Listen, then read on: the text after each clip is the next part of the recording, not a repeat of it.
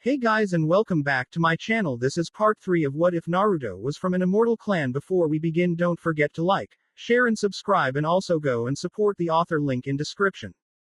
Neji slammed his palm into the wooden dummy in a vacant training spot. He had been searching for the masked blonde headache only to be told that he left with Hinata and an important person on an S-rank mission. Using his misplaced aggression, Neji hit the wooden dummy once more with an unnecessary amount of force, completely obliterating it. He panted as he tried to calm himself down. He couldn't believe he was letting the blonde idiot get to him like he was right now. It irked him how easily Naruto was able to upset him, and not only him, Hinata too. She had to get together with Naruto, as merry as could be without a care in the world. He worked hard for the many things he hadn't accomplished instead of accepting them in a silver platter like Hinata did. Moving on to the new dummy to obliterate, Neji saw a figure watching him from above a tree to the left of him. "I know you're there. Come out of hiding now before I attack," Neji said loudly enough to the person watching him could hear. The person took the hint and walked into the clearing, smiling a crooked smile. Neji could see that the silver-haired stranger held some ill will towards something but tried to cover it with the smile. "I see I've been caught. Not as sly as I thought I was," Takeo said as he rubbed the back of his head. Neji eyed Takeo suspiciously before continuing his training. "State your business. If you have nothing to say that is of any importance, then leave now," Neji stated calmly while slamming another palm against the dummy. "Okay, I can see you're very busy, so I'll make this quick. I have a proposition for you," Takeo said with a fox-like smile sliding across his lips. Neji stopped hitting the dummy to look at Takeo. "What sort of proposition?" "The sort that could help avenge your fallen pride against that annoyance that goes by the name of Naruto." Neji cocked an eyebrow in interest. "I'm listening," he said. Takeo's smirk grew. "All that is required of you is to attack Naruto with the intent to kill at my command. It seems to me that you are only doing this to avoid your fight with Uzumaki. Are you afraid of him?" Neji asked mockingly. "Ha, that's a good one. I do not fear him, but he is in the way of my plans, and sadly, I can only be in so many places at once," Takeo replied nonchalantly. "I still see no reason to partake in this deal," Neji retorted, about to resume his training, but Takeo chuckled. "That Hyuga girl, Hinata, she seems annoy you, does she not?" Neji gave him a calculating stare. "What of it? Well, if Naruto is occupied dealing with you, it'll leave her undefended against any opposing threats. I will simply make her go away, never to be seen again in your life. Again, all you have to do is fight Naruto for me, and this could all be done. A very small price to pay, wouldn't you agree?" Neji looked at the ground for a second. It was a very tempting offer, and the fact that he'd be able to rid two birds with one stone was very convincing as well. He looked back up to see Takeo hold a hand out to him. "Is it agreed?" Neji looked at the hand before hesitantly shaking it. "Agreed." Neji watched as Takeo's smirk changed into a sinister smile, all the while feeling as if he had just made a deal with the devil. In the distance, Tenten couldn't believe what she was witnessing. "Neji, what happened to you?" Shikamaru lazily sat on the grass in an empty training spot, looking up at the clouds and doing absolutely nothing. He sighed in relief and enjoyed the peace and quiet that came with cloud watching. He found it odd that the village was quieter than it usually was, but he guessed it had something to do with Naruto leaving the village to train. His attention was immediately grabbed by something in the far distance walking into the distance. He lifted his head to see a blonde look at him. Shikamaru groaned as he let his head fall to the ground. "Why is it that trouble always seems to follow me?" Said Trouble walked over to Shikamaru and smiled. She hadn't forgotten what he said to her the day before, and now it was time for some payback. "Well, if it isn't Lazy-kun, how's it going?" she asked too sweetly for Shikamaru's taste. He closed his eyes and tried to ignore her, but she had other ideas. Tamari grabbed the fan on her back and hung it over Shikamaru's stomach by about 7 inches. Satisfied with the height, Tamari let it go and watched as a pained expression crossed Shikamaru's face. All the wind was knocked out of the Nara, and Tamari laughed as she watched him roll around the ground, trying to recover from the pain he felt in his midsection. "What the hell's your problem?" Shikamaru said after catching his breath. Tamari scoffed, placed her hands on her hips and looked away. "Payback's a bitch, isn't it?" Tamari said coldly. It didn't take long for Shikamaru to connect 2 and 2 together, and he sighed. "Trouble, so," He didn't finish as a sharp wind was headed his way. He jumped back and saw Tamari with her fan 1/3 of the way open. Say that word one more time and I will make sure this will be the last time you'll be able to say it. Tamari threatened. Shikamaru, being the smart yet lazy shinobi everyone saw him as, would have remained quiet, sat back down, and let it be. This girl though, made something click deep inside him and he decided to do something else. He regrettably opened his mouth and spoke out the first syllable of his favorite word. True. Tamari's eyes widened when he said this. Don't. Bless 'em. Tamari picked up her fan and swung it full force, letting a strong gust of wind head towards Shikamaru. Shikamaru ducked behind the nearest tree and grabbed his head. What the hell is wrong with me? No more thinking was allowed as Tamari prepared another swing after locating him. You're not getting away that easily. She yelled and swung her fan once more. Shikamaru gulped, wondering what he got himself into. The training ground was completely destroyed as a result of Tamari's temper and attack on Shikamaru. She didn't exactly know why she attacked it just annoyed her when he used that word on her. She looked around, not seeing her primary target. Shikamaru appeared from behind a fallen tree, looked at the collateral damage the insane Sunakunoichi had caused. He chuckled a bit when he saw her looking at him while also surveying the damage. Are you still angry or are you? He ducked under a precisely thrown kunai. Are you done? Tamari sighed as she let all of her remaining aggression go. Yeah. Shikamaru stood up straight before turning his back on her and falling to the ground face up. He put his hands behind his head and looked up at the sky. Tamari slowly walked up to him and hovered over him with a questioning gaze. You'd really turn your back on me after all we've been through? She asked, but Shikamaru shrugged his shoulders. I'm sure you wouldn't attack me, at least, not at the moment. You've already relieved yourself of your aggression and I see no reason to not trust you. After all, Naruto seems to trust you and your brother, so I have no reason not to. Shikamaru closed his eyes and snuggled deeper into the ground. Tamari was surprised by his reasoning. This boy never ceases to confuse me. Tamari shrugged as well as she sat down a few feet away from Shikamaru, looking up at the sky. Shikamaru opened his left eye, only to close it again and sigh. I guess you're not leaving, huh? Nope. Troublesome. Tamari glared at him. Did you learn nothing from what just happened? Tamari said, trying to push down her rising anger. Shikamaru smiled and chuckled. Yeah, that I should watch what I saw when I'm near you and that old habits die hard. Tamari looked at him incredulous.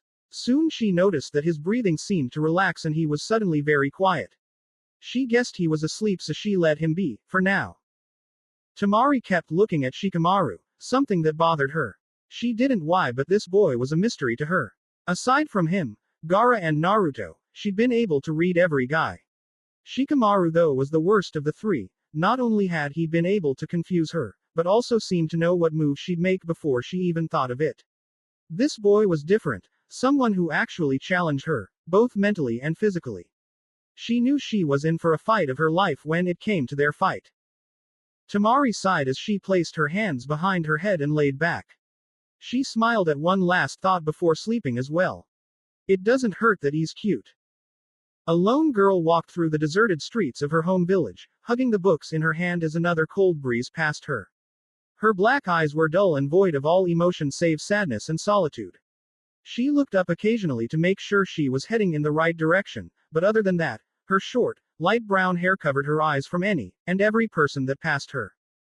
Today was the day she had grown to hate, despise and mourn. For today was the day her parents were killed so many years ago, right in front of her eyes. Because she was old enough, the village's council allowed her to live in her own apartment, instead of an orphanage. She was 13 but still an academy student only because they just started the new academy 2 years ago. She rejected the idea of becoming a ninja at first but then figured that she might as well since her best friend Sari was attending as well. During the time, she had met a stoic boy with red hair. His eyes were cold and unfeeling but she couldn't help but feel a sort of connection with him, whether it a serious one or not. One day, she tried to talk to the boy but one of her newer friends stopped her. She remembered her words quite well. Don't go over there, her friend warned. Why not? He looks alone and sad. You probably don't know this but he holds the one-tailed demon Shukaku. If you go over to him, he'll probably kill you on the spot. Her friend told her, making her go wide-eyed and keep looking at him. You can still go, but I just thought I should tell you. The girl let a mirthless chuckle escape her lips. Her friends were mostly thick-headed and not very open-minded. She remembered the first time she spoke to the red-haired boy. The red-haired boy looked up from eating his lunch and saw the brown-haired girl looking nervously at the ground. What is it you want? Gaara said in his usual monotone voice. I was just wondering, if you'd like some sea company. The girl asked meekly, making Gaara's eyebrow rise. The girl took it as a negative, so she turned around. Oh, okay, maybe some other time, she said quickly before heading to her other friends. Her heart was beating furiously, sad that she wasn't eating with Gaara, but content that she had at least asked. Gaara just watched her leave in honest confusion before categorizing it as nothing and continuing his lunch. A louder mirthless laugh escaped the girl's lips as she entered her empty apartment. That was a year ago, before he graduated and was placed in a team with his siblings. She, however, decided to take one last year in the academy, just to be safe. She threw her schoolbooks on the couch while taking off her black boots that went above the knee, tan cloak and teal long-sleeve shirt. She walked over to the picture of her parents and smiled a sad smile as some tears escaped from their imprisonment. She hugged the picture and then placed it back where it was. She fell on top of her bed in only her undergarments and let sleep consume her. Before she could sleep, however, she thought of how Gaara was doing and if he was okay. She slowly closed her eyes and felt her body grow heavy. She didn't resist as her last conscious thoughts disappeared and she left the real world, instead sinking into her dreams. Kakashi, where's Naruto? Kakashi turned around sharply at the sound of an angry woman. Unfortunately, for him at least, it was Kushina, who had a stoic expression on her face despite her voice dripping in anger and impatience, but he knew that could change in a couple of seconds. He rubbed the back of his head sheepishly and I smiled. Well, he left the village with Hinata and Jiraiya, he told her, hoping that she didn't hear the last part. Alas, it was not meant to be, as her anger reared its ugly head. What? She yelled, her yell being heard all over the village. Everyone cowered when they heard the yell, remembering what had happened to the fourth after they heard that same yell. It wasn't pretty. Kushina, please calm down. But Kushina was having none of that. She grabbed Kakashi by his collar and brought his face close to hers. Calm down. Calm down. My son and his girlfriend left the village with the biggest pervert of all time and you want me to calm down? Do you have any idea what could happen if they spend so much time together under that pervert's influence? She couldn't see it, but Kakashi sported a light blush on his face when he imagined what sort of influence Jiraiya could have on the two lovers. I see your point, but there's not much we can do now. Jiraiya got permission from the Hokage himself to take the two and train them. He was very vague about it, but that's the gist of it. Kakashi explained. Kushina scowled but let Kakashi go, seeing that it would be pointless to just attack him, though it was tempting. So I heard you're not training my son. The hell is that about? Kushina said in a calm but still angered voice. Like I told your son, I have to train Sasuke so that Gaara kid doesn't destroy him like he almost destroyed Lee. Kushina gave Kakashi a leveled glare. What about the opponent my son's facing? He was able to defeat Hinata easily, and the only reason he didn't successfully kill her was because my son interfered before it got worse. My son could be in her place, and who knows if anyone will make it in time, let alone at all considering who he carries inside of him. Kushina grabbed Kakashi again, bring him down to eye level. I hope you got your priorities properly straightened out, because if my son dies due to your reflectance then you will join him soon enough. Got that? Kakashi gulped loudly and nodded his head nervously. Now, show me where my son lives, I have a little surprise for him when he comes back. Kakashi didn't say much after that, leading her to Naruto's house. His thoughts preoccupied him on his way there, so he didn't say much to Kushina, his mind instead rampant with thoughts of unease. Do I have my priorities straight? After Kakashi left Kushina at Naruto's house, he went to the only place he knew Sasuke would be, at their team's training spot near the Memorial Stone. It didn't take long to find the young Uchiha running and dodging Senbon and Kunai. Intrigued by the spar, Kakashi sat back on a tree to watch how well his student's evasion skill was. Kakashi was impressed when not a single Senbon hit him. Haku seemed to being tiring and so did Sasuke, but he didn't look as winded as Haku.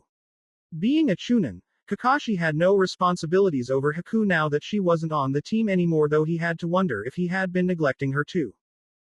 Having seen enough, Kakashi walked into the training spot and let his presence be known.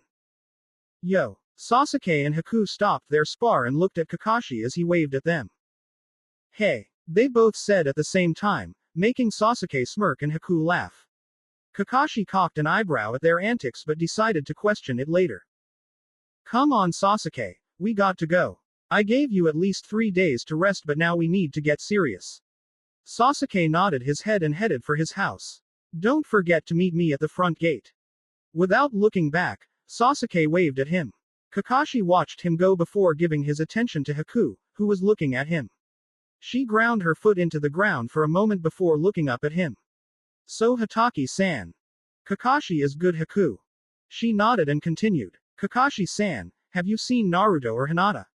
They left the village last night with Jiraiya so they could train. Why do you ask? Haku shook her head and smiled. No reason. I'll be off Kakashi-san, see you later. Haku walked off to the deeper part of the forest they were in. Kakashi wondered where she was headed as he walked off in a random direction, not really caring where he was headed. Today has been an odd day to say the least. He thought aloud. Sakura held her back as she headed for her home to rest. Yesterday's spar with Sasuke was brutal, but in the end she was glad. She had at least shown him that she wasn't as weak as he thought she was. Guess you're not as weak as I thought. Her mind had been like a broken record for the entire day, repeating his words to her repeatedly, bringing her a feeling inner joy and self-accomplishment. Today she had asked her sensei to teach her about genjutsu and how to use them. Since she lacked physical strength to be good in taijutsu and lacked the necessary chakra reserves to pull off a high-ranked jutsu, she settled with genjutsu.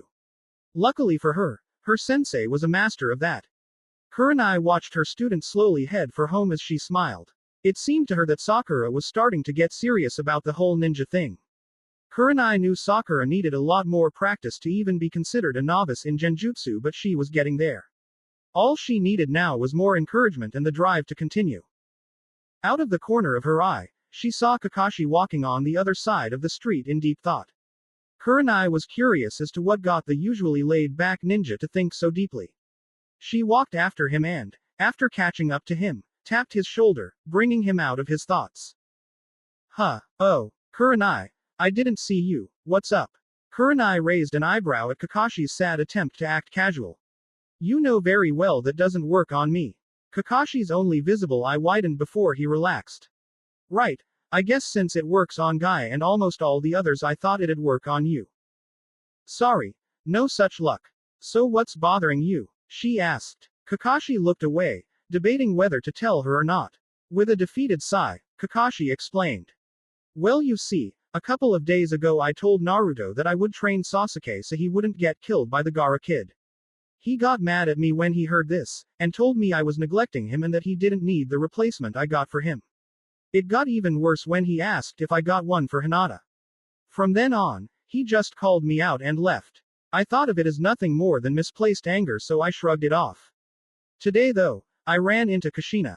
She asked me if I had seen Naruto, and when I told her he left with Jiraiya, she freaked out. Wait, you mean the Sannin Jiraiya? Kurenai asked, earning a nod from Kakashi. Why would she be mad about that? Let's just say that her history with him is not a good one. Kurenai nodded in understanding. Anyways, she then asked me why I wasn't training her son, and I told her about Sasuke. She retorted by telling me that the Kumo nin he was going to face could kill him as well, and if he died, I would be next. Now it isn't her threat that has me thinking, it's the fact that she is right. Hinata was almost killed if it wasn't for Naruto, and yet I still only thought of Sasuke. Naruto's going to have his hands full with that Takeo kid and I am of no help. Worse is that now he doesn't even trust me. I was just wondering if I had handled the situation the wrong way. Kakashi looked down at Kurenai and saw that she was thinking. I see your problem. While I can't condone your actions, I know you did them out of care for you student. Luckily for you, someone else had taken Naruto in and is preparing him for his fight with Takeo.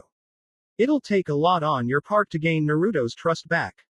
No amount of jutsu and power will be able to convince him. Hinata is probably hurt by this but won't hold it against you, though I am sure she will side with Naruto, seeing as they do have a stronger bond than you have with her. Kurenai paused to think again. So what do you suggest I do?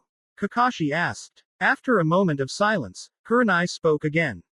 It's too late to change much, but whenever you get the chance, you have to face the issue head on, whether you want or not. Kurenai walked past him. I really can't tell you what to do, but I'd be careful with what I'd do from now on if I were you. Kurenai waved at him as she continued to walk. Kakashi watched her leave his vision and sighed.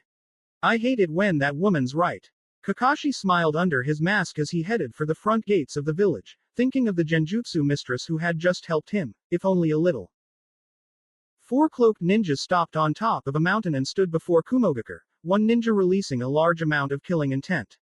The shortest of the four placed a comforting hand on his shoulder and his killing intent evaporated. Naruto-kun, are you sure you're okay with coming back here? Hinata asked worriedly. Naruto sighed but smiled nonetheless. Yeah, it'll just take some getting used to. Naruto looked at Itachi. So Itachi-sensei, what'll we be doing for the rest of the month? Itachi closed his eyes. He opened them again to look at Hinata. Hinata will be training on her ninjutsu. While the Hyuga clan's techniques are quite useful and very deadly, it is foolish to rely on it alone. I will teach her elemental jutsus after we find out her affinity. This is to ensure that she has something to fall on in case her Byakugan fails her. Hinata nodded and bowed. Itachi looked at Naruto, and Naruto couldn't help but notice Itachi's smirk, even though it lasted for less than a millisecond. You, Naruto, will be working on your speed and strength. Itachi knew what was coming next, so did everyone else who knew Naruto well. What? But I'm already fast and strong. Naruto whined. That may be true, but it is only because you pumped chakra into your arms and legs. I want you to be fast and strong without relying too much on chakra. We all know you have an unprecedented amount of chakra, but that is no excuse to just waste chakra. I want you to be able to keep up with me by the end of this month, if not then I will teach you nothing else until you can. Itachi explained. Okay, fine, I get it, but what about jutsus? Can't I learn more? Jiraiya put Naruto in a headlock and rubbed his knuckle on top of his head. Of course, did you forget about the Rasengan? Naruto escaped Jiraiya's hold and looked at him unbelieving. Why, you were serious? Jiraiya got a mock-hurt expression on his face. You thought I was joking. I am insulted, Naruto. I gave you my word that I'd teach you this jutsu and I'm sticking to it.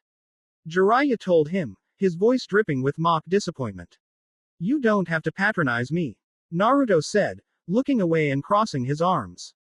Yeah, well, get over it. I said I'd train you and that's what I'm going to do. You better be ready for it because it took the fourth Hokage 3 years to create the Rasengan.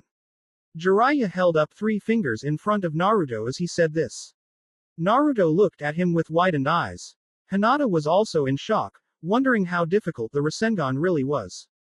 Naruto's incredulous expression left him and was replaced instead with certainty and faith.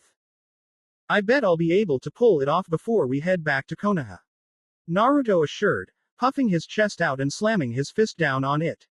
Itachi sighed and started walking into Kumo. Jiraiya laughed and ruffled his hair. Sure kid, I'll believe it when I see it. Jiraiya then followed after Itachi, leaving Hinata alone with Naruto. Naruto-kun, do you really think you'll be able to pull it off in such a short amount of time? Naruto looked to where Itachi and Jiraiya had gone to make sure they weren't looking. When he was sure they weren't, he slouched forward with his head down. I'm not sure, Hinata-chan. Hinata giggled at him and grabbed his hand. I'm sure you will. You're Naruto-kun, you make the impossible happen. She said softly as she walked after Jiraiya and Itachi with Naruto in tow. Maybe. I sure hope so. I know so. Hinata assured with a smile. Naruto smiled as well and nodded. He hugged Hinata from behind and kissed her in the cheek. You always know what to say, Hinata-heim.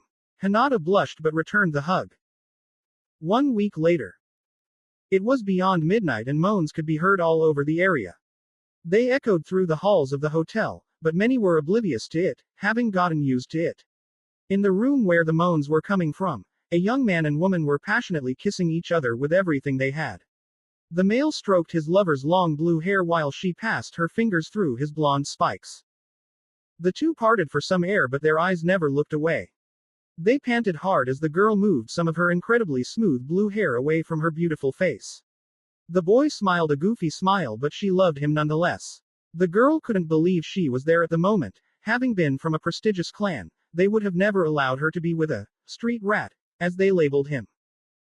Hina-chan, I love you so much. The boy said. Tears welled up in the girl's exotic lavender eyes. The boy lifted his hand up to wipe the tears away. A smile appeared on the girl's lips when she felt his warm touch. I love you just as much, Naru-kun. She looked away, in the process shying away from his touch. The boy looked at her, a little hurt. What is it? He asked in a soft voice. The girl looked at him with sadness in her eyes.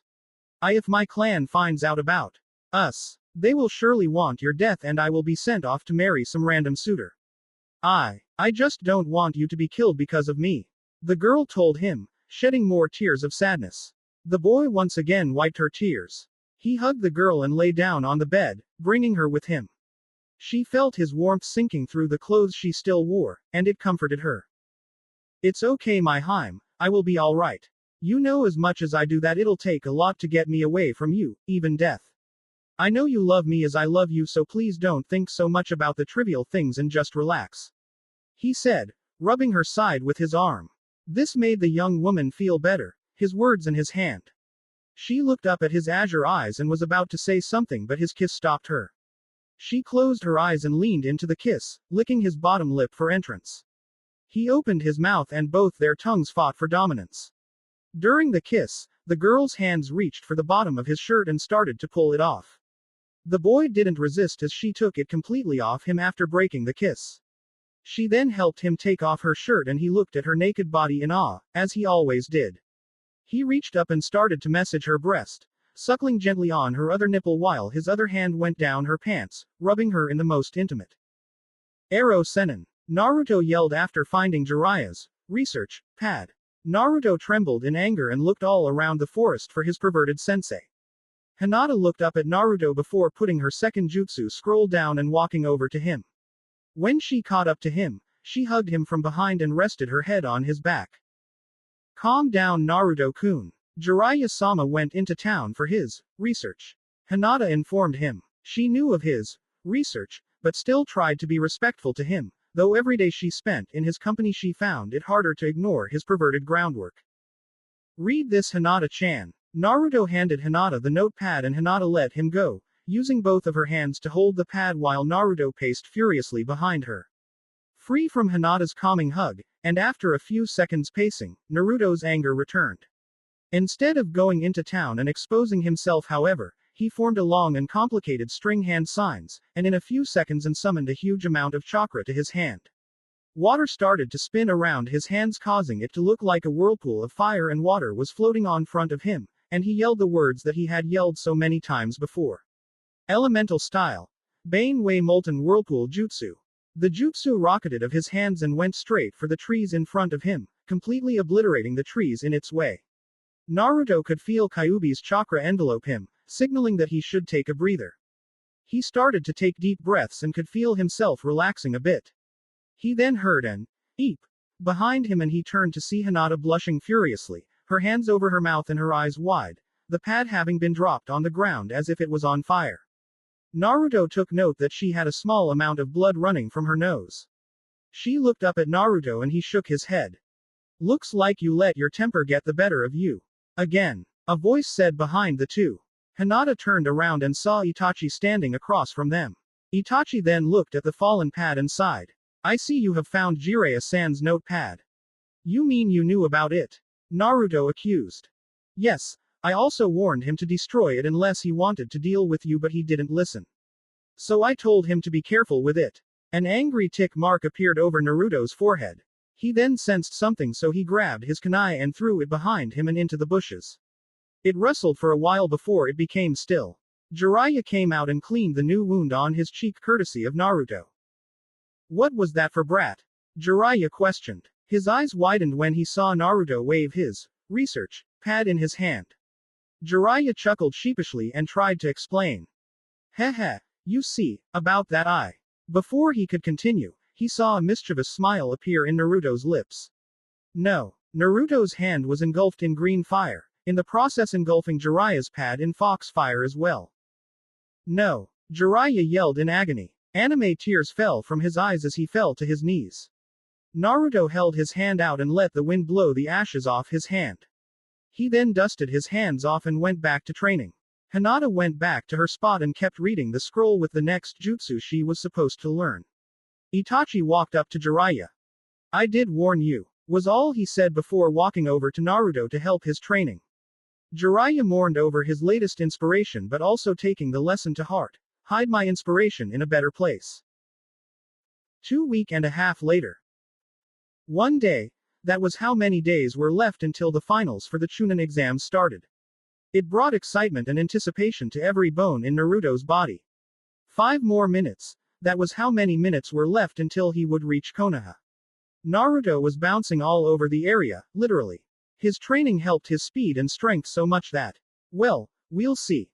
Hinata smiled as she watched her boyfriend move all over the place, too excited to stay in one spot for too long, unless of course it was next to her. With precise timing courtesy of her Byakugan, Hinata grabbed Naruto's arm and hugged it, making him stay still. She felt his hard muscles under her hold and she sighed dreamily.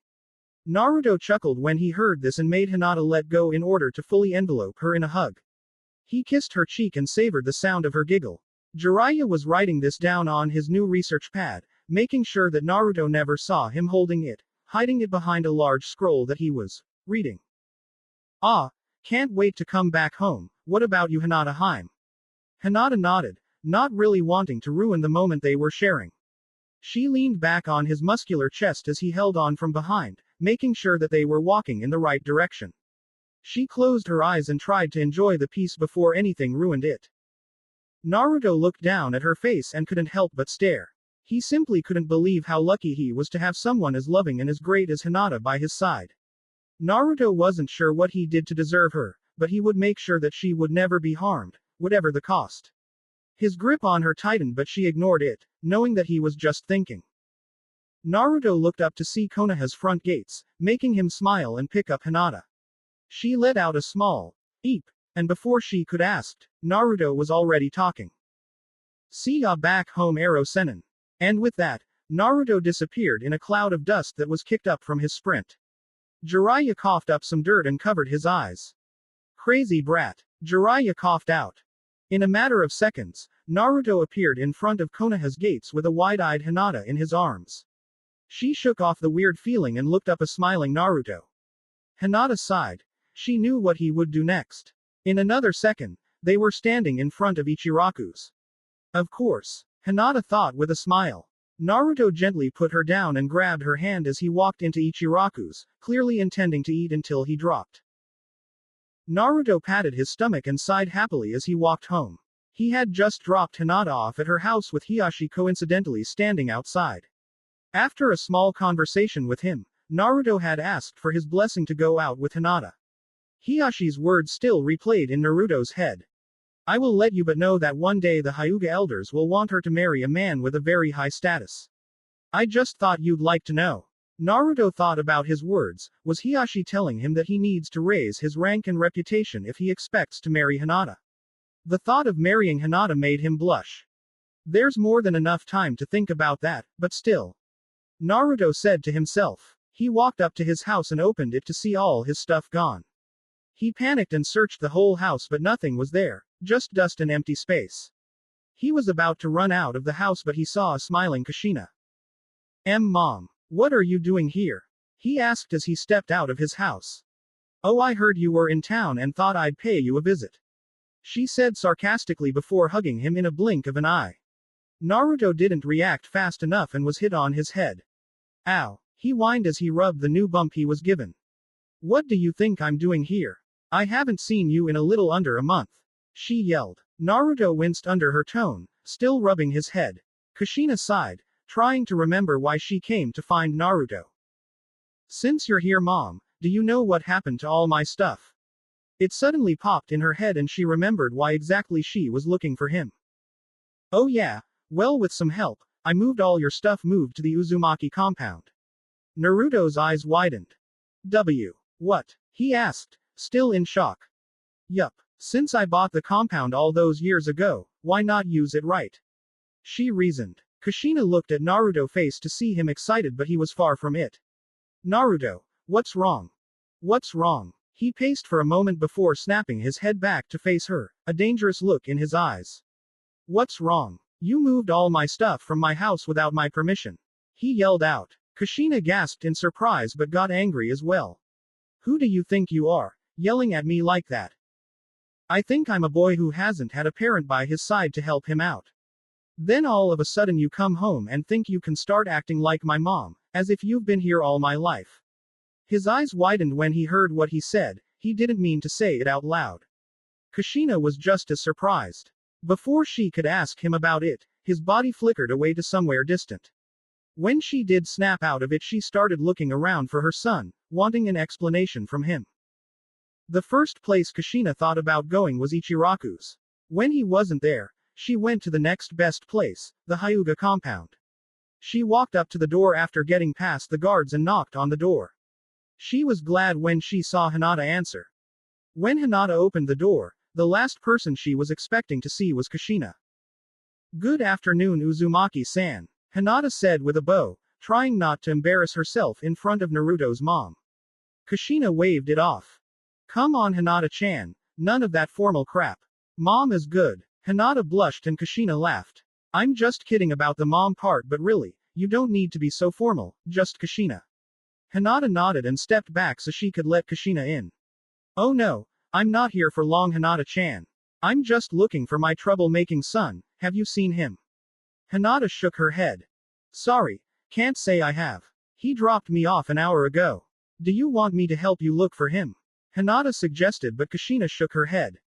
It's okay. You just rest up for tomorrow so you can see my son kick some ass. Kushina said before leaping up and climbing over the estate. Kushina stopped to take a breather. She had been looking all over Konoha for her son, but she hasn't seen him anywhere. She looked up at the now night sky, seeing the many various stars sparkle. She loved the night sky. It was so peaceful and quiet that sometimes she would go to her and Minato's favorite spot. That's it, she thought aloud as she headed for her favorite spot. When she got there, she saw a sad-faced Naruto sitting on the fourth Hokage's head.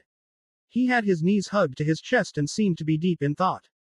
Kushina decided to take advantage of his momentary obliviousness and snuck up behind him. Before she could make her move, Naruto spoke. I see you've been looking for me, Mom. Kushina stopped in her tracks and sighed. So you noticed. She decided to sit next to Naruto and looked up at the sky. She turned her head and saw that he was looking down at the village, his eyes half opened. She decided not to bring the mother subject up at that moment, so she stayed quiet and wait for her son to start it. After some time and many curses, in Kushina's mind, Naruto moved from his spot to lay down and look at the stars. Kushina almost fell asleep, and it was only thanks to Naruto's movements that she wasn't completely out of it. Mom. I'm sorry, I shouldn't have yelled at you. Naruto started. I guess I just didn't completely forgive you. I know it's not your fault that you weren't here for me, but it's just hard to let go. I was attacked for so many years, without anyone to comfort me afterward, to stop it from happening, and now you just coming out of nowhere and acting like you've been with me since the beginning. I guess it just finally hit me. Naruto sighed. But that's no excuse. No matter what you did, you were still the one who gave me life, and I at least owe you a chance to make it up. Naruto told her. He heard some sniffling and saw that Kushina was crying. He sat up and put a hand on her shoulder. I'm sorry, Naruto. You're right, I only just came into your life and yet I act as though I've raised you myself. I'm sorry. Naruto was glad she wasn't crying her eyes out, but it wasn't any better that she was crying. He wrapped her in a small hug and patted her back. It's okay, Mom. It'll take a little more time, but everything will be okay. I promise. He then stood, taking his mom with him, and then let her go when he thought she would be able to stand on her own. He then started to head for the stairs to go down the Hokage monument. Now, how about we go home and rest up for tomorrow? After all, he turned around and I smiled while pointing a thumb to himself. I got someone's ass to kick. Kushina smiled and started following after Naruto. Say, how big is the compound? Naruto looked up at the Uzumaki compound in astonishment.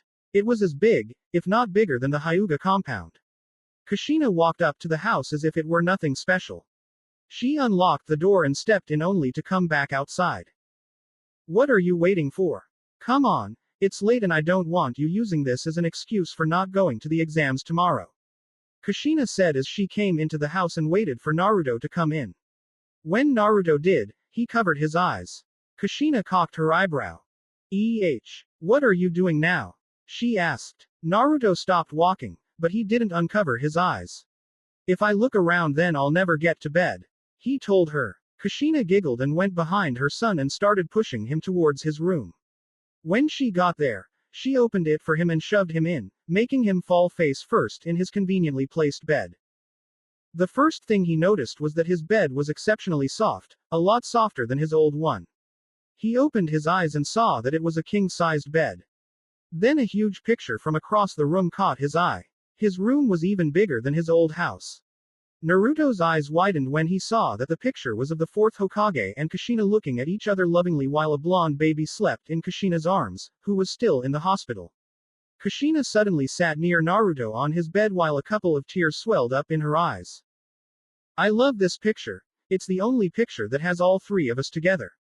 She started, her voice breaking, only slightly. Naruto looked at his mom, his own tears surrounding his eyes. He sighed and took off his shoes. Then he went under the covers and tried to go to sleep. Good night, Mom, he said before he fell asleep. Kushina smiled and kissed him in his forehead. Good night, Naruto. Naruto was lost in thought as he walked around the village. He was going to face Takeo in an hour and finally get revenge. But still, something was bothering him, something didn't seem right. Not only did it seem like something big was going to happen, but he felt like something worse was going to happen to Hinata. Before he could continue his thoughts, a chakra-powered palm was aimed for his head. Naruto tilted his head only slightly and grabbed the arm attached to the hand and pulled it back. Naruto raised his knee and drove it into the stomach of one Neji Hyuga. Naruto was surprised at his timing to say the least, but not too surprised to fight. While Neji doubled over in pain, Naruto disappeared and reappeared behind Neji only to kick his feet from under him. As Neji fell to the ground, Naruto pulled out a kunai and held it to Neji's neck when Neji hit the ground. Neji's eyes were wide opened, finally catching up with everything that's happened. He wasn't sure how he was on the floor, but he knew it was over for him. He had attacked a fellow comrade and said comrade could kill him in self-defense. Neji waited for the kunai to penetrate his neck, but it never came. Neji looked at Naruto and saw that Naruto was smiling. What the hell could he be happy about? Nice try, Neji, but I was expecting this. Naruto put his kunai away and lifted Neji by his neck. Naruto held Neji in the air, not letting go of his neck, if anything, applying more pressure to it with every passing second. Neji closed his left eye in pain. How did you know? Neji asked weakly, still a bit winded from Naruto's sudden moves. I have my sources, but that's not the point. Now tell me, Naruto brought Neji down to eye level. Why did you agree to Takeo's deal? It's idiotic and in the end, you'll only be screwed over.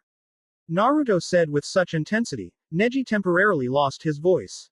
When he found it, he smiled a mirthless smile. I did it because it was destined. Naruto let out a mirthless chuckle and then spat at Neji's words. That's bullshit and you know it. You could have said no to him and kept Hinata-chan safe from that sick tem. But no, you chose to take his side and tried to help him take Hinata-chan away. Tell me, Neji, wasn't it you who was supposed to make sure no harm comes to Lady Hinata? Naruto said with hate and malice. Neji flinched but didn't answer right away. Yes. Then what the hell are you doing? Naruto yelled louder. I did what I thought was fair. Naruto let Neji go and Neji took a step back, but he didn't do much more than that. All my life I worked for what I have, but Hinata was given everything in a silver platter. It's just not fair. Neji broke down. It was taking all his will not to cry right there. Neji, you have to accept that life's not fair. No one ever said it was, and I believe that happy endings don't just happen. If you want a happy ending, then you have to be willing to fight for it. Naruto told him. Neji looked up, chuckling a little. What do you know? You've never had your freedom sealed away. You've never experienced a life of loneliness and hatred. You don't know what I'm going through. Neji said through his anger. Naruto smiled at his words, wondering where he could start. But I do know. I know how you feel. If anything, I know it more than you do. Naruto stared at Neji straight in the eyes. Because of an incident that occurred so many years ago, my freedom was sealed away even before I was born. Because of it, I am hated by the whole village. If I had let destiny lead my life, I probably would have died a long time ago, but I didn't. I defied fate and spat in destiny's face. I laughed in the face of danger and embraced life with open arms because I knew not everything was set in stone. I'm sorry that your father died in place of Hiyashi-sama, but that is no reason to hold a grudge against the main family. Neji was speechless. He didn't really know what to say at this point, so he decided to say what first came to mind. Why should I listen to you? What makes you think that I can defy fate? Naruto looked at the ground and smiled, remembering the common word almost everyone thought or called him. Because unlike me, you're not pathetic. Neji thought it over, wondering if he could really pull it off. Suddenly, a gust of wind, leaves, and sand appeared, and Neji covered his eyes while Naruto closed his eyes. What brings you here, Gaara? Gaara looked at both leaf ninjas stoically. There is something you should know, Naruto Uzumaki. Man, intense. Wonder what's he's going to say. Like you don't already know. Anyways, since this is chapter 20, I decided to put a small omake. Enjoy. Omake. Not part of the story. Just for fun equals. Naruto panted as he fell to one knee. He closed his left eye and watched as Orochimaru walked up to him. It still made him sick to think that he was able to take over Sasuke's body and be the last Sharingan holder besides Kakashi. Orochimaru chuckled as he controlled Naruto's once teammate's body. What's wrong, Naruto-kun? Angry that you were never as talented as my Sasuke? Orochimaru hissed, adding insult to injury. Naruto held his left arm in pain as he spat his blood to the side and smiled. Yeah, right. You might have been able to take out Konoha, but luckily, we saw this coming, so we were able to evacuate everyone. Orochimaru's smile was wiped clean off and replaced with a scowl. TCH, you might have succeeded in saving everyone, Hokage, but today's the day I will finally be able to rid the world of you. Orochimaru took a step closer to Naruto, only to step on a fresh banana peel and fall off the cliff. Naruto watched in shock as Orochimaru fell off the steep hill and land on the blade of a random sword that was coincidentally pointing upward.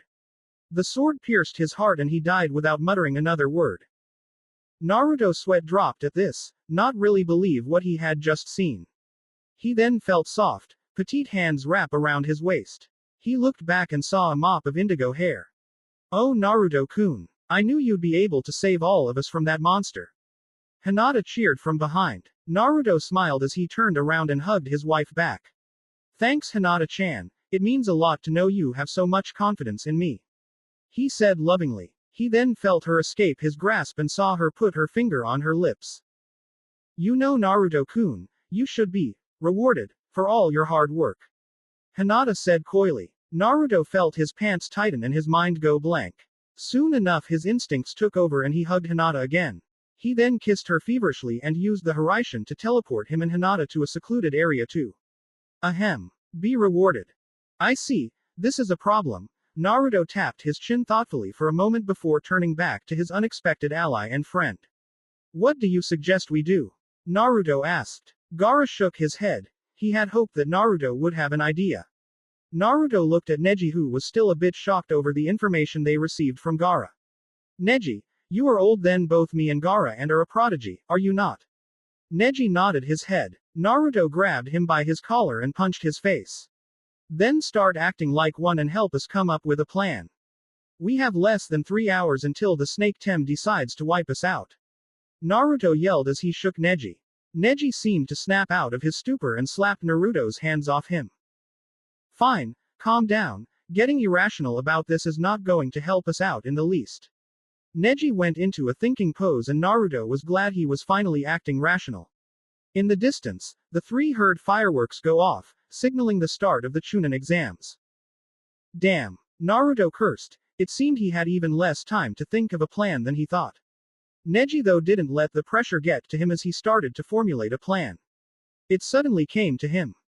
Okay, this is what's going to happen. They need Gaara to destroy Konoha, but they don't know he's not going to do it, so it gives us the element of surprise. We need to head to the Chunin exams and alert the third Hokage of the invasion. He'll know what to do from there. Naruto nodded and so did Gaara. The three then sprinted to where the Chunin Xmas were being held until Gaara stopped and held his head in pain. What's wrong, Gaara? Naruto asked, making Neji stop and turn around. Gaara grunted as he answered. I'm fine, just a small headache. Go, hurry, he told them. Neji continued to run while Naruto seemed to debating about it. Don't worry, just go. Gaara yelled, making Naruto nod his head and go ahead. Gaara tried to stand but the throbbing in his head was making it impossible. Suddenly, something around his torso and thrust him in the opposite direction of the Chunin exams. Gaara's back hit a tree, making it crack and fall. Luckily Gaara's sand cushioned the hit, and when he looked up he saw his father walking to him. I see you have decided to disobey my orders, son. The fourth Kazekage said. Gaara looked at him in anger as he stood, his head still in pain. I did it because I'm tired of listening to someone who wanted me dead since the beginning, father. With his free hand, Gaara sent his sand to attack his father. The Kazekage smiled as he disappeared and appeared in front of Gaara and sent a knee to his stomach. Gaara's sand once again blocked the attack and started to cover it in sand. The Kazekage sneered as he kicked his foot free of sand. It's a shame that you did not cooperate, Gaara. I would have made you a hero. The Kazekage told him, but Gaara scoffed it off. I would have been feared instead of respected. I know that's how you rule, but when you die by my hands today, I will make sure that my rule will be one of benevolence instead of fear. Suddenly, killer intent filled the air and Gaara was having trouble breathing, falling to one knee and grasping his neck. The Kazekage smile became sinister as he walked closer to Gaara. When he was within reach, he kicked Gaara in the stomach, sending him sprawling. When he stopped, Gaara turned into sand and dissolved. I do not fear your killing intent. I have the one-tailed demon in me. It'll take more than that to scare me. The Kazekage turned around to see Gaara with his arms crossed and sand rushing to him.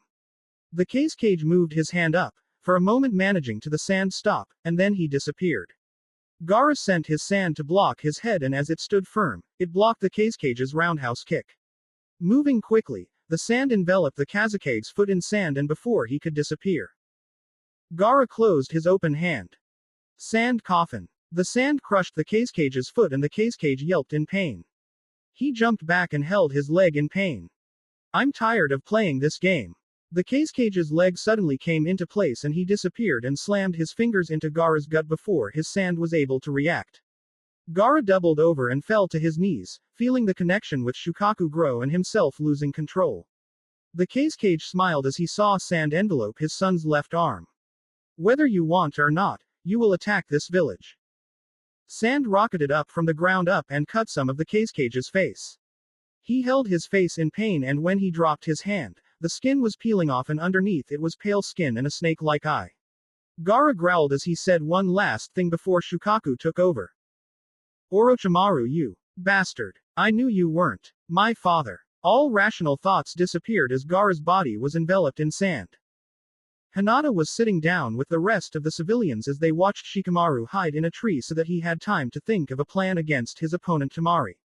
The first match had between the first two Kumo ninjas, Cross and Nozomi. It ended in a draw when it appeared that neither would get the upper hand after an entire 2 hours of brutal fighting.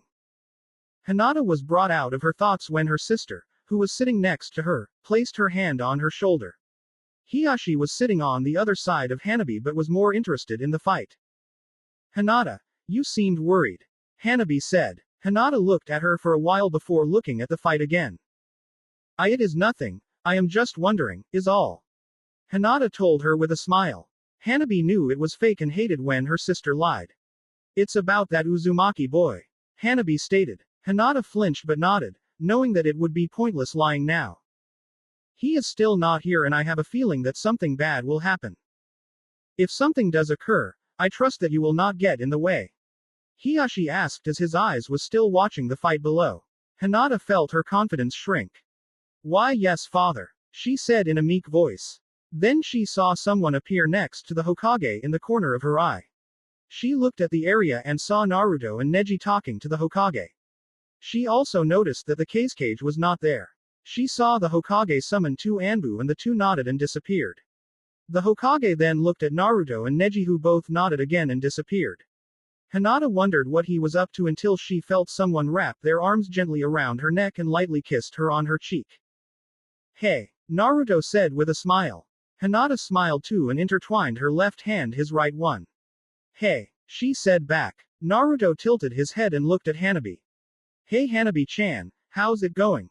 He asked. It took Hanabi off guard how he greeted her, as if he has known her all her life. Fine, I guess. She answered. Naruto's mood got serious as he looked at Hiyashi. Good afternoon Hiyashi-sama, I assume you are enjoying the Chunin exams. Naruto asked politely, surprising Hanabi and earning a smile from Hinata. Hiyashi was surprised as well but didn't show it. He looked at Naruto with his usual stoic expression and nodded. That is good. Now, if you'll excuse me, I have some business to take care of, excuse me. Before he left, he whispered something to Hinata's ear and kissed her cheek. Hinata was a little peeved that the mask got in the way but knew she shouldn't think about it after the news she just heard. Damn it, what's taking Gaara so long? Naruto thought but was interrupted when Hayate introduced the next match.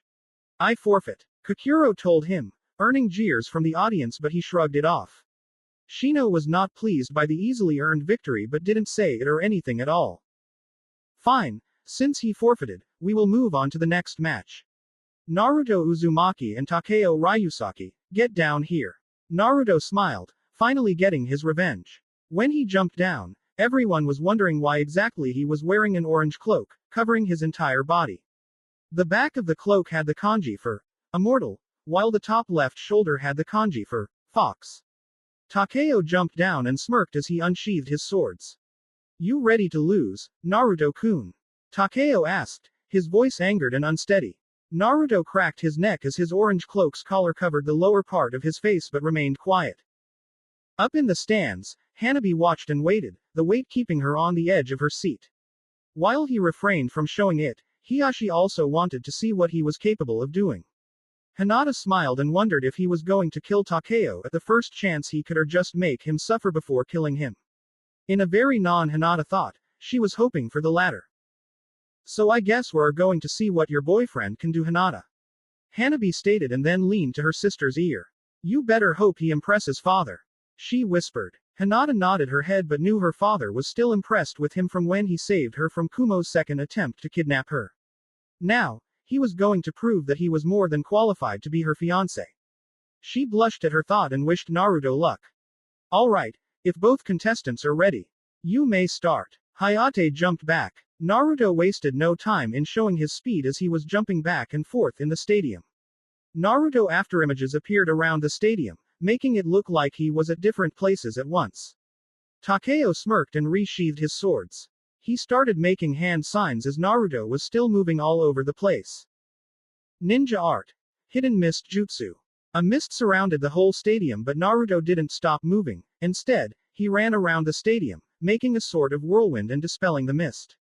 Naruto didn't stop moving as Takeo sent fireballs in his direction. Making his own hand signs, Naruto brought his hand near his mouth. Water style. Raging waves. Naruto spat out water, canceling the fireball that was heading for him and causing steam to cover the area. Takeo looked around and unsheathed one sword and blocked Naruto's shuriken and kunai. Not reacting fast enough, Takeo was kicked back and saw Naruto grab one of his swords. He recovered from the hit and held his sword out as he got into a stance similar to Naruto's. Stop messing with me and take off that damned mask. Takeo yelled but Naruto didn't move. His grip on his sword tightened and he charged towards Naruto. Naruto blocked all of Takeo's moves and was able to strike him a couple of times. Takeo sneered and compressed some of Kyuubi's chakra against his sword's blade. He swung down forcefully and let Kyuubi's compressed chakra head straight for Naruto. Demon art. Slicing chakra invocation. Naruto didn't flinch. All he did was bring his hand up and waited for the attack to hit him. When Naruto's hand connected with the blast, the impact shook the stadium to its core. Hanabi gasped, Hiyashi raised his eyebrows and Hinata smiled. Everyone in the stadium remained quiet as they waited for the dust to clear. Takeo laughed as he sheathed his sword. It was only halfway in sheathing his sword did Takeo see a blur in the cloud of dust. When it cleared, his eyes widened. Naruto's long blonde hair blew in the wind as it cleared the dust. His mask was still the same, black and covered the lower half of his face. He wore a skin-tight sleeveless black muscle shirt and had a silver-plated armor over his chest. His forearms were wrapped in gray bandages that came from his fingers up to his elbow. He also had a black hakama and black ninja shoes. Everyone present was shocked with his appearance and some girls even blushed. Everyone thought he looked intimidating and even like he was a trained assassin. Hinata smiled proudly and Hiyashi had a smirk of his own. No way, that's Naruto. Is it? Sakura asked Ino, who sat by her. Ino just remained silent, not knowing how to comment. Choji happily munched on his chips and Shikamaru smiled. Show off. Tamari was having a hard time suppressing her blush and Kankuro knew that Naruto would be another obstacle to climb when they started the invasion. The third Hokage smiled proudly, just as a proud grandfather would. The Kazekage, who just now returned, hid his scowl. If you think new clothes will help you defeat me, then you are sadly mistaken. Naruto shook his head, started making hand signs, and put his hand to his mouth. Fire style. Fireball jutsu. Naruto yelled as a giant fireball rushed towards Takeo. Takeo smirked and made more hand signs. He then made an even bigger fireball and it consumed Naruto's fireball, making it even bigger. Naruto once again didn't flinch, even as the intense heat from the fireball was headed for him. Takeo grimaced when he noticed that his fireball was starting to shrink. It soon dispersed and Takeo saw Naruto holding his hand out while green fire was burning in his hand. Naruto then sprinted for Takeo in a mad dash and thrust his fox fire hand out at Takeo's heart. Takeo was barely able to dodge it but wasn't so luckily when a second Naruto appeared over the Naruto that missed and sliced Takeo's chest. Takeo fell down hard, holding his chest and stopping the blood that was threatening to fall. Naruto smirked behind his mask and slowly made his way to Takeo. Finally, I will kill you, Takeo. You have outstayed your welcome here and I will make sure your leave will be as painful as possible. Takeo couldn't move since the cut on his chest was too painful. Naruto rose his sword high in the air and was about to bring it down when suddenly the whole village was starting to shake. What? Taking opportunity of the confusion, Takeo kicked Naruto back and quickly healed himself with Kyuubi's chakra. Naruto recovered and glared at Takeo before another expulsion caught his attention up where the cages were. It's been fun, Naruto, but appears that it's time to get serious. Takeo disappeared and reappeared where Hinata was. And you're coming with me. Takeo promptly knocked Hinata out and before anyone could do anything, he disappeared. A second later, Naruto appeared where Takeo once was, searching frantically for Hinata. Where is she? Naruto asked but then was starting to feel sleepy. He then noticed that many of the civilians ripped their clothes off to reveal themselves as Oto ninjas. Kid, it's a genjutsu. Naruto heard Kyuubi tell him. He mentally nodded and started to summon Kyuubi's chakra, letting it spread over the area and release the genjutsu. Many woke up again and the Jonin and Chunins that weren't already fighting were now jumping in to help defend their home. Naruto spotted a couple of Oto ninjas terrorizing civilians so he sprang into actions. Right before the Oto nins were able to stab the poor mother and her two children, Naruto cut the Oto nins down. They all fell hard and Naruto swiped the blood off his sword. The civilian watched as Naruto smiled. Don't worry, as a Konoha shinobi, I will do all I can to make sure everyone is safe. Now please go hide before you are involved in shinobi business once again. The mother nodded and took her two children to safety while her opinion of the demon child was quickly changing. Naruto watched them leave and then quickly moved to the top of the stadium. He looked around and saw utter chaos. Across the village, a giant sand demon was attacking everything that stood in its path. Naruto looked to his left and saw a huge purple barrier surround the roof of where the cages stood and saw the third Hokage fighting Orochimaru. Naruto scowled and wanted to help the Hokage but knew he could handle it himself. Then he turned in the direction where he could feel Hinata's chakra signature. He smiled a mirthless smile as he held his mask. You bastard. I guess you really want to die. Naruto ripped his mask off and did not try to suppress his chakra as it flailed around wildly. Everyone in the stadium stopped what they were doing when they felt a huge wave of chakra coming from the roof of the place. It was huge, could probably rival Kyuubi's, the only difference was that the chakra was pure. Naruto decided he needed some backup so he jumped off the roof and into the middle of the stadium. He didn't waste any time as he bit his thumb, made some hand signs and slammed his hand onto the concrete.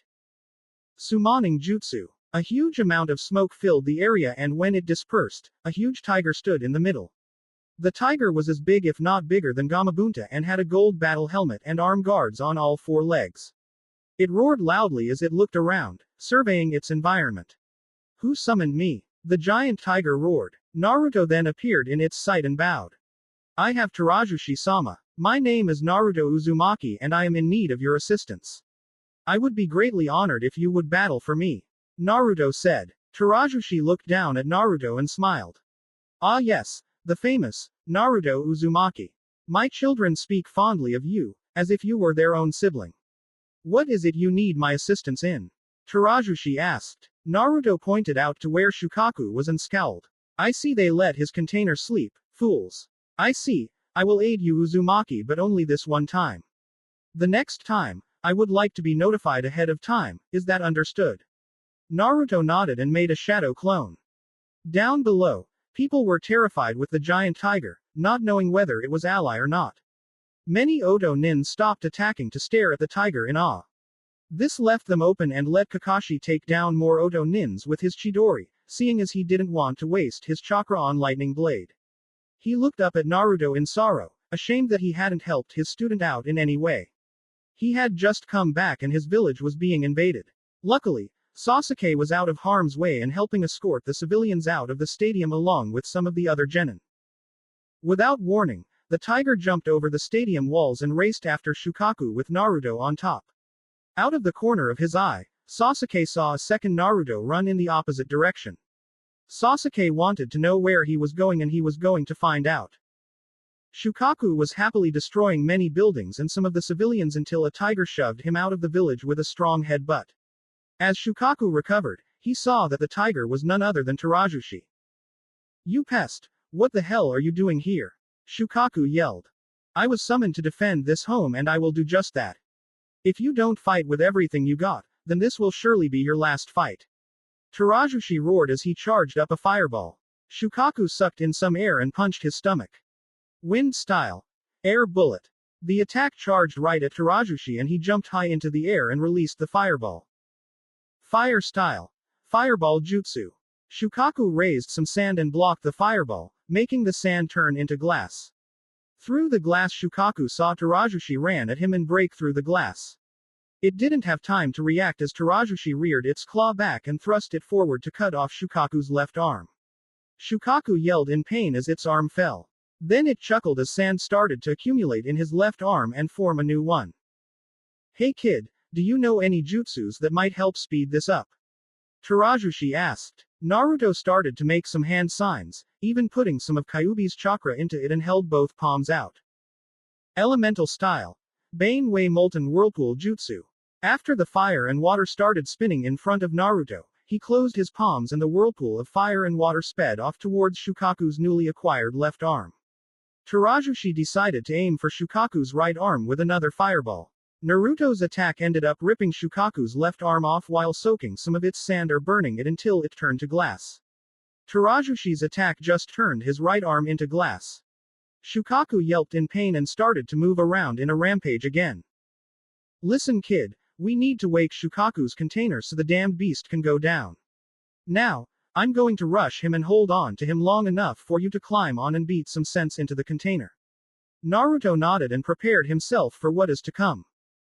Takeo stopped running and watched in shock as a giant tiger appeared in the stadium. He smiled. He knew Naruto would save the village before he'd save Hinata. He shook her awake and made her see the tiger. You see that sunshine, your little boyfriend would rather save the village than you, what a shame. Hinata jumped out of Takeo's arms and went into a defensive stance. He will save me and he will kill you. Hinata said boldly even though she still felt a little weak from being knocked out. I'm pretty sure that he can't be in two places in one. Don't count on it. Then without any warning whatsoever a fist connected with Takeo's chin and he was sent flying back. Naruto appeared in between Hinata and Takeo and he was panting. Naruto-kun. Hinata yelled with glee. Naruto smiled at her. I told you once and I'll keep telling you, I will always protect you, even with my life. Naruto took out his sword and blocked an arc from Takeo. Naruto then radiated a lot of killing intent, making Takeo falter and his attack to weaken. You will not win Takeo, I will stop you myself. Naruto shoved him back and made his back hit a tree. Takeo slid down the tree and groaned, his Kyuubi chakra taking too long to heal him. All of a sudden he started to chuckle. You might be able to kill me now, but I know someone who will stop you. Takeo made a weird hand sign. Naruto, getting tired of hearing him talk, swung down to end it. His sword stopped short of its target, and the person who stopped it was someone he never expected to defend Takeo. Hinata-chan, what are you doing? Hinata stood in front of Takeo with her kunai in hand to stop Naruto's sword. Hinata's eyes were dull and seemed out of it as tears fell down her eyes. I'd love to stay and see how this ends, but I have to retreat and recover. Some other time, Naruto-kun.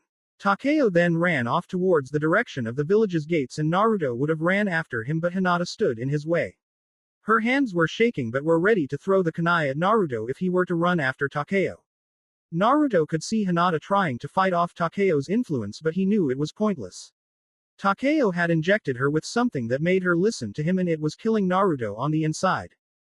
I'm sorry. Naruto-kun. Hinata said in a small whisper before running at Naruto with her kunai positioned to stab Naruto in the heart. Naruto knew he couldn't lift a finger to hurt Hinata. Move, Naruto. Naruto heard and saw Sasuke block Hinata kunai with one of his. What are you waiting for? Go after him. I'll keep Hinata busy and make sure she doesn't get hurt. Naruto looked at him and then at Hinata. He nodded his head and went after Takeo.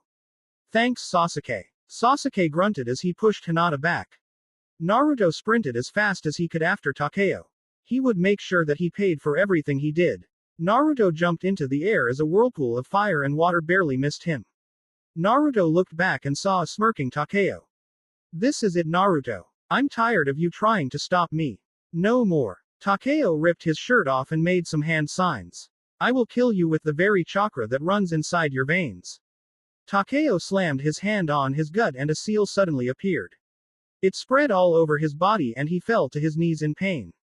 Red chakra started to surround Takeo and he laughed maniacally. This is it. I can feel Kyuubi's chakra going through me, healing me and making me stronger.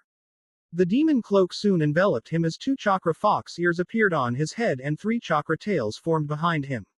Takeo got on all fours and started to burn the branch he was on. This is it, Naruto. This is where we both clash for the final time and we find out who is the better monster. Takeo let out a ear-piercing roar.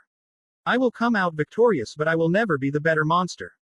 Naruto felt Kyuubi's chakra envelope him too. Soon he looked like Takeo, 3 chakra tails and all. Sarutobi jumped out of the way of incoming snakes and made some hand signs. Fire style. Dragon flame bomb.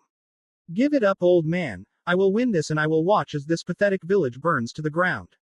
And what better way to do this than use Konoha's so-called protector? Orochimaru made some quick hand signs and suddenly, a yellow coffin with the kanji for first popped out of the ground. The third Hokage's eyes widened when he realized what Orochimaru was talking about. He took out a couple of shuriken and made hand signs. Orochimaru reacted to Sarutobi's jutsu with his own as he made another series of hand signs as the second coffin with the kanji for second rose from the ground.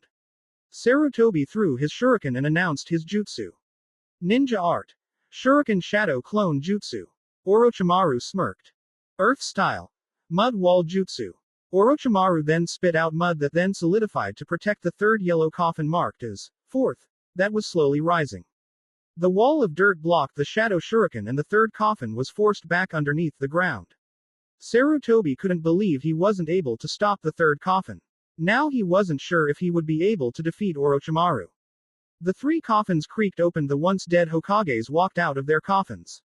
They looked very pale and had scars and cuts over their corpses. Sarutobi couldn't believe his eyes. It was almost as if it was all a genjutsu. Sarutobi, you've grown old. The first Hokage commented. Where are we, by the way? The second added, making all 3 Hokages to look around, surveying their surroundings. Before anyone could answer that, Minato spoke. So, old man, how's my son? Minato said with an indifferent smile. It didn't suit him in Sarutobi's mind. He knew behind his smile he was beating himself up for sealing a demon in his only child. Sarutobi looked away in shame, not really knowing how to tell his predecessor the news of his son. He's been okay. Minato heard the hesitation in his voice but wasn't given any time to ask about it. That is quite a sight. How can you lie to the best Hokage this hellhole has created right to his face? A voice hissed behind Minato, grabbing his attention. Moving his head ever so slightly to the left, Minato looked back and glared at the snake Sanin. What do you mean? He asked in a low voice. Orochimaru chuckled and Sarutobi tensed. The other two Hokages were wondering what was going on but still held their passive expressions. Many of the villagers have shunned him, despised him, wanted him dead ever since he was born, they still do. They have ignored your last wish of seeing him as the hero you see him as and did the opposite, they see him as the Kyuubi incarnate. Orochimaru smirked at Minato's shocked expression and Sarutobi's angered expression. How would you know that? You left before any of this happened. Sarutobi yelled. Enough talk, it's time for the fighting to begin.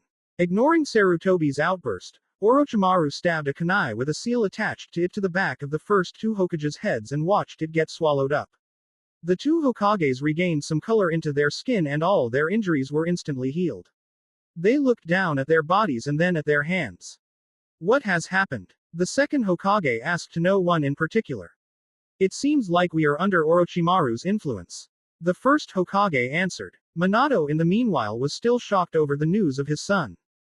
They rejected him, he said silently. Orochimaru walked behind him and was about to implant the special kunai into Minato's head but Minato's reflexes kicked in and he jumped away from the Hokages, old and current, and Orochimaru.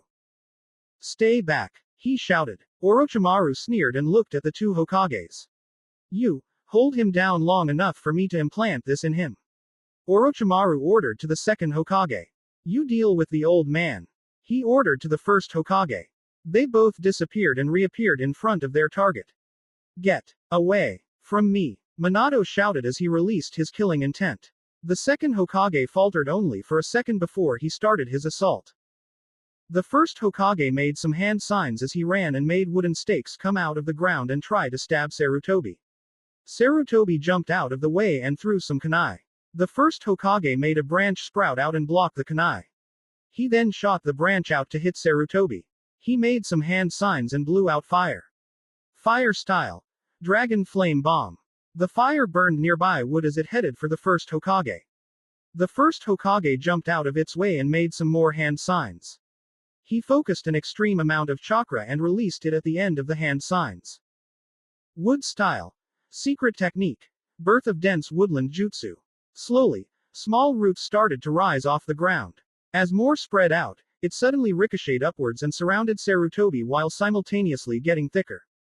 As a result, a giant tree with many branches and leaves stood firm and tall while Sarutobi remained inside.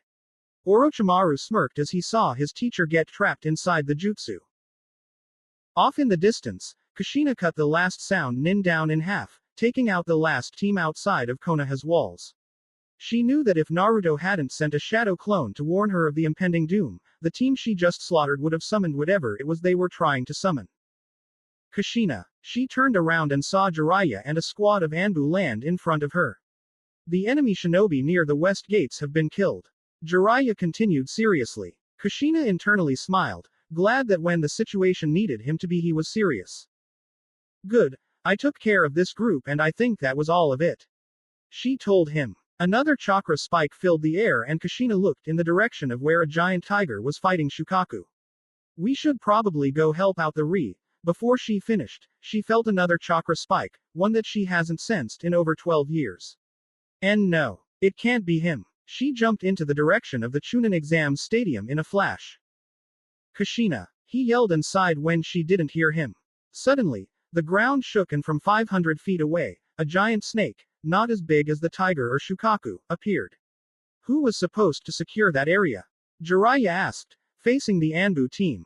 They looked amongst themselves and then the leader with a bear mask stepped forward. You Jiraiya-sama, you were supposed to secure that area. The Anbu captain answered. Jiraiya's sweat dropped and bit his thumb. Right. He slammed his hand onto the ground after making some hand signs. Summoning jutsu. Minutes later, Kushina arrived right outside the ominous purple barrier onto of some destroyed roof. She was confused by the huge tree inside the barrier. She didn't have much time to think about the tree as a yellow flash caught her attention. Out of the corner of her eye, she saw someone with blonde hair avoid a water dragon and throw a kunai in the opposite direction. Her eyes widened when she saw who the blonde man was. Minato-kun, she said quietly. Minato slipped under the water he was standing on and Kushina saw a huge tidal wave head for him. Minato-kun, she yelled loudly. Minato looked in her direction and was surprised to see her. Before he could move, the tidal wave hit his body and washed over him. Suddenly a yellow flash appeared as close to Kushina as possible without touching the barrier. Both Kushina and Minato looked at each other, tears appearing in one and happiness in the other. Minato-kun, it is you. Stand back, she warned him. When he did so, she pumped her chakra into her Zanbato and sliced open a portion of the barrier, just enough for her to jump through. She jumped right into Minato's arms right before the barrier was able to repair itself. Kushina cried into his chest and Minato rubbed her back, whispering soothing words into her ear as her half-melted Zanbato lay forgotten next to them. It's okay, I'm here now. He told her, glad to have her back in his arms. Kushina felt the warmth that only Minato could bring her pass through her entire body. She sorely missed his warmth and the feeling only he could give her. I missed you, she said in between her sobs, muffled by Minato's chest. Minato continued to rub her back, hoping that it would help her. I know, so have I, my love. He whispered in her ears, sending chills down her spine. Please don't leave me alone again. She cried some more. I won't, I promise, he assured her, pulling her back after he calmed down a little. His azure eyes looked down and connected with her coal-colored eyes. She blushed at the intensity of his stare, causing him to smile and chuckle. I can't believe after all these years I can still make you do that, he said. Kushina pouted and was about to retort but then realized that his face was getting closer to hers. She decided to reach him halfway and stood on the tips of her toes. When they were only mere inches away, Minato grunted in pain and grimaced as he fell to his knees. Kushina was stricken with worry as she searched his person to find out what was wrong. It didn't take long to see a kunai with a seal bury itself deeper into Minato's skull. It didn't completely enter his skull but it was in deep enough for Minato's eyes to become dull and his wounds to heal and color return to his skin. He grunted in pain and reached into his kunai pouch. Kushina-chan, get back, he warned. Kushina jumped back and avoided the kunai Minato tried to bury into her abdomen. She was confused until he heard Orochimaru laugh. She glared at him through her tears. You bastard, she growled. Orochimaru only chuckled loudly and jumped back as a long staff impacted on the ground that he was standing on. Kushina flipped back as Minato tried to cut her with his three-pronged kunai. She wiped her tears away and picked up her half-melted Zanbato, placing both hands on the grip and positioning it in front of her. Minato and Kushina looked at each other, neither wanting to fight the other, but there wasn't much of a choice. Minato made the first move and disappeared in a yellow flash. Kushina unconsciously smiled as she closed her eyes. She knew Minato well enough to know what he was doing. She spun on her heels and raised her forearm perpendicular to the ground. She was able to block a roundhouse kick and held his leg in place. She then turned around and kicked Minato in his midsection, sending him flying away from her. She wasn't given time to rest as a kunai scratched her shoulder. She turned back and saw the second Hokage heading for her. Water style. Water bullet. The second Hokage yelled before taking in a deep breath. Damn. She cursed under her breath. She jumped over the water bullet that was about to hit her and threw a kunai at the second Hokage. The second Hokage parried it but it suddenly exploded, sending the second Hokage flying backwards. Kushina then took the opportunity to check what she had left. She had about 4 kunai, 2 shuriken and about 5 explosive tags left. She smiled as a plan was quickly put together in her mind. She took out what she needed and prepared to battle. Sarutobi was faring just as well as Kushina. He was able to get out of the tree the first Hokage had called forth, and had immediately begun working with his summon, King Emma. The monkey had transformed into a huge staff, divided into smaller staffs that made a cage that protected Sarutobi. Taking the offensive, Sarutobi made the staff stretch out and slam into the first Hokage's face. Now, Sarutobi made a couple of hand signs while the first Hokage ran at him. Earth style. Great Mud River Jutsu. The ground under the first Hokage suddenly became a river of mud and momentarily threw him off balance. Taking advantage of the situation, Sarutobi made more hand signs, ending at the dragon sign. Earth style. Earth Dragon Bomb Jutsu. A dragon-like head appeared from the mud and opened its mouth to fire concentrated mud at the first Hokage. Sarutobi wasn't done yet though. Fire style. Fire dragon bomb jutsu. Sarutobi spit out fire out of his mouth which lit up the concentrated mud balls the mud dragon fired, all aiming for the first Hokage. A large explosion shook the building they were on to its foundation, and when the smoke cleared, Sarutobi saw a small shelter made of wood perfectly intact in place of where the first Hokage was. The makeshift shelter returned to the ground and the first Hokage stood without a scratch. Sarutobi grabbed his staff and ran at the first Hokage, and when he was within reach, he swung his staff as hard as he could. The first Hokage saw this coming and brought his hands up to block it. When the hit connected, the first Hokage shook his head. Is that all? You're going to need to do more than that to stop me. The first Hokage told him solemnly.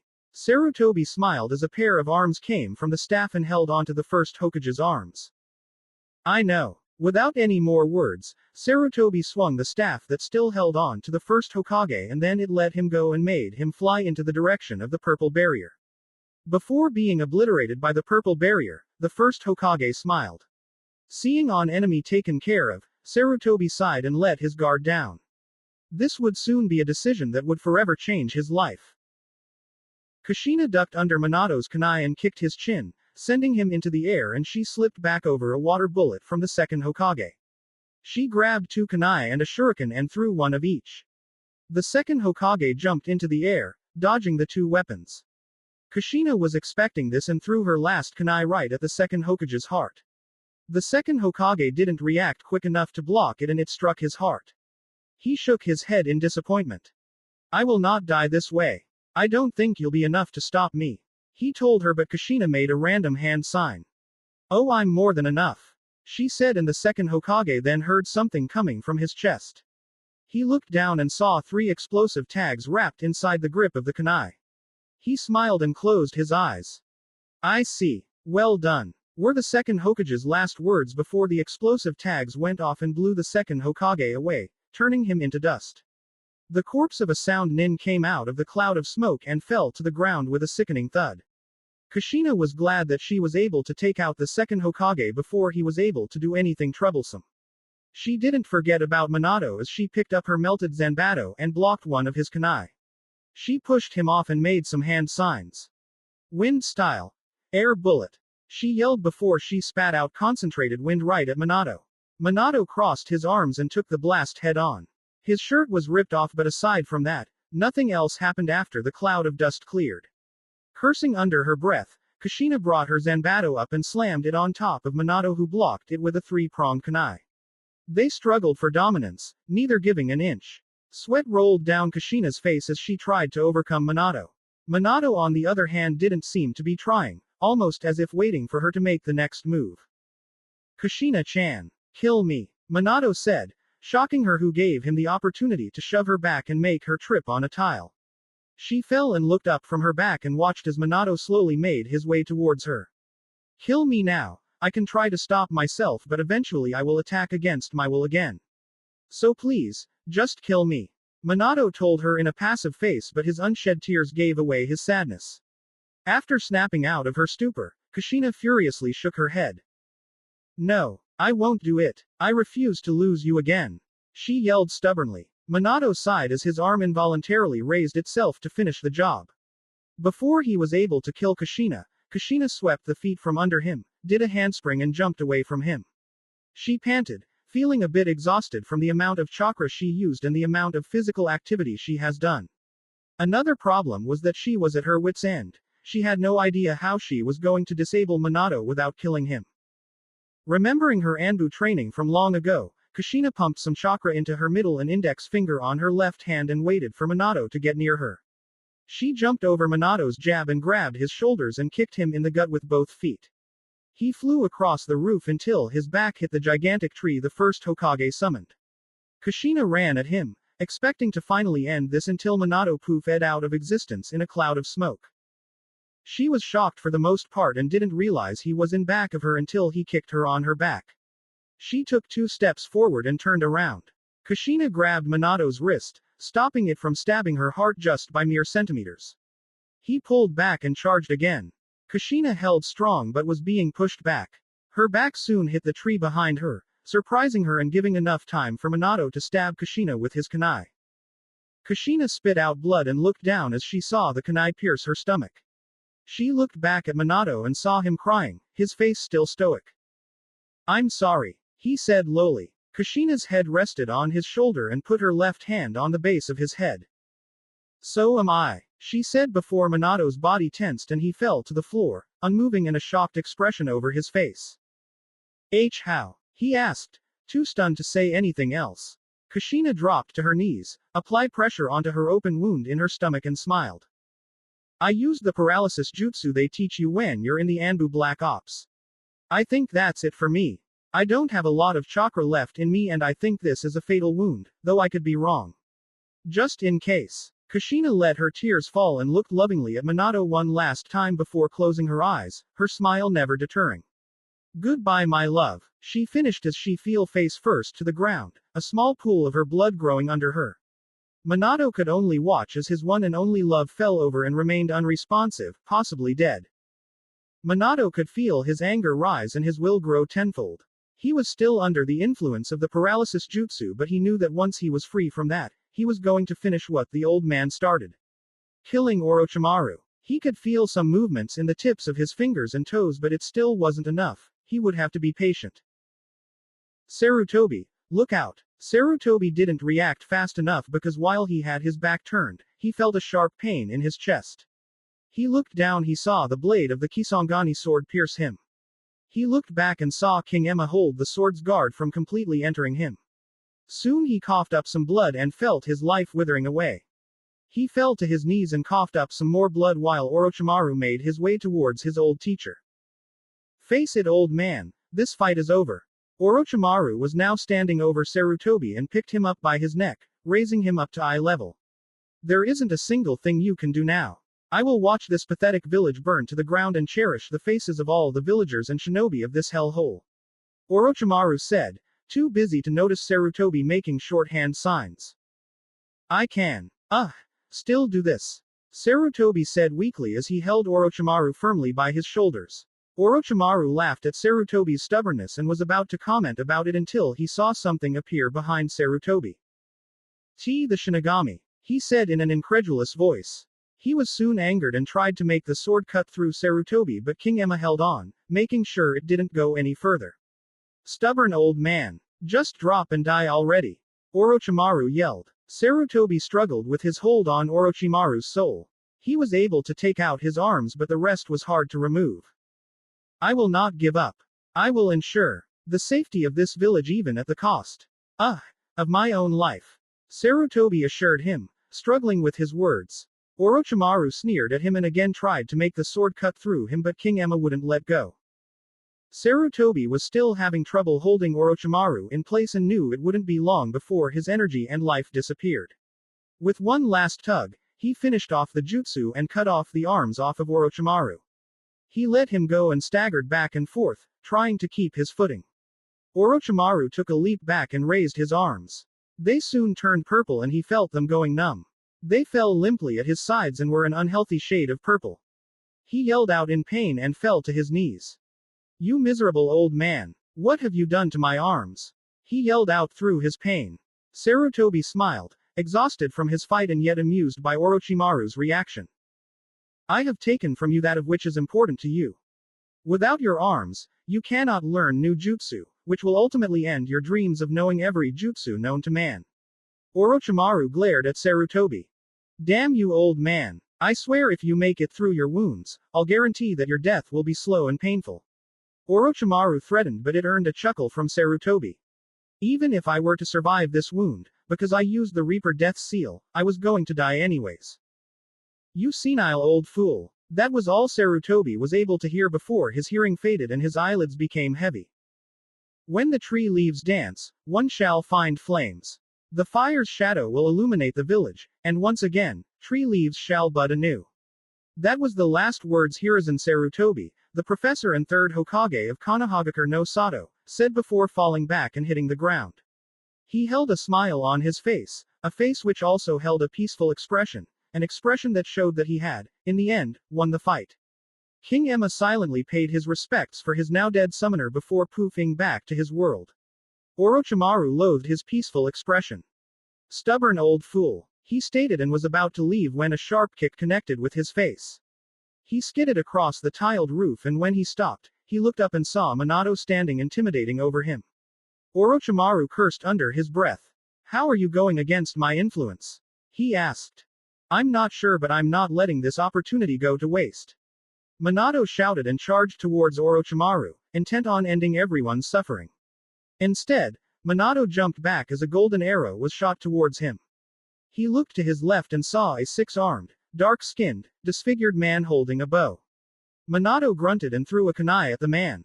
The man blocked it with his bow and a laugh. Minato mirthlessly smiled and disappeared in a flash. The six-armed man was surprised by this and had no time to react when he felt a presence behind him because Minato kicked his head with a roundhouse kick. The man was sent off into the distance, right off the edge of the roof. Minato looked for Orochimaru but didn't see him. It was then that he noticed that not only was Orochimaru gone but so had the ominous purple barrier. It didn't take long for Anbu to enter the roof and appear next to Kushina and the third Hokage.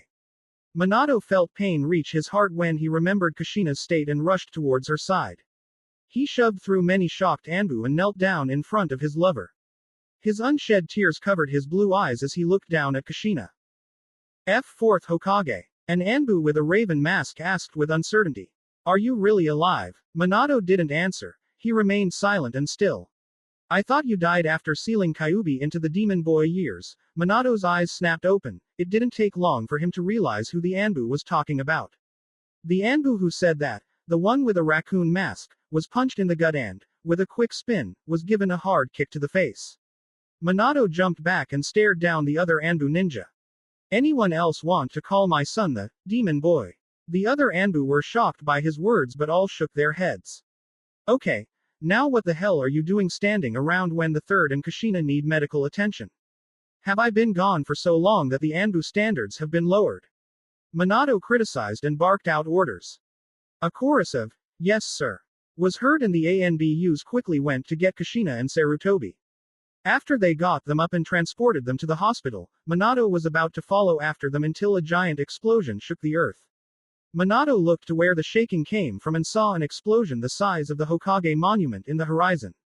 Minato didn't know who was out there or what they were doing, but he was about to find out. Naruto and Takeo made no sudden moves, not even a sound. His clothes were getting a bit tattered from the intensity of Kyuubi's chakra, but Naruto knew it could hold. Naruto felt the adrenaline that usually comes with Kyuubi's chakra fill his whole body, and his body was itching to spring into the fight. His mind, however, made his body remain still, wanting to make Takeo make the first move. Takeo smiled widely at the bloodlust look Naruto was giving him. You know Naruto-kun, Takeo started. You and I aren't so different, one in the same. Naruto sneered at Takeo. You and I are nothing alike. You are a snake who uses everyone for your own self-gain. I protect the people I love and do what I think is right. I fight for my friends and family while you fight for yourself. You will never be stronger than me, not as long as I have someone to fight for. Naruto told him. Takeo chuckled and showed his canine teeth. But we do contain the Kyuubi and are nothing more than monsters. There is nothing anyone can do or say to change that. We will always be shunned because of what we hold. How about a truce? You join up with me and we leave Konoha. How's that sound? Takeo asked. Sounds vague. What is it exactly you have planned? Naruto asked, still prepared for anything. What I got in mind is not important now, so what do you say? What do I get out of it? Naruto asked again, still not trusting Takeo.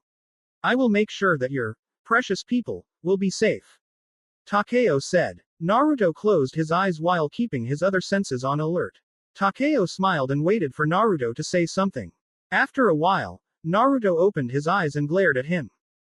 I don't think so. He growled, venom evident in his words. Takeo shook his head. What a shame. He jumped back, avoiding Naruto's claw swipe. Well, that was really rude. Takeo commented. I don't care. I'm not here to talk but to fight. Naruto yelled as he crouched down and launched himself of the branch.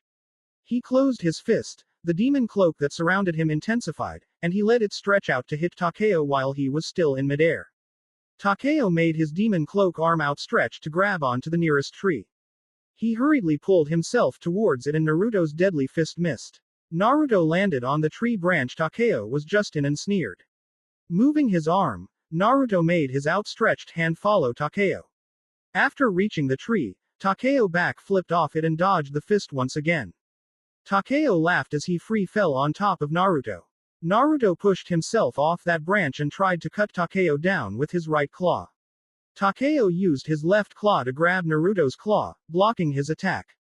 He then pushed both hands away and spun in midair while his tails followed. This action caused the three tails to hit Naruto on the head.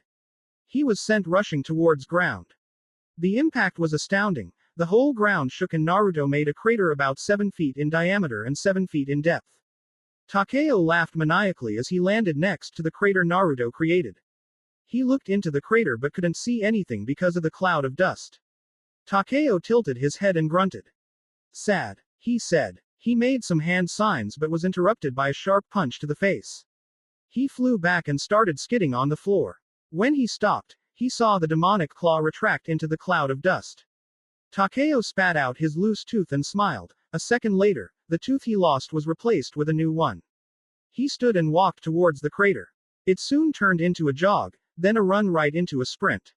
He jumped into the air and spun while sucking in a lot of air. Wind style. Air bullet. Takeo yelled out and spat out a lot of concentrated air at the center of the cloud of dust. Fire style. Fireball jutsu. The dust cleared and a giant fireball appeared from the center, heading for Takeo. It impacted with the air bullet and created a huge explosion. Takeo crossed his arms in front of his body before the explosion and protected himself from it. He fell at rapid speeds to the floor, looking like he had been knocked out. He opened his eyes about 20 feet above the ground and turned his body around so that he would land on his feet. With chakra to cushion the impact, Takeo landed on the ground, causing more chunks of the earth to rise. He looked around and surveyed his surrounding. Shaking his head, he jumped into the air and looked down as Naruto popped out of the ground. He sneered and went after Takeo with a tightly closed fist. He threw the fist but Takeo dodged it. Seeing an opening, Takeo wrapped his tail around Naruto's neck and started to spin, taking Naruto with him. As most know, what goes up must come down.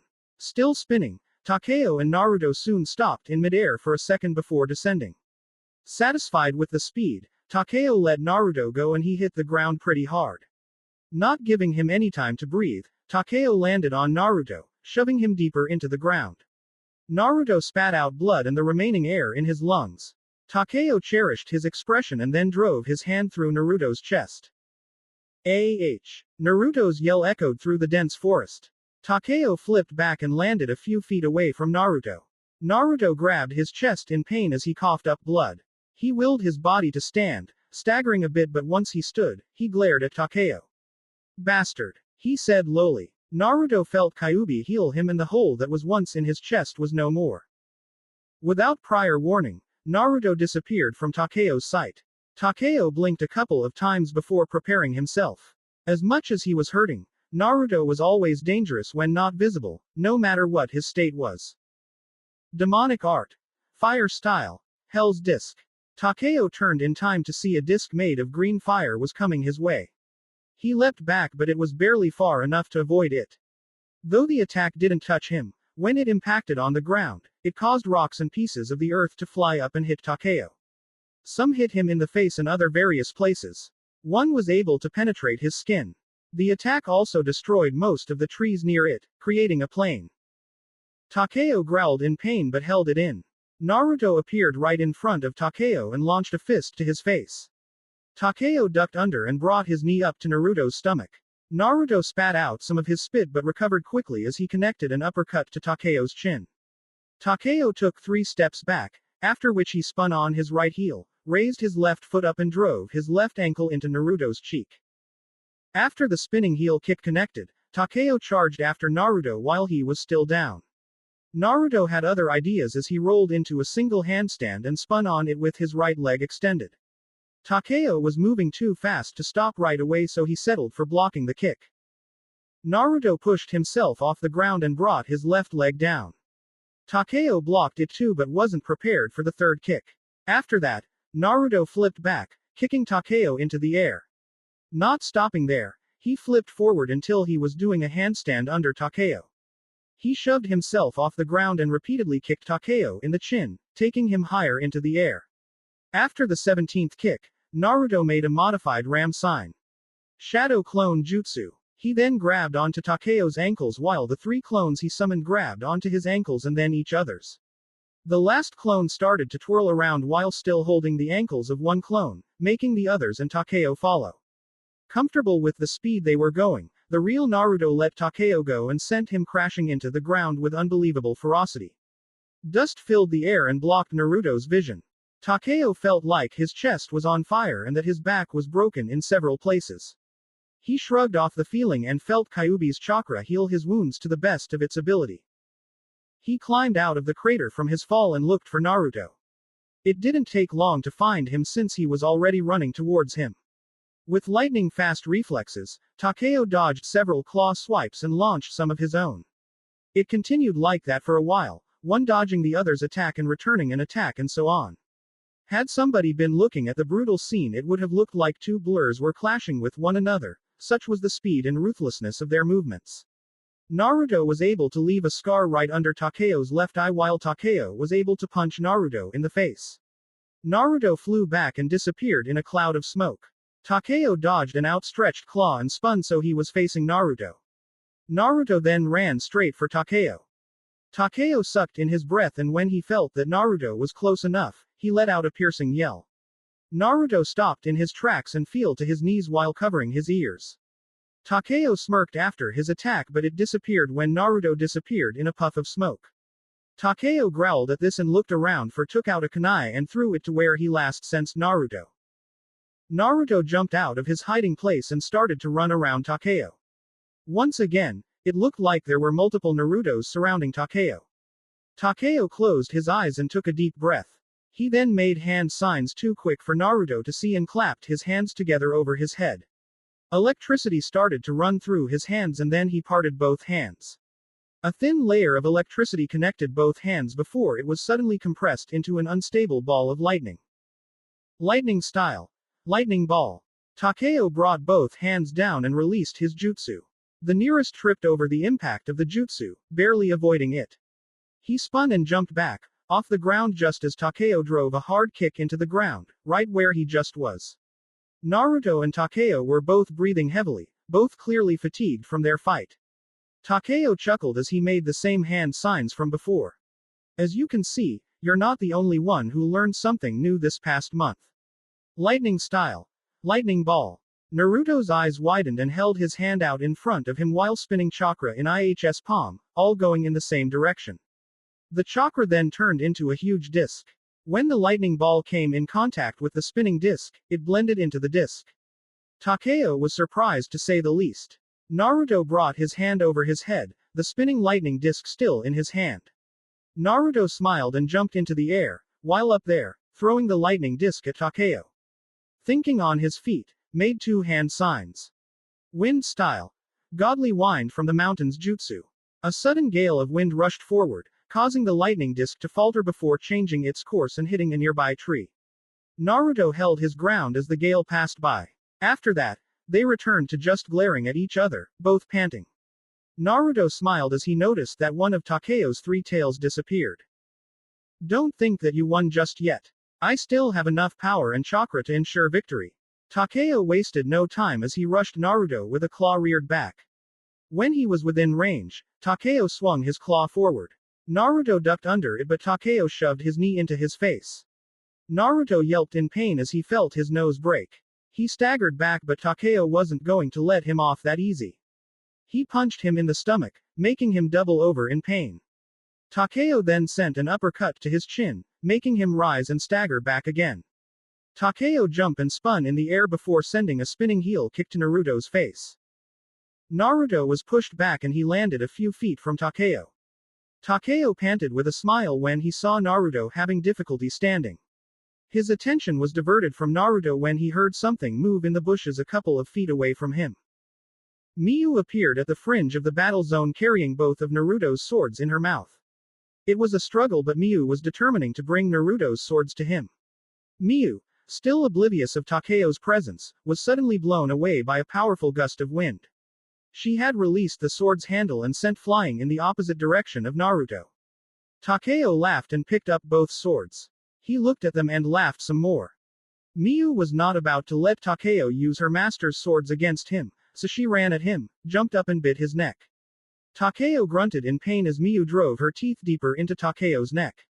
Dropping the sword on his left hand, he formed a fist with it and started punching Miu's head. When she wouldn't let go after the first punch, Takeo kept punching her. Miu yelped in pain with every blow but didn't let go, all for the sake of Naruto. Having had enough of Miu, Takeo transformed his chakra into lightning and shocked Miu. Miu immediately let go and was blown away. She landed onto the ground hard and twitched in pain from Takeo's attack. Takeo grabbed his neck once Miu let go and tried to stop blood from escaping. Once again Kyuubi's chakra sealed up his wound and he glared at Miu. Worthless fox, he yelled in anger. Wind style. Air bullet. Takeo said after sucking in his breath and releasing concentrated air right at Miu. It impacted with her body and sent her back even more. Naruto was more than shocked. No words could describe how he felt when he saw Takeo blast that air bullet at Miu. He somehow teleported over to where Miu was and held the small fox in his hands. He felt tears stain his eyes when Miu didn't respond to him. Miu. Still nothing. Miu. Don't die. Please don't. Naruto closed his eyes, shaking his head in disbelief. He stood and wiped the tears from his eyes with his forearm. He turned around and faced Takeo. He opened his eyes and pointed an accusing finger at Takeo. You. Naruto shouted, his voice sounding like it combined with Kyuubi's. You did this. Takeo took a step back, a bit intimidated by Naruto. Naruto bent down to all fours. You tried to take over my life. Hurt the one I love. Threatened my home and took my friend away from me. For that I will never forgive you and I will end you. Naruto charged up to Takeo and before he was able to react, he punched him right in his face. Takeo was sent spinning back, dropping the swords as he went. With his newfound speed, Naruto was behind Takeo before the silver-haired ninja had even coughed up the blood from his previous attack. He hit Takeo in the back with a thunderous roundhouse kick, sending Takeo hurtling across the expanse before being violently brought to a halt by an enormous tree which cracked under the impact. Takeo could feel every fiber of his being, and every fiber hurt. He cursed under his breath as he slowly stood with the help of the tree he crashed into, and looked behind him, snarling when he saw that he had lost another tail, the only remaining one looking weak and dead. He cursed again and looked at Naruto. He was panting and seemed to be in pain as well, but unlike Takeo he still had all three tails, and he looked like he could grow a fourth from the venomous glare he had his clone fixed with. Deciding to finish this in one go, he summoned up a lot of Kyuubi's chakra and focused it in his hands while making hand signs. This is it, we will find out who is destined to live on while the other one dies. Naruto could tell what he was doing so he did the same. I guess so, he said, his voice returning back to normal. At the same time, both shinobis yelled. Elemental style. Bane Wei Molten Whirlpool Jutsu. Water and fire swirled around both shinobis' hands and started to increase its speed. Both closed their open palms at the same time, causing both whirlpools of fire and water to rush forward. When the near-identical whirlwinds hit each other it caused an explosion the size of the Hokage monument. Shit. Naruto and Takeo thought simultaneously as the explosion surrounded them. When the explosion cleared, Takeo was panting heavily while looking at the sky. He had very little chakra left and he couldn't sense Naruto's chakra. He laughed as he realized that he had won. He stood up with great difficulty and he looked around. He smiled at the amount of damage he and Naruto had inflicted. He then heard the sounds of running from behind him and when he turned around he was shocked to see Naruto with a spiraling ball of chakra in his hands. Not having the strength to dodge it, Takeo crossed his arms and Naruto forced the spiraling chakra into his chest. Rasengan. Naruto yelled. Takeo resisted for a while before the force of Naruto's attack was too much to handle. He was sent flying backwards and crashed into a boulder, a deafening crack echoing out over the deformed battleground. The amount of force behind the impact caused the boulder to crumble, and Takeo fell with a thud, his body in more pain than he could handle. He closed his left eye and raised his hand to his head. Naruto, also looking winded, was heading for him. Takeo rolled to his stomach and looked for anything to use. About 5 feet away lay one of Naruto's swords. With some difficulty, Takeo stood and turned to look at Naruto. Takeo rolled out of the way as Naruto tried to knock him out with an uppercut. He jumped for the sword and when he got it, he rolled again and stood on his feet. Using the sudden adrenaline, Takeo rushed for Naruto, surprising him. "This is where you die," Takeo yelled in his hysteria. Naruto, reacting on instinct only and sheer willpower, barely dodged the jab, the gleaming metal scratching his side. Ignoring the pain, and with precise timing, he brought both his right knee and right elbow together on Takeo's elbow, breaking it. Naruto then spun around, grabbing the sword with his right hand, and stabbed the sword backwards into Takeo's heart. Takeo was surprised at the sudden movement and started to cough up blood, a lot more than before. Takeo fell back and felt all feeling under his neck starting to disappear. "Bastard," he said in his last moments before death. He brought his hands up and made odd hand signs he saw him do before. "Now your little lover will pay for what you've done," Takeo said with a smile. Realizing what he meant, Naruto got mad. He picked Takeo up, grabbed the hand of the sword and kicked Takeo off it. In a swift motion, he compressed Kyuubi's chakra against his blade. Demon Art. Slicing Chakra Invocation. Instead of releasing the compressed chakra, Naruto sliced Takeo in half with it still on the blade. With Kyuubi's chakra, the cut was a lot smoother and less resistant. The cut also obliterated Takeo, the only thing that remained of him was his laugh which echoed through the barren forest. Naruto felt Kyuubi's chakra from Takeo's body return to him, gaining a bit of strength. Naruto grunted in pain as he picked up his other sword, internally glad that he got them back. Remembering who brought them, Naruto spun on his heels and saw Miyu about 50 feet away, remaining still and lifeless. Naruto forced his legs to run towards Miyu, ignoring the pain. He staggered a bit but fell to his knees when he reached Miyu. Naruto felt his heart jerk when Miyu didn't make a move, her chest not moving. Naruto hugged Miyu as tightly as he could without crushing her body. "Miyu," was all Naruto said, unsure of what he should say. Without his knowing, a small amount of red chakra left his hands and transferred onto Miyu. It traveled around her whole body before it faded away into nothing, still oblivious to Naruto. Slowly but surely, Miyu's chest was moving, if only slightly, but Naruto felt it. His eyes widened in shock and he looked down at Miyu. Her chest was moving, showing that she was breathing. Naruto inwardly cheered as he stood up. He smiled and ran for Konoha. It wasn't long before he collapsed and fell on his back, making sure that Miyu was okay. He looked up at the blue sky and only heard the songs the birds sang. Please let Hinata be okay, he thought before losing consciousness.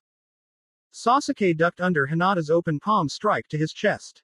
If it wasn't for his Sharingan, Sasuke knew he would have been dead long ago. It seemed that Hinata was fighting for keeps, and he wasn't about to let her win. He flipped back and away from Hinata's leg sweep and made some hand signs. Clone Jutsu. 2 Sasuke appeared next to the original one and charged after Hinata. Hinata ran past the first one, knowing that it was only an illusion and ducked under a roundhouse kick from the second Sasuke and kicked him in the face. The Sasuke in the back and the one Hinata ran by disappeared as the Sasuke she hit took a couple of steps back. He grunted, getting a little more than aggravated from fighting Hinata. It wasn't the fact that he was losing to Hinata, well not completely, but the fact that they have been fighting for 23 minutes non-stop and she wasn't even winded. Sasuke felt a drop of sweat roll down his cheek and felt his breathing deepen. Hinata, on the other hand, looked like she just got out of her home. This isn't right. She should be as tired as me. He wasn't given any more time to think as Hinata was once again on him, throwing open palm after open palm. Sasuke was barely able to avoid all of them and throw some of his own, careful not to hurt her too badly. He knew Naruto would kill him if he hurt Hinata too badly. He spun to the left and kicked Hinata on her ribs, making some space between the two.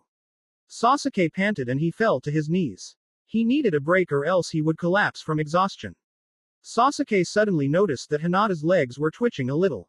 It showed him that she was in fact tired too, but something was making her keep going. Apparently, it was an involuntary thing. Hinata ran at Sasuke and reared her fist back. Sasuke, tired but prepared, returned to his fighting stance. Hinata sent her punch forward but Sasuke parried it with his left arm. Sasuke's eye widened in pain and he fell to his knees, rubbing his left arm as he lost feeling in it. What the hell? Out of the corner of his eye, Sasuke saw electricity pass through both of Hinata's arms. It suddenly occurred to him that Hinata somehow was able to turn the chakra in his arms into electricity and create some sort of barrier of electricity around them. He smiled a little, amazed by the level of chakra control Hinata had. He hated that she seemed a little more advanced than him but couldn't help but feel a little proud of his teammate. Hinata wasted no time as she ran at Sasuke, preparing to end the fight. Sok grunted as he stood, the paralyzing effect on his left arm starting to spread to his torso. He ducked under her kick and jumped back from her fist.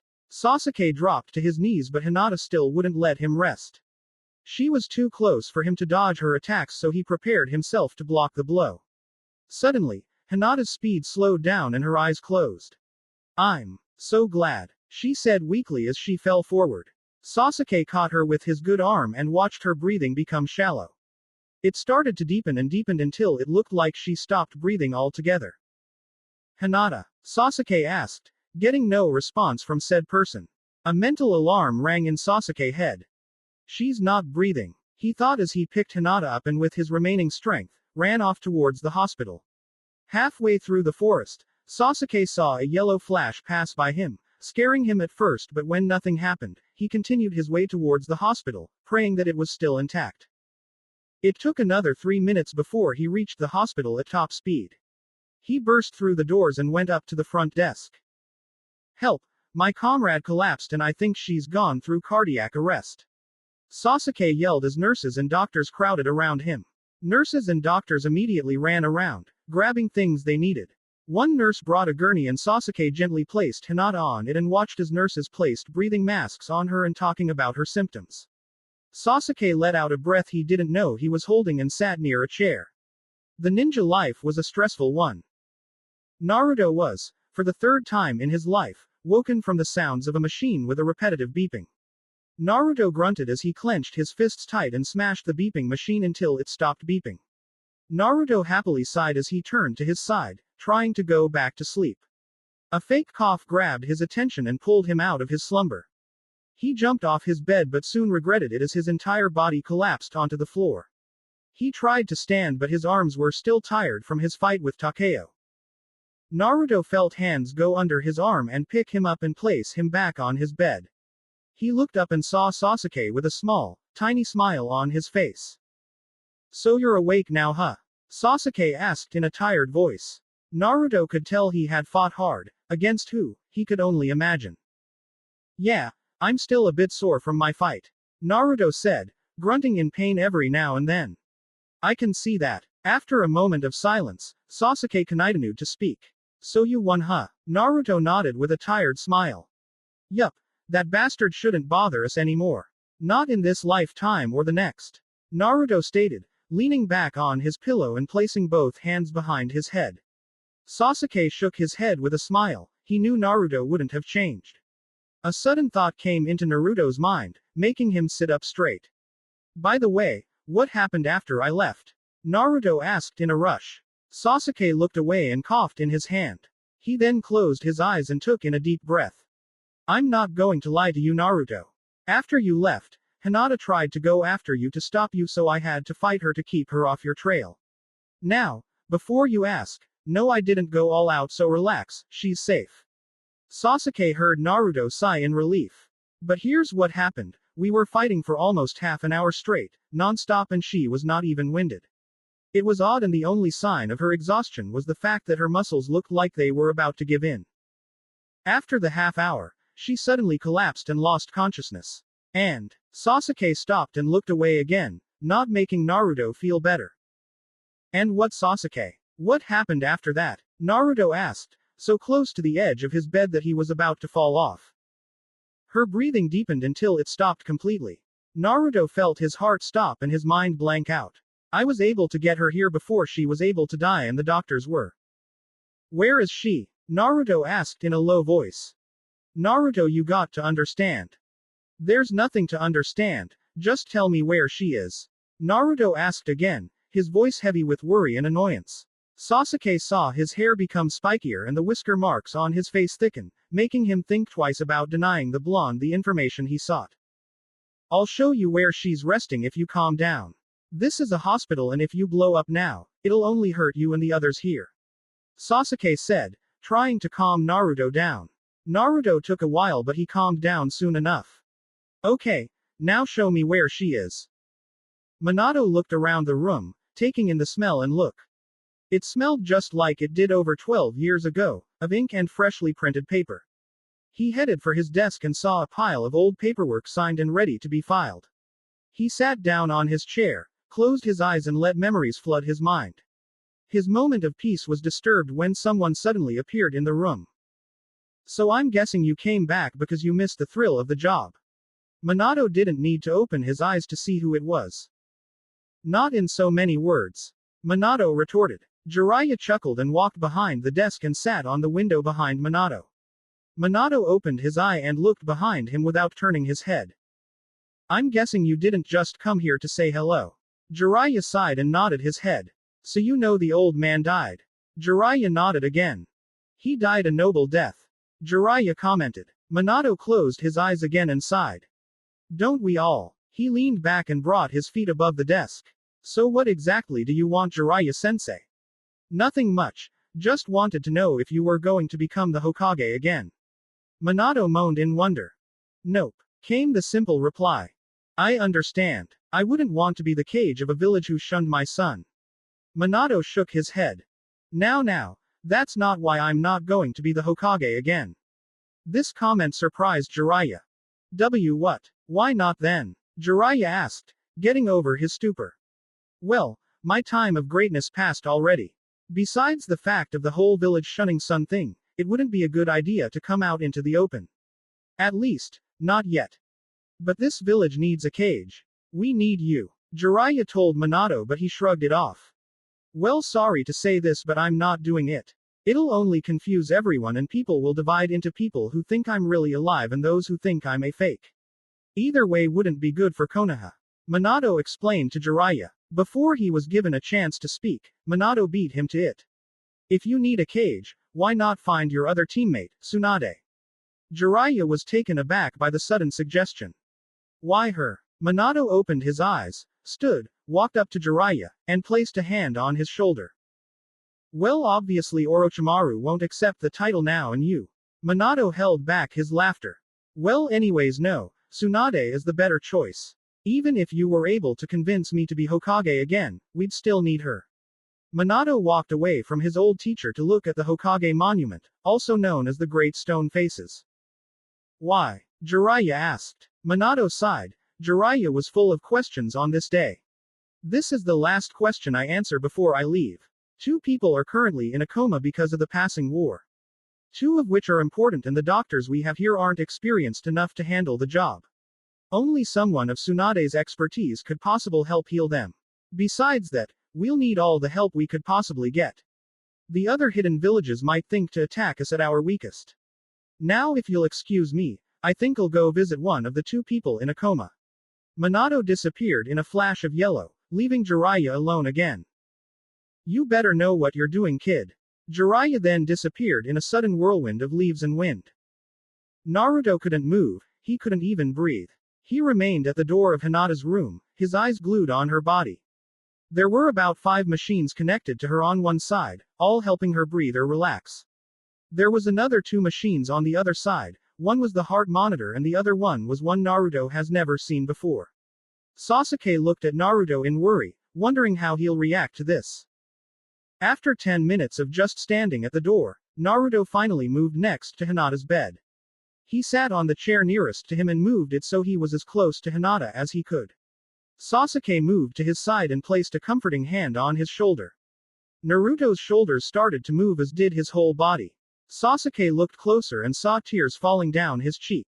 Naruto then let his head fall on the bed and he grabbed Hinata's hand. Naruto. Sasuke took his hand off Naruto's shoulder and shook his head, deciding to tell Naruto about his mother and the 3rd Hokage another time. He walked to the door and before he left, he took one last look at Naruto who was now sitting up and looking at Hinata. He then walked out of the door, closed it and stood there, making sure his friend had some alone time with his girlfriend. Back in the room, Naruto wasn't sure what to think. Now before you enter the room Naruto, you gotta know that every doctor tried their best to heal Hinata. She's okay for now. After Sasuke opened the door and Naruto saw Hinata connected to various machines. But doctors don't know how long until she recovers. Some even think she'll never wake up again. Sasuke's words stung in Naruto's heart. There was a chance that the love of his life would never wake again. At the thought, more tears sprang to life in his eyes. Clenching his fist, Naruto slammed it into the nearby nightstand, careful to make sure that he didn't break it. Naruto pulled down his mask, which was given to him by Sasuke, and sucked in some air to stop his crying or at least to reduce it. Hinata Heim, he said quietly. A small, yip, sounded through the room and Naruto turned his head to the window to see Miyu trying to climb through it. Naruto immediately stood to get her before she fell off. You crazy fox, we're in the 4th floor of the hospital and you pulled this stunt. Miyu didn't answer, just kept looking at something. Naruto followed her eyes and saw that she was looking at Hinata's still form. You came to see how Hinata's going, didn't you? Miyu still didn't move or look away. If anything, her stare intensified. Naruto sighed and sat back down in the chair as he watched Miyu crawl to Hinata. Her left paw was wrapped in bandages and she walked in a limp, but she still reached Hinata. She snuggled up to her neck and lay down, whining as if knowing exactly what's wrong. As odd as it sounded to himself, Naruto was a bit envious of Miyu, able to climb into bed with Hinata. He sighed as he grabbed Hinata's hand again and gave it a small squeeze. Naruto felt Hinata squeeze his hand back and he gasped. Hinata Heim. Hinata's body then started to twitch as her peaceful expression suddenly turned into a painful one. Her heartbeat also started to quicken and the monitor's beeping grew louder. She groaned in pain and her twitching worsened. Miyu jumped off her and looked on in fear. Naruto ran off the room and yelled out. I need a nurse here now. Sasuke was the first to react and ran into the room. It didn't take long for 5 nurses to appear and see Hinata's body twitching. The nurses ran into the room and started to examine her. 3 nurses held Hinata down as to not hurt herself and the 4th nurse forced some pills into her. The 5th nurse walked up to Naruto with a scowl in her face. What did you do to her? She asked, clearly mad beyond reason. Naruto stammered, not completely sure what he did, hoping he himself didn't hurt Hinata. The nurse brought her hand up to slap Naruto but was stopped by a voice that had authority in it. Touch the boy and you'll be the one needing medical attention. Naruto, Sasuke, who was about to stop the nurse, and the nurse turned to the doorway to see a stoic Hiashi standing in it. But this boy did nothing. What's happening to my daughter is not his fault. What it is I am unsure of, but it is clearly not this boy's fault. Now leave. Hiashi said, his voice leaving no room for argument. The nurse scowled a bit before leaving the room. You are right, Hyuga-sama. Hinata's body just went into shock and her body just acted on its own for some reason. One nurse explained while Hinata's spasms lessened by the second. Miss, can you please tell me what's wrong with her? Naruto asked in desperation. The nurse wanted to refuse at first but she knew Hiashi would probably ask anyways so she answered. It appears that she was injected with some unknown serum some time ago. The serum would usually just poison the person and after a week, it would slowly kill them. In this situation, there was chakra applied to it. To put it simply, with the proper hand signs, the injector would be able to paralyze her or control her. From what we've been told, Hinata-sama was forced to fight, even when she would have normally tired out, she kept going up against her will. She was soon released from the injector's influence and fell unconscious from chakra exhaustion and from her physical strain. After collapsing, the serum released a toxin into her brain and her heart which put her into cardiogenic shock. Uchiha-san was confused when he thought Hinata-sama went into cardiac arrest. Cardiac arrest is the abrupt interruption of normal circulation of the blood due to failure of the heart to contract effectively, while cardiogenic shock is based upon an inadequate circulation of blood due to primary failure of the ventricles of the heart to function effectively. What the serum did was stop the perfusion in the tissue, leaving insufficient levels of oxygen and nutrients, stopping her heart. Luckily for her, Uchiha-sama was able to bring her here before we were unable to help her at all. The serum also has a second effect. It is now, for a lack of a better word, infused with her brain and we cannot remove it without it damaging it. This serum has never been heard of, and the only one with the expertise to be able to successfully remove the serum is Tsunade of the Sannin. Naruto was barely able to follow what the nurse was saying but got the point of it. Sasuke understood it completely, as did Hiashi, who nodded his head. So how long will she be out for? All she needs now is rest, and maybe, just maybe, she'll awake in a couple of months, maybe more. The nurse said somberly as she and the other nurses walked out of the room. Naruto looked at Hinata while Miu climbed up and returned to her place on Hinata's chest. Hinata was once again still but breathing, making Naruto calm down slightly. He sat back down next to her while Hiashi also made his way towards her. Sasuke was there too but didn't make a comment. Do you think she'll wake up? Naruto asked. I am unsure, but she will need to soon.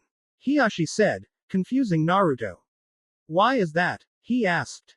Because if she does not wake up soon, the Hyuga elders will make her younger sister the Hyuga heir. Naruto looked at Hiashi in shock. That's ridiculous. Hiashi scowled at him. Watch your tongue, boy. While I do respect you, I also expect you to respect the clan I run.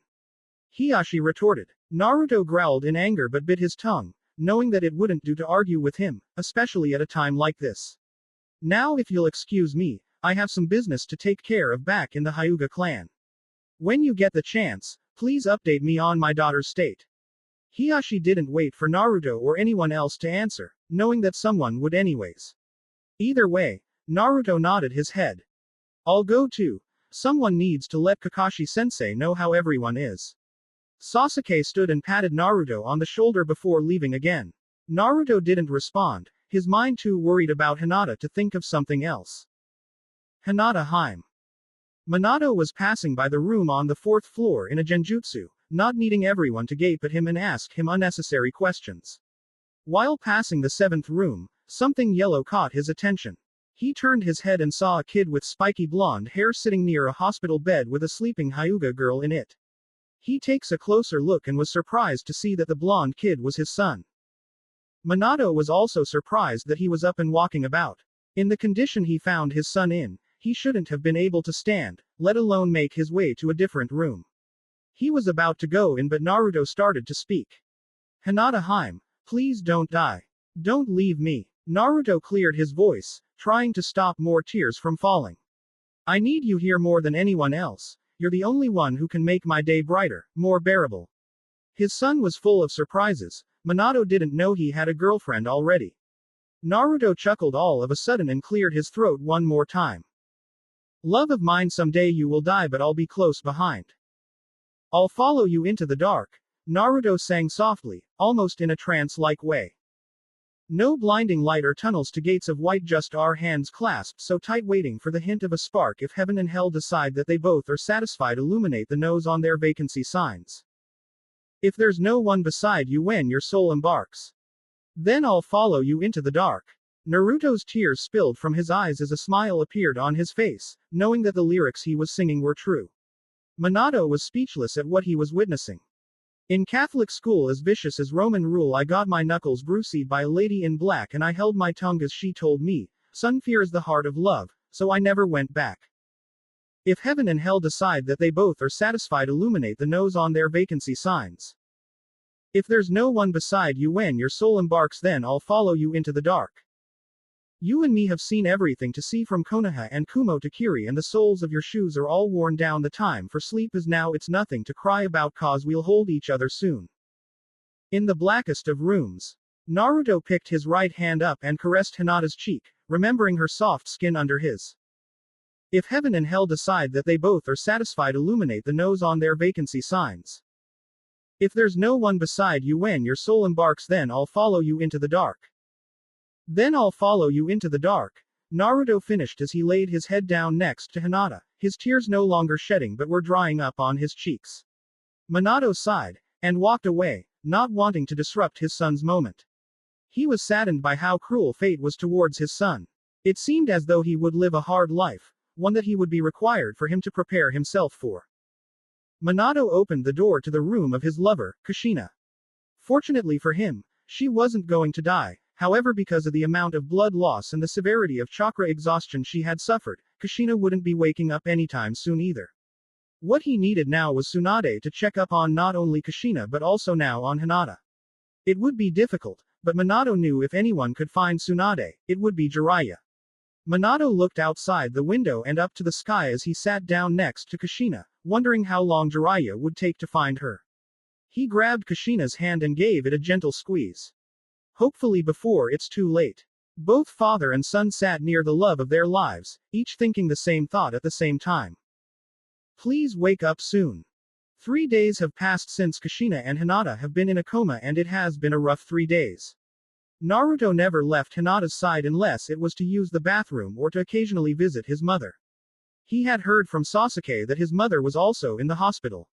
At first Naruto panicked and ran straight for his mother's room, but when he found her in her own coma, he calmed down but felt even worse. Not only was his girlfriend in a coma, but now his mother was in one too. Naruto found it odd that whenever he entered his mother's room a yellow flash would disappear almost immediately. He asked Jiraiya what that was about, but Jiraiya told him he was probably seeing things. Naruto sighed as he let his head rest on his forearm that laid on the side of the bed Hinata was currently on. In about 2 days, he was going to go to the third's funeral. After finding out the old man had died, left Naruto empty and saddened. It seemed to him that everyone close to him was getting hurt or dying. He cursed his luck and wondered if all these bonds were worth the pain he was feeling. Naruto heard the door behind him click open, so he turned and saw Gaara walk in. Gaara walked up to Hinata's bed before sitting in the vacant chair next to Naruto. It suddenly clicked in Naruto's mind why it was he formed so many bonds. If it wasn't for them, he probably would have turned out like Gaara before he opened up. Naruto smiled as he gripped Hinata's hand as tight and gentle as he could. I've been told that friends visit other friends when they are in the hospital. Gaara said as emotionless as ever.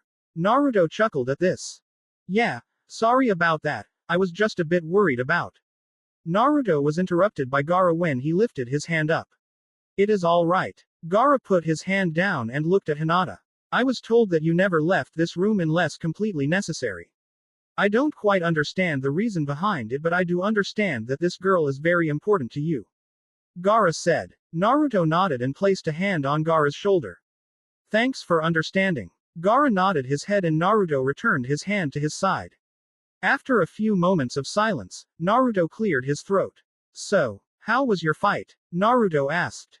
I lost. After a few moments of fighting, it was obvious that neither Shukaku or your giant summon was going to get the upper hand anytime soon. So your clone jumped off the head of the giant tiger and went inside Shukaku's head to bury me out. After a struggle between the sand, the clone was able to take my head out of the sand. He tried to wake me but was unable to completely wake me, so he instead punched me a couple of times until I did. I woke up with a headache, but other than that, Shukaku receded back into me and the war between Oto and Konoha was over by then. Gaara held his head in slight pain to emphasize his point. Suna will have some debts to return, but because it was clear that it was Orochimaru and not the actual fourth Hokage who set up the alliance with Oto, we will not be going to war with each other. Gaara finished saying. Naruto smiled and shook his head. Crazy world we live in, huh Gaara? Gaara also nodded his head, knowing what he meant. So what happened to your brother and sister? My sister fought that one lazy nin again, but he won the fight this time. My brother fought the one who can control bugs.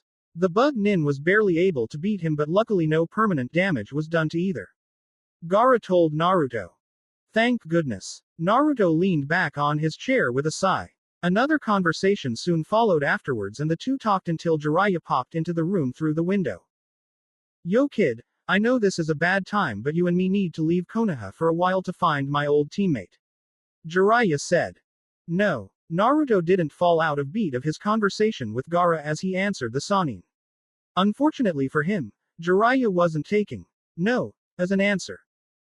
Too bad kid, you're coming anyways. Jiraiya grabbed Naruto's collar and continued to drag him out the room through the window, but Naruto had other ideas. He slid out of his jacket and kicked Jiraiya out of the room before he was able to do anything. Naruto slapped his hands together in a way that most people clean their hands from dust. He sat back down on his chair but wasn't able to continue his conversation because Jiraiya returned, sitting on the windowsill. Come on kid, I need you to come with me. Naruto seemingly thought about it before shaking his head. I already told you no, now leave me alone. Jiraiya sighed, not wanting to stoop so low, but he had to do what he had to do. Then your girlfriend and mother will die. Jiraiya was flung to the wall on the left and Naruto had his left forearm on his neck with his right hand positioned to attack. Are you threatening them? Naruto asked in a growl. No, but if you don't help me find the person we're looking for, then she will not help you get your girlfriend and mother back.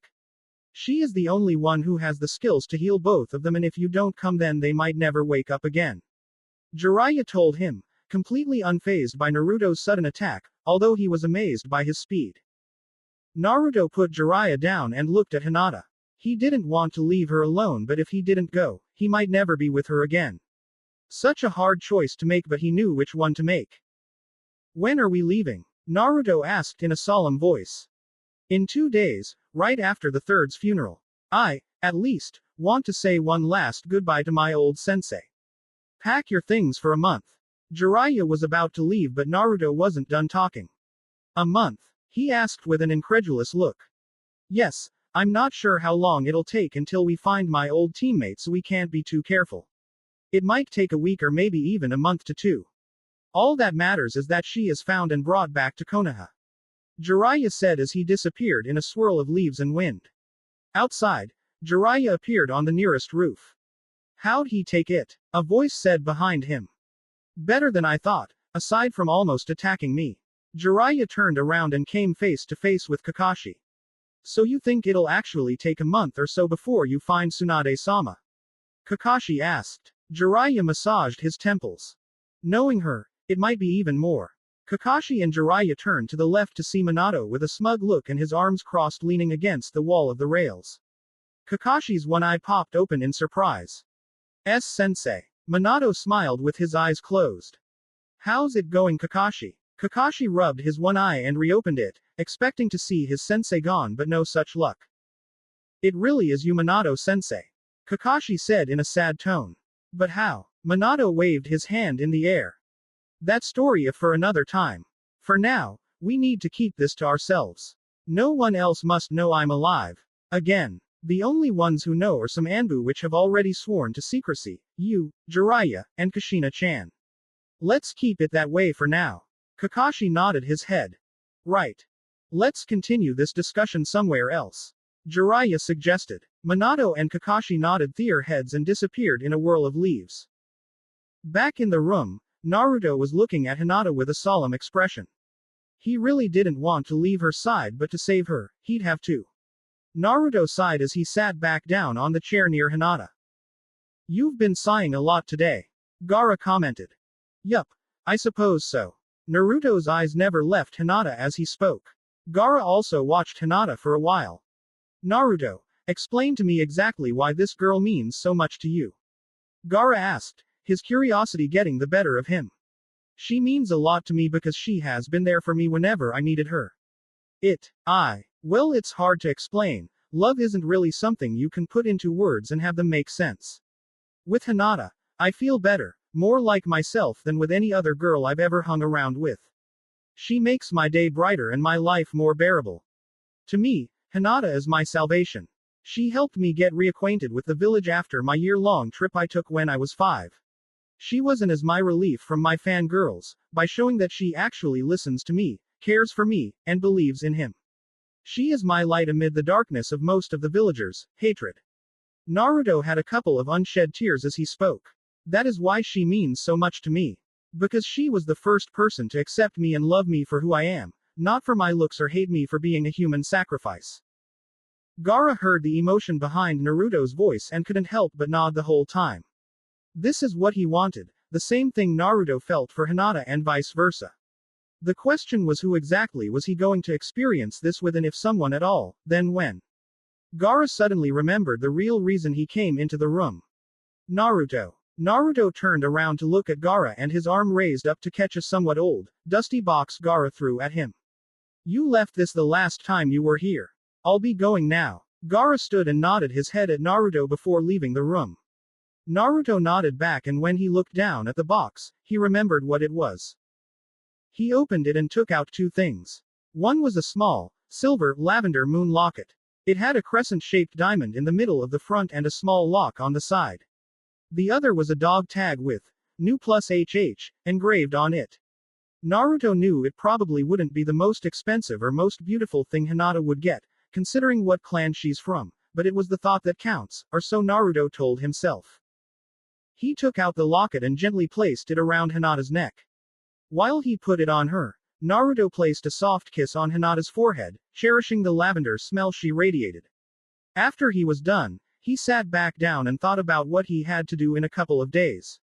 He felt his eyes getting heavy, and before long, he was starting to lose consciousness and fell asleep. It was a sad day in Konoha as every able ninja and citizen attended the third Hokage's funeral. The day was so depressing that Sky was also weeping at the loss Konoha suffered. As the priest talked about the third, Naruto and Jiraiya watched from a nearby rooftop. Jiraiya had told Naruto to go down with the others, but he refused, saying that it was better this way. Naruto looked to the nearest chair to the third's coffin and saw a teary-eyed boy named Konohamaru. He had seen him around and from time to time stopped by to talk to him. Naruto felt a raindrop run down his face, down to his shirt. He stopped crying days ago, not really seeing the reason in crying anymore. It didn't help the situation at all and was a waste of time. An hour has passed and now people were starting to leave roses near his coffin. Naruto stood and jumped down, grabbing a rose for himself. When it was his turn, Naruto let the rose fall from his hands with the rest of the roses and he placed them back in his pockets. See ya later, old man, maybe even someday soon. Naruto closed his eyes and turned to walk away. Naruto ni-san. Naruto stopped and turned around to see Konohamaru. What did you mean by that? Konohamaru asked his idol. The ninja business is very unpredictable, Konohamaru. I might die the next time I walk out of this village, maybe even out of my own home. I'm not saying that I won't go down without a fight, just that I accept the fact that one day I might be in the same position the old man was in and risk my own life. Naruto looked at the third's coffin again. At least the old man died the way he wanted to, in battle as he protected this village.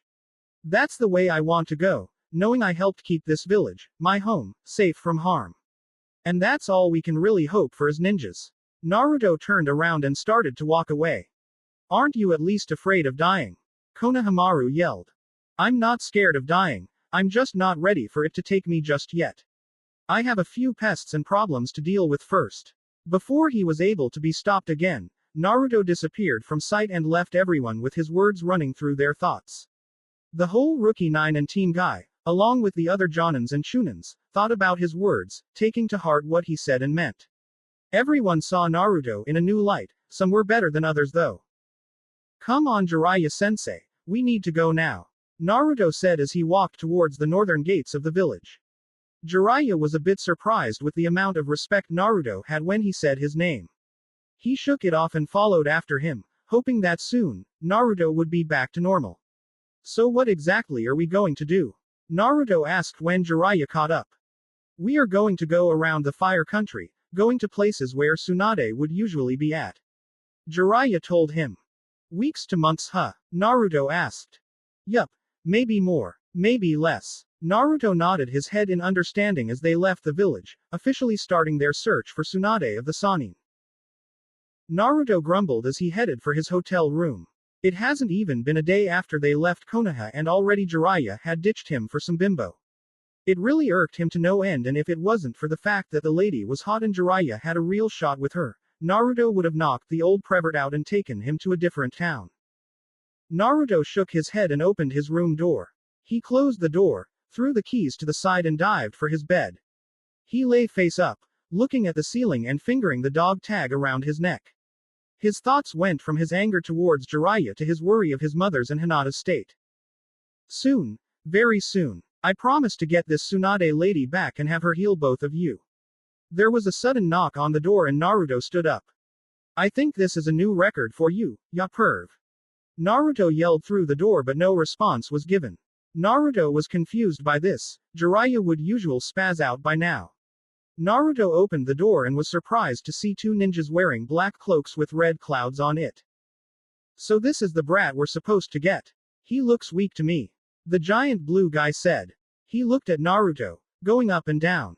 Naruto was wearing a black muscle shirt with orange stripes on the side, two sheathed swords attached on his back and black hakama pants and black ninja shoes. His mask was the same and he had an unreadable expression. That may be, but regardless, we are still required to get him. Itachi said as he turned his attention to Naruto. Now Naruto, don't make this difficult. Just remain quiet and let us take you without a struggle. Itachi said, his emotionless tone as flat as ever. UHHHMMMMM. No. Naruto slammed the door and ran to the other side of the room. The door then burst down after being cut in half. Kisame picked up his sword and laughed. You're going to have to do better than that if you're going to get away from us. Kisame yelled as he charged towards Naruto. Hey Itachi, how about I chop his legs out? Naruto took out one of his swords that was strapped on his back. He blocked Kisame's attack but was surprised when his strength was starting to fade. It didn't take long to realize what was coming, so Naruto jumped back and dodged Kisame's follow-up swipe. That's a nice sword you got there, able to eat away any chakra it comes in contact with. I must say I'm impressed. Naruto disparate and Kisame blocked Naruto's forward slash. He grinned at him. You're not as dumb as you look, kid. Naruto reached back and pulled out his other sword. So I've been told. Maybe you're not as dumb as you look. Kisame growled and kicked Naruto in the stomach. Naruto gasped in pain at the sudden attack as air left his lungs and he was sent back. He crashed through the window and fell off the second floor of the hotel. Naruto spun around and landed on his feet before he was able to fall on his back. He looked up and quickly brought both swords up to block Kisame's vertical arc. Naruto held his ground as the ground under him began to crack under the pressure and his strength started to fade. Not bad, kid. Kisame lifted his sword and then in a spin, swung it again, this time aiming for Naruto's legs. Naruto saw this and jumped. After avoiding the swipe, Naruto repetitively kicked Kisame in the face before back-flipping off. Kisame staggered back as Naruto landed a few feet away. Naruto then charged and threw his sword a few feet away from Kisame. Kisame smiled and saw Naruto jump on top of the sword's handle. Kisame was expecting a kick to the face but was surprised when he used the swords as a step to jump to the roof of the building instead. With an unseen pull, Naruto's sword, that was still on the ground, flew up and returned to Naruto's hand. Naruto slapped both blades together before positioning himself into his battle stance. Kisame sneered and jumped up, reared his sword back and swung down. Naruto jumped back and started to spin quickly, starting to look like a top with his swords out. Kisame laughed though. It's not like you can touch me from there. Kisame said in a condescending tone. With an unseen smile, Naruto let go of his swords and held on to the thin wire attached to them. His reach tripled in length and was far enough to land a cut on Kisame's left arm. Kisame jumped back and sneered. Naruto stopped spinning and brought both swords back in his hands. Before anyone was able to make another move, an explosion was and a yell of pain was heard from the second floor. Sasuke. Naruto jumped down from the roof and into the hallway to see Itachi crushing Sasuke's wrist. Itachi then lifted him up to knee him in the stomach, let go, turn around and send a harsh roundhouse kick to his stomach. Sasuke flew through the air and hit his back against the wall. Itachi was then on him in a blink of an eye, choking him and staring at Sasuke straight in the eye before Sasuke yelled out one more time and going unconscious. Sasuke. Naruto jumped back, avoiding Kisame's horizontal slash. Naruto growled in annoyance. He knew he wouldn't be able to win in a fight against him and Sasuke needed him. Naruto knew Itachi wouldn't kill Sasuke, but Naruto didn't know how badly Sasuke was suffering, so Naruto made a hand sign and started to call on Kyuubi's chakra. Too slow. Kisame swung his sword near Naruto so most of his chakra was absorbed. Naruto felt the chakra he summoned fade away and soon he couldn't call on more of Kyuubi's chakra. It's over. Kisame swung down and Naruto closed his eyes, expecting to get killed. A clang of metal was heard and a cloud of smoke clouded the hallway. Naruto opened his eyes to see a Battletoad blocking Kisame's attack with his metallic arm guard. Kisame retracted his sword and jumped to Itachi's side. I guess you guys don't know me at all. A voice said, echoing in through the silent halls. Jiraiya, the Toad Sage, falls victim to no woman's charm. Rare beauties fall for me, like blossoms in a storm. It isn't in my nature to be duped by the wilds of women. Jiraiya appeared behind Naruto, whose sweat dropped along with Itachi. When you've reached the stature I have, the ladies kneel and worship at your awesomeness. Jiraiya appeared behind Naruto, carrying the unconscious girl from before. Everyone was speechless, not a sound came from anyone, at least, not right away. Are you kidding me? Naruto half yelled, half asked. You turn into mud whenever a pretty girl so much as winks at you, ya perv. Naruto continued. Jiraiya's sweat dropped and hit him over the head. Shut up. I saved you, didn't I? Jiraiya yelled. You probably wouldn't have to if you didn't ditch me.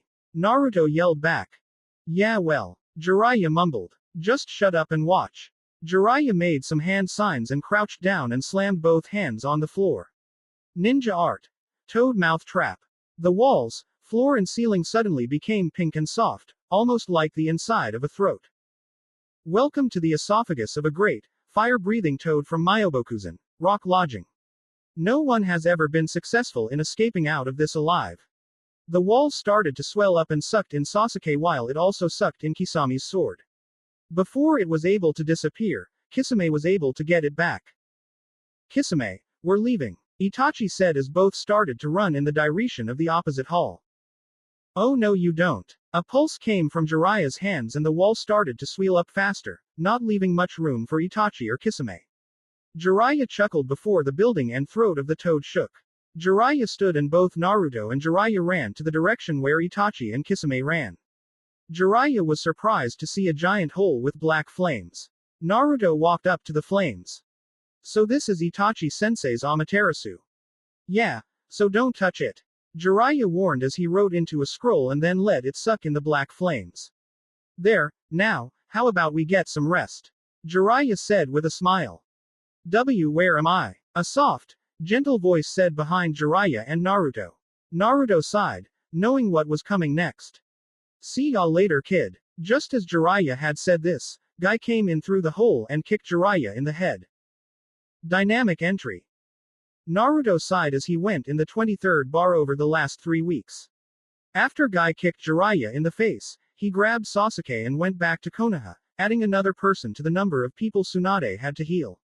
Jiraiya had been teaching him how to do the toad mouth trap and much more things since their fight with Akatsuki.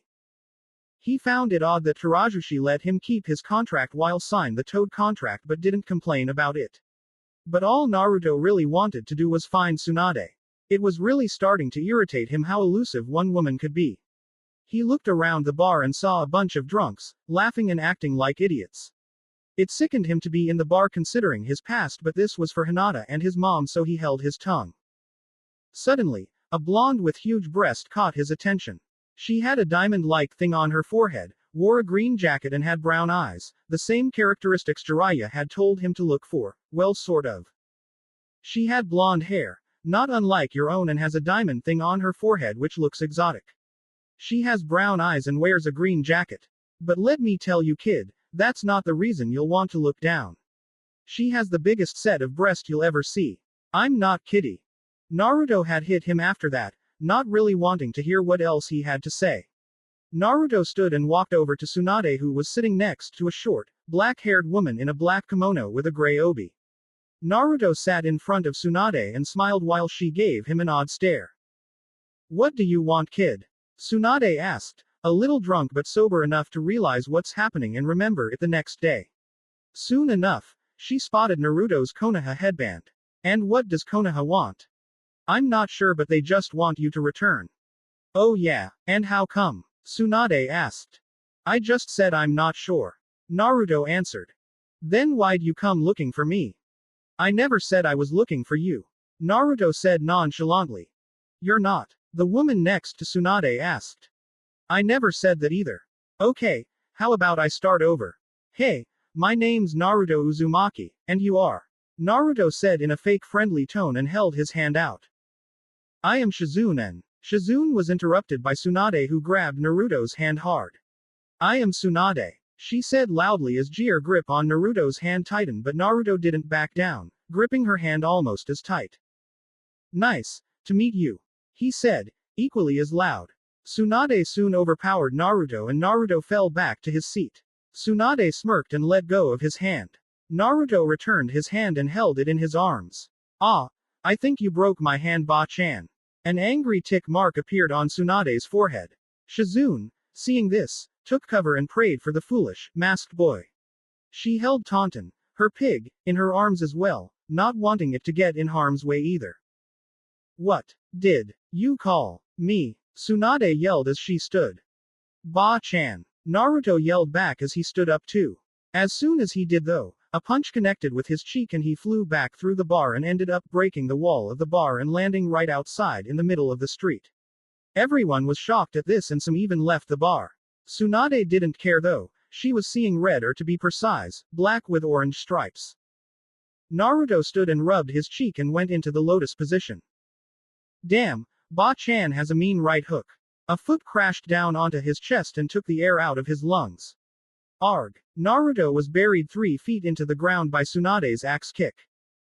Want to say that again? Tsunade asked sweetly. Naruto remained unresponsive. His eyes were closed and some blood was leaking from his mouth. Tsunade suddenly realized what she had done, overcoming her dunkness for a short while. Crap, she said. What the hell? Jiraiya shouted. Tsunade looked up and saw Jiraiya panicking on the sidewalk. Oh, it's you. I'm assuming this dead weight is yours. Tsunade asked, not getting an answer from Jiraiya. Tsunade shrugged her shoulders and took a step out of the crater. When she tried to get her other foot out, something was stopping her. She looked down at Naruto and saw his left hand holding on to her right foot. What? She bent back as a second Naruto appeared out of the ground and was prepared to connect his fist with her chin. Tsunade came back up and punched the second Naruto in the gut. That Naruto poofed out of existence and the first Naruto jumped out of the crater, panting heavily. I gotta admit Ba-chan, you're one hell of a powerhouse for someone your age. Naruto said as he wiped some blood out of the corner of his mouth. But the newer generation will always be stronger than the last. It's one of the never-ending cycles in life. Naruto said as he dropped into his battle stance. Tsunade noticed that he had 2 swords strapped on his back. Why aren't you attacking with your swords? Tsunade asked. Because I don't want to kill you, just rough you up a little. Besides, it won't help me become Hokage if I kill you. He said with a sick smile. Tsunade wondered what that was about, but shrugged it off, not taking the threat seriously. Though his words made Tsunade see a little of Dan and Nawaki in him. She shook her head and smiled. You know what, brat, how about you and me get into a small fight? And I won't use anything other than this finger right here. Tsunade lifted her right index finger to show him. Fine with me. Naruto disappeared in a flash and was behind Tsunade. Tsunade turned in time to see him turn and ducked under the roundhouse kick he threw. She jumped back and smiled, not expecting Naruto to be so fast. Naruto flipped back and after getting some distance, ran at Tsunade and sent a punch for Tsunade's head. She dodged it again and raised her hand up and flicked his forehead. Naruto flew into the air and his headband snapped off. Naruto landed 17 feet away from Tsunade and his headband much farther. He growled and stood up, his hair getting in his eyes. He held out his right hand facing her. His left hand grabbed his right wrist and started concentrating chakra into it.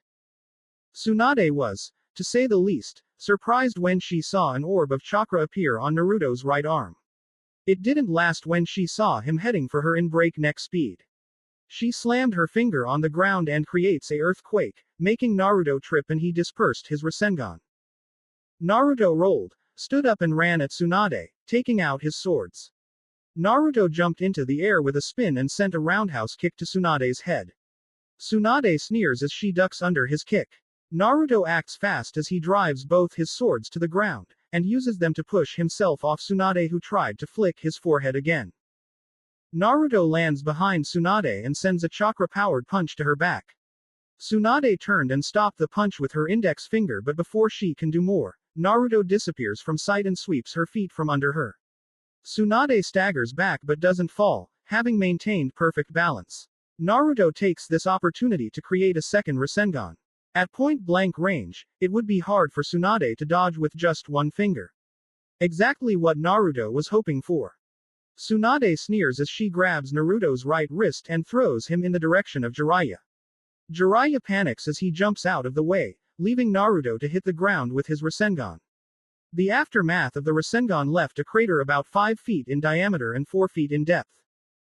Tsunade doubles over and curses, not expecting Naruto to be so clever. As Naruto lays in the crater, he starts to chuckle until it turns into loud laughter. I did it. I made a Sannin use more than one finger. Naruto throws his feet up and then uses his hands to jump off the ground and land on his legs. Tsunade sneered again, not wanting to lose to Naruto. An idea pooped into her mind as she smirks. Hey kid, how about we make a bet? Tsunade asked. Shizune paled at this. What? Shizune yelled. What happens when I win? Naruto asked, spitting out some blood. If you win, then I'll give you this necklace. Tsunade said, showing him the necklace around her neck. And I'll go back to Konoha. No ifs, or buts about it. And what happens if I lose? When you lose, you forget about your desire of being Hokage and work for me for the rest of your life. Naruto tensed up and got out of his stance, thinking about it. Though you might want to hurry, time's running out. At the mention of these words, Naruto's resolve hardened. She was right, time was running out and he had to get her to Konoha as quickly as possible. He held out his fist right at Tsunade. Wait, what's the bet? Naruto asked. Tsunade thought about for a second before snapping her fingers. I'll give you a week to impress me. Naruto bit his thumb and summoned 2 battle tigers and 2 battle toads. Tsunade's eyes widened in shock but she shook it off. Okay, but you didn't agree to the bet so this doesn't count. Try something new if you're agreeing to this bet. She held her hand out so he could shake it. Naruto cursed under his breath as he dispersed the summons. He reached out and shook Tsunade's hand. Fine, may the best man win. Naruto said before walking away, into the woods to train. Where's he going? Shizune asked. He's off to train. Jiraiya said as he watched Naruto's retreating form. You've done it now Tsunade Haim. This kid won't stop training until he drops. Tsunade watched Naruto walk away. She sneered and turned to the hotel she was staying at. We'll see in a week. Tsunade took 2 steps before Jiraiya's hand grabbed her elbow. We're not done talking. Let's get a few drinks first. I have a feeling we'll need them. Tsunade snatched her arm away and continued to walk. There's nothing to talk about, she said as Shizune bowed to Jiraiya and then went after her with Taunton safely in her arms. Naruto panted as he surveyed his surroundings. He chuckled as he saw the entire field destroyed and empty. He sat down and looked up at the night sky, noting that he hasn't had much time to look at them lately. Naruto sighed, thinking about all the problem he has to deal with. He had worked hard the last 6 days and he was sure what he had down would not only impress Tsunade but also make her respect him. After a while, he stood up and headed for the nearest bar, knowing he'd find Tsunade and Jiraiya there. After walking into the bar, Naruto looked around. It wasn't hard for him to spot a blonde and a white-haired couple drinking. He walked up behind the 2 but stopped when he heard them talk, or more like argue. I was just saying that Konoha needs you back Tsunade. If you don't agree to come back, we would be without a Hokage. Naruto heard Jiraiya say, making his eyes widened in shock. That's not really my problem. That place is nothing but trouble and I don't feel like going back. Tsunade retorted. What about your bet with Naruto? You'll honor that right? Jiraiya asked in a worried voice but Tsunade waved her hand in front of his face. Yeah, I'll only go back if he wins, if not, well that's too bad. Tsunade grabbed a whole bottle of sake and downed it all. So, are you going side with Orochimaru? Jiraiya asked out of the blue. Tsunade choked on her sake. What? How did you? I ran into him earlier. He said he was just visiting an old friend. I'm guessing he was talking about you and that he wants you to heal his hands. Jiraiya deduced, taking another sip of his sake. Well, I haven't decided yet. He did make a very tempting offer though. Tsunade was surprised when Jiraiya slammed his hands on the table. There's nothing he could offer you that should make you heal his arms. If you do, then he'll attack Konoha again. Do you know it was only about a month ago that he attacked Konoha? Tsunade shrugged her shoulders. So, everything turned out fine, right? Killing intent filled the bar, scaring every non-shinobi and shinobi alike with the exception of Jiraiya and Tsunade who looked around for the source of it. No, everything didn't turn out fine. The 2 Sanins turned around and came face to face with Naruto who had his head down. He brought his head up and looked at Tsunade straight in the eyes, anger evident in them. My mom's in a coma, my girlfriend's in a coma, less than a third of Konoha's shinobi population was killed and Naruto looked away, holding his pain from the memory. Tsunade was surprised to hear that Kushina was alive. She didn't know her that well but just enough to know she was a nice girl. She had heard that Kushina was killed by the Kyuubi, but now her son is telling her she's alive. While she was surprised, she didn't let it show. Orochimaru killed the third Hokage. Jiraiya said with an emotionless tone. Tsunade was shocked to say the least. Even in her already drunken state, every word, every emotion in the room was registering in her mind perfectly. Tsunade looked into the sake in her cup before drinking it. The old fool had it coming. Jiraiya snapped, his eyes opened and flashed to Naruto's back to hold him back. Naruto felt pain reach his heart as he heard Tsunade's cold words. Something clicked in his mind and his eyes turned red, his fangs and claws grew, and under his mask, his whisker marks thickened. Naruto found that he wanted to hurt Tsunade badly, to make her pay for the words that fell off her drunken mouth. Let me go, you perv. Naruto yelled as more of Kyuubi's chakra pumped through his body. This old bad mouthed the Hokage. The Hokage. That's unacceptable and she needs to pay for it. Naruto continued to snarl and try to free himself from Jiraiya's hold. If only Hinata was here. Was all Jiraiya was thinking. I'm sorry, brat. Did I offend? I didn't mean to. Tsunade apologized, her voice dripping with sarcasm. Naruto growled as he was slowly inching his way towards her. Why do you care so much to you that I badmouthed the Hokage? Tsunade asked. Because the old man was like a grandfather to me. He was the first to accept me and watch over me, like a parent or grandparent would. He took care of me and made sure I was safe and alive. He's my family, and when you say bad things about my family, you gotta answer to me. Besides, he's the Hokage, the most powerful and most respected person in the whole village. And your words, you might have as well spat on his grave. Naruto said in one breath. Only a fool would want to be Hokage. I'm not willing to bet my life just for some job or people. Tsunade said, shocking Naruto and Jiraiya. Jiraiya's eyes narrowed, but Naruto's eyes closed and he clenched his teeth. You don't deserve to be chosen as the next Hokage. After I win our bet, I want you to come with us to heal my mom, my girlfriend, Sasuke, and anyone else that needs healing. After that, I want you to get the hell out of Konoha, because if I ever see you back in Konoha after that, I'll personally make sure you never come back. Kyuubi's chakra flared around Naruto like a giant flame and burned Jiraiya's arms, making him let Naruto go. Naruto turned around and marched out of the bar, leaving everyone in shock at his words and wondering what exactly he meant. Tsunade was speechless. Nothing was coming to her mind. It was blank. Jiraiya was in a similar state as he sat back down near Tsunade.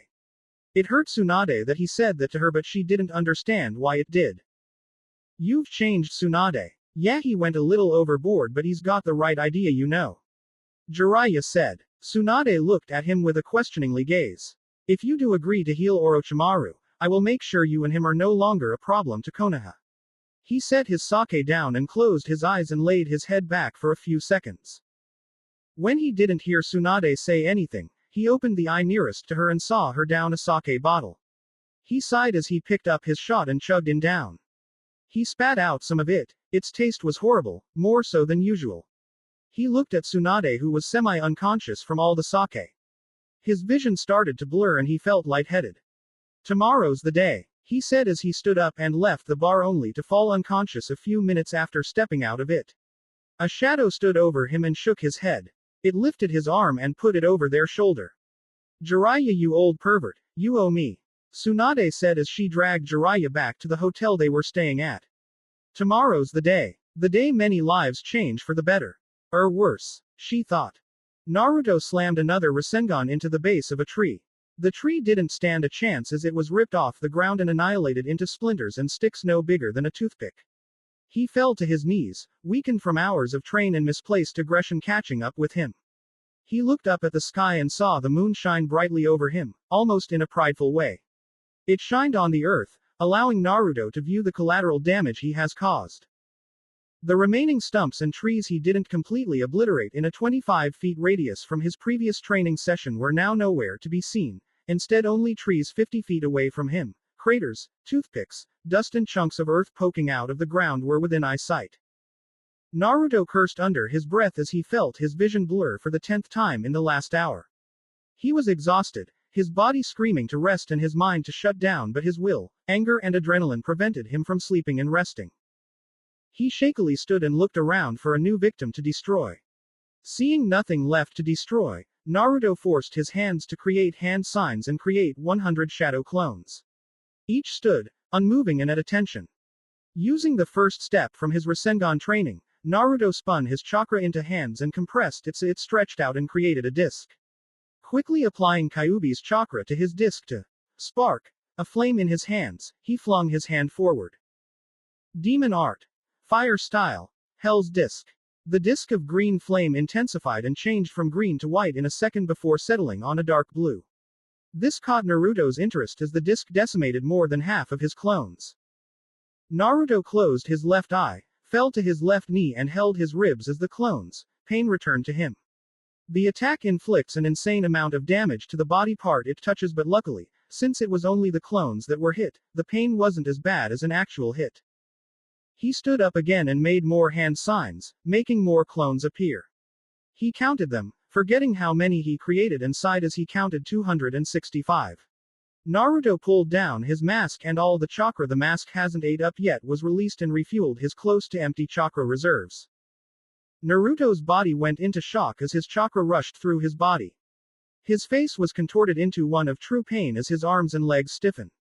He felt his chest tighten and his heart race at inhuman speeds. Naruto felt his world blur once again and fell on both knees. A silhouette watched from the distance and stood to walk over to Naruto but stopped when a faint glow of red surrounded Naruto. Naruto could feel Kyuubi's chakra repair his body and help it adjust to the sudden chakra. Naruto let out a breath of relief and stretched his arms and legs. He felt better, well physically. He turned around and prepared to make more clones, ready to get rid of his anger through violence and destruction. The sound of a twig snapping got Naruto's attention and he turned around to where the sound was. He searched around the area, feeling an odd chakra signature near him. Naruto slowly took out 2 kunais and threw them at the boulder behind him. The silhouette in the distance gasped, not expecting Naruto to do that. "Come out, whoever you are. I can sense your chakra since you suck at hiding your chakra." A chuckle was heard as someone moved from behind the boulder that was once part of the earth. Naruto eyed the new stranger with a critical stare. It was obvious that this was a guy because he had black hair that reached down to the base of his neck and parallel to ears. He wore dark blue track pants and light blue coat t-shirt with a furry hoodie, similar to Kiba's except it wasn't as thick or baggy. His brown eyes showed happiness and carelessness, similar to how Naruto used to be before his life got complicated. If he had to guess, Naruto would have to say that this guy was at least 17.5 inches away from being 6 feet. He wasn't bulky but he wasn't thin, he had an athletic body that showed that he didn't just sit on a couch all day. The mysterious guy rubbed the back of his head sheepishly and smiled. "I know, I should probably do something about that but I kind of don't care," he said, not noticing Naruto's calculating stare. Naruto walked over to where he put his swords and strapped them on. Better safe than sorry, he thought, sweat dropping at the cliché. He then walked back to where he once stood and made some hand signs. "You know it's rude to ignore someone," the mysterious guy said, interrupting Naruto before he was able to complete the hand signs, making him sigh. "It's not exactly polite to not introduce yourself," Naruto retorted. "I guess you're right but I'm not exactly what you would call polite," the guy said, putting air quotes around polite. Naruto just glared at him. The guy sighed and sat down in the lotus position. "My name's Joki. Joki Karamagi of the Karamagi clan," Joki said. "Naruto Uzumaki of the Immortal Clan." Joki tilted his head in confusion. "Immortal Clan? Sounds odd, where's that clan from?" Joki asked curiously. "It's a clan from the Far East. I'm the only member left of the clan," Naruto answered solemnly, remembering his late master, father figure.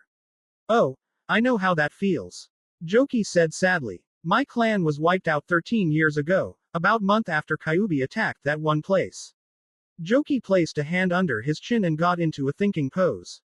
"I think it was called Konoha." "Yeah, that's the place," Naruto assured him. Joki nodded his head. "Yeah, well anyways, Kujirogakure no Sato, Hidden Heat Haze Village, the place where I'm from, wanted a Jinchuriki of their own after hearing of Konoha's new one.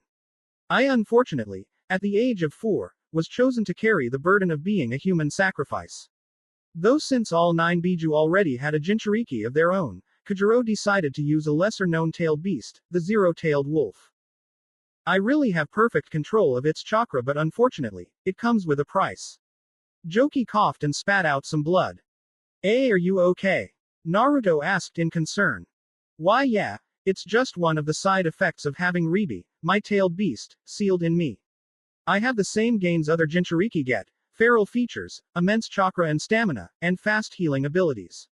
Unfortunately, my idiot family didn't foresee the chances of the sealing going wrong. Naruto was intrigued and yet sad to hear his story.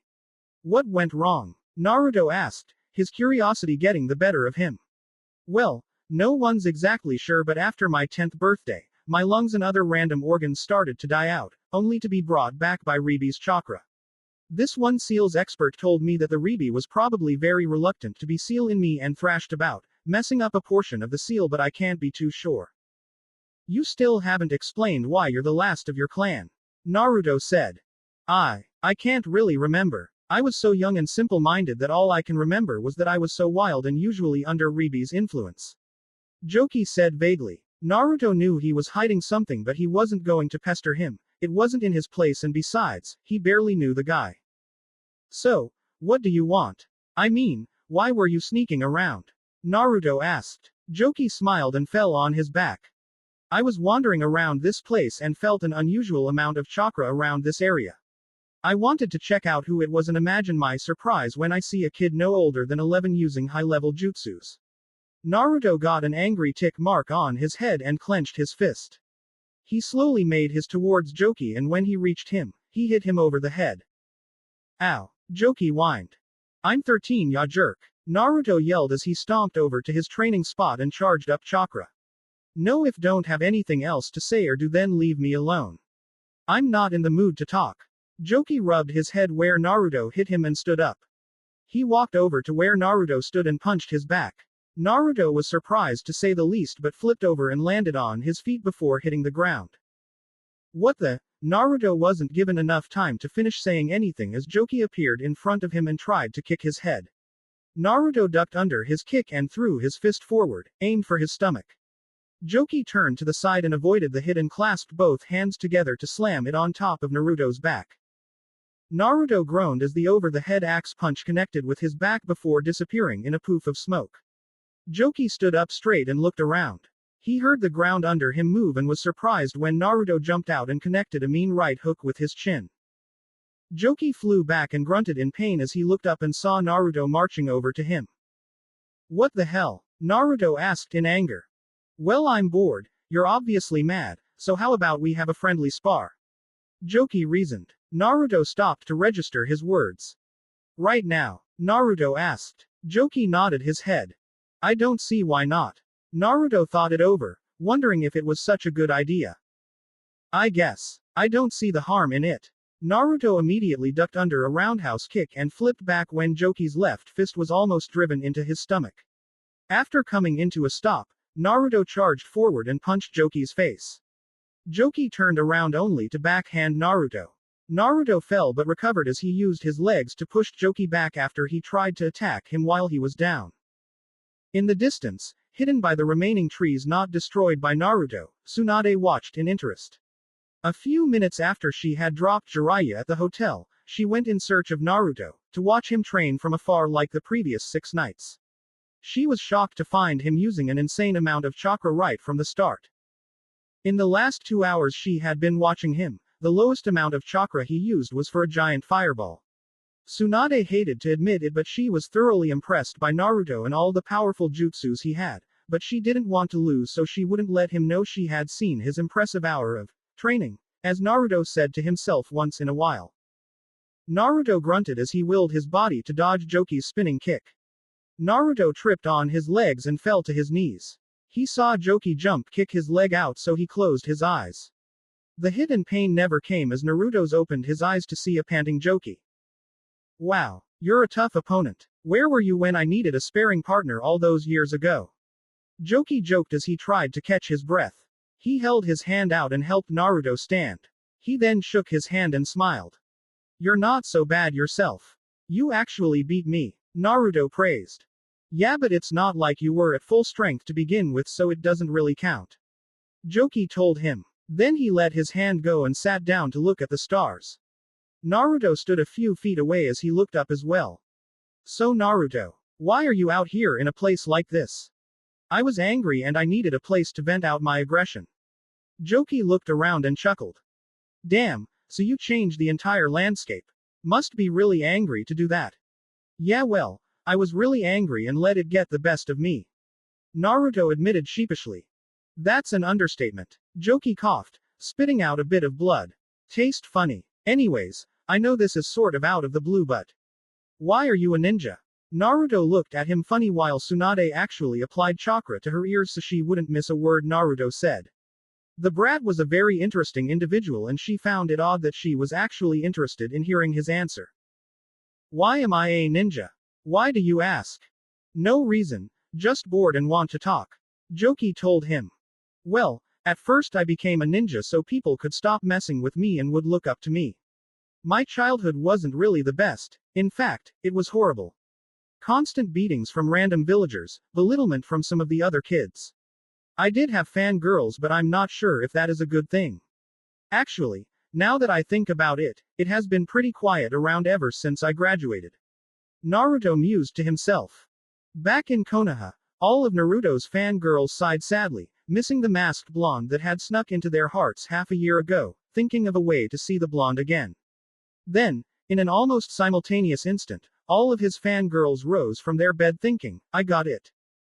Naruto shuddered, getting the strange feeling that something horrible was going to happen in the near future. He shook off the feeling as he continued to speak. Anyways, during the same time I was in the Ninja Academy, I met this incredible girl that changed my perspective on life and goals I had set. I first wanted to be a ninja so I could be respected and accepted. But I realized that you shouldn't go after power for fame or for respect but so you can protect those you cherish.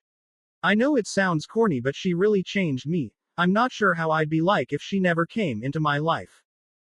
Sounds like you're in love. Joki teased with a smile. Naruto had a smile that matched Joki's as he closed his eyes and let out a deep breath through his nose. Sounds about right. So what's up with your mask, why do you wear it? Joki randomly asked. Naruto took his mask off and let it rest in his hand. I wear it to honor my fallen master, Emir of the Immortal Clan. He was like a father to me, even in the short time we've spent together, training. Also, during the training I traveled a lot and during which I ran into a man who knew a lot about chakra.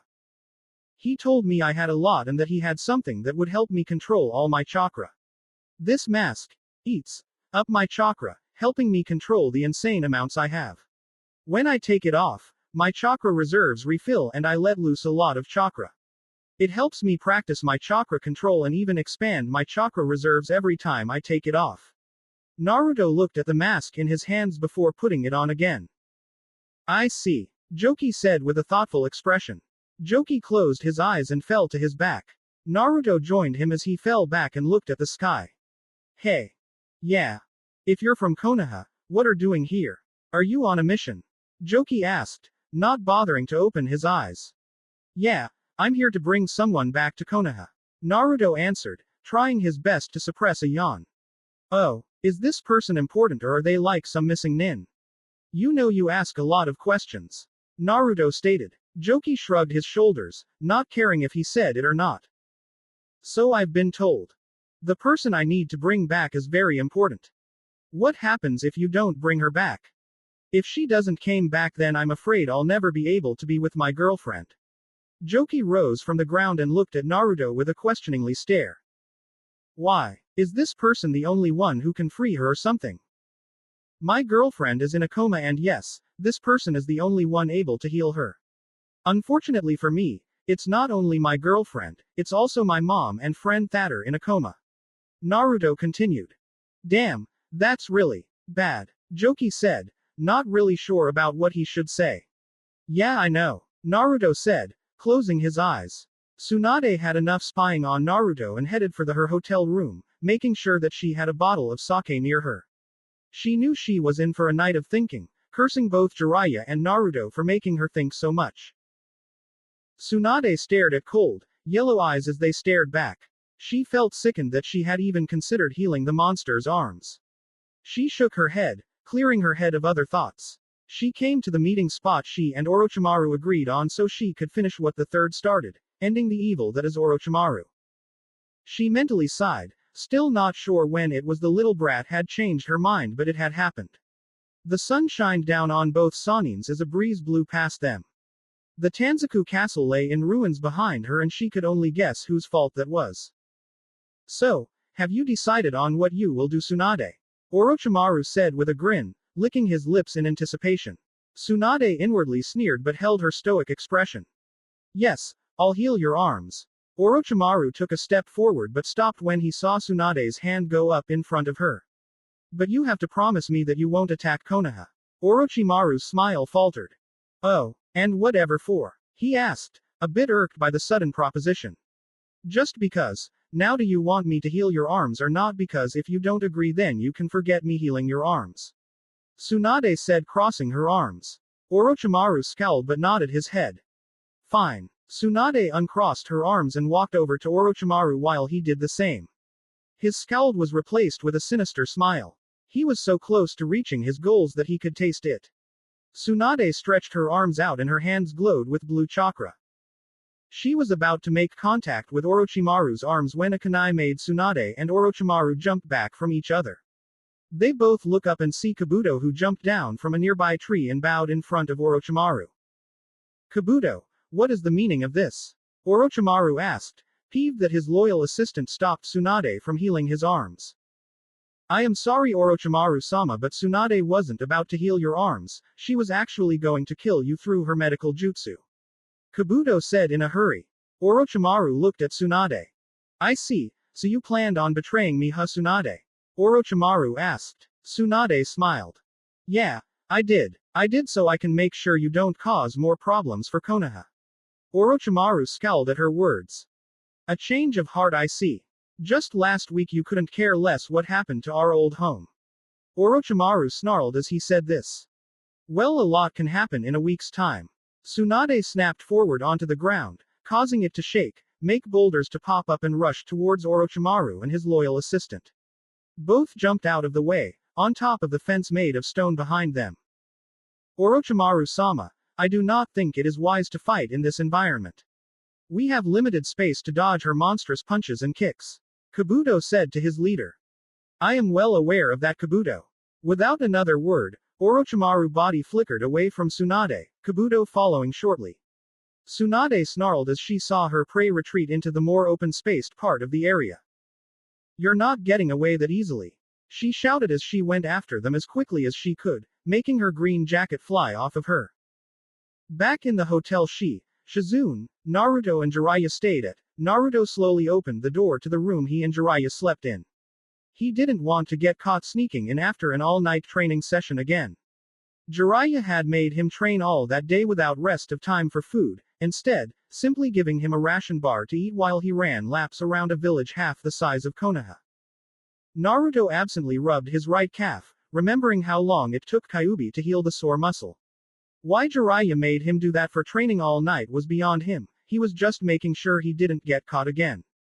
Though part of him was sure he wouldn't be there, instead in some girl's room doing who knows what. He stopped dead in his tracks when he heard a moaning sound come from the corner of the room. He scolded himself for not checking and making sure there was no other chakra signature in the room. Rookie mistake on his part. Ero Sennin, I can expel, that was all Naruto was able to say before he saw Shizune hold her head and let out another groan. Shizune, what are you doing here? Another groan caught his attention and he looked back to see Jiraiya sprawled under his covers with a huge bump on his head. Naruto pulled down on his headband over his eyes and then grabbed his hair. No, Ero Sennin. Tell me you didn't. Naruto shouted as Shizune started to accumulate her thoughts. She then registered what Naruto said and wondered what he meant. It didn't take long seeing as she was in the same room as Jiraiya and both looked worse for wear. His clothes were rumpled up and so was Jiraiya's, except his shirt was a bit torn at the hem and the huge bump on his head. Shizune blushed as she sat upright. And no, Naruto, it's nothing like that. Jiraiya sat up as well but was still out of it. Please explain. Naruto said in a less than enthusiastic tone. I came in here last night after Tsunade-sama brought home an unconscious Jiraiya-sama. She had asked if I had seen you but I said no. She muttered something under her breath after hitting Jiraiya-sama on the head, throwing him to the side and walk up to the door. I had asked something that seemed to upset her and after a minute of arguing, she apparently knocked me unconscious. Shizune explained as vaguely and quickly as she could. Apparently. Naruto commented, not missing the fact that she was a bit vague. Shizune, a voice filled the room, getting both of Naruto's and Shizune's attention. Where's Tsunade now? Jiraiya asked as he forced his body to stand.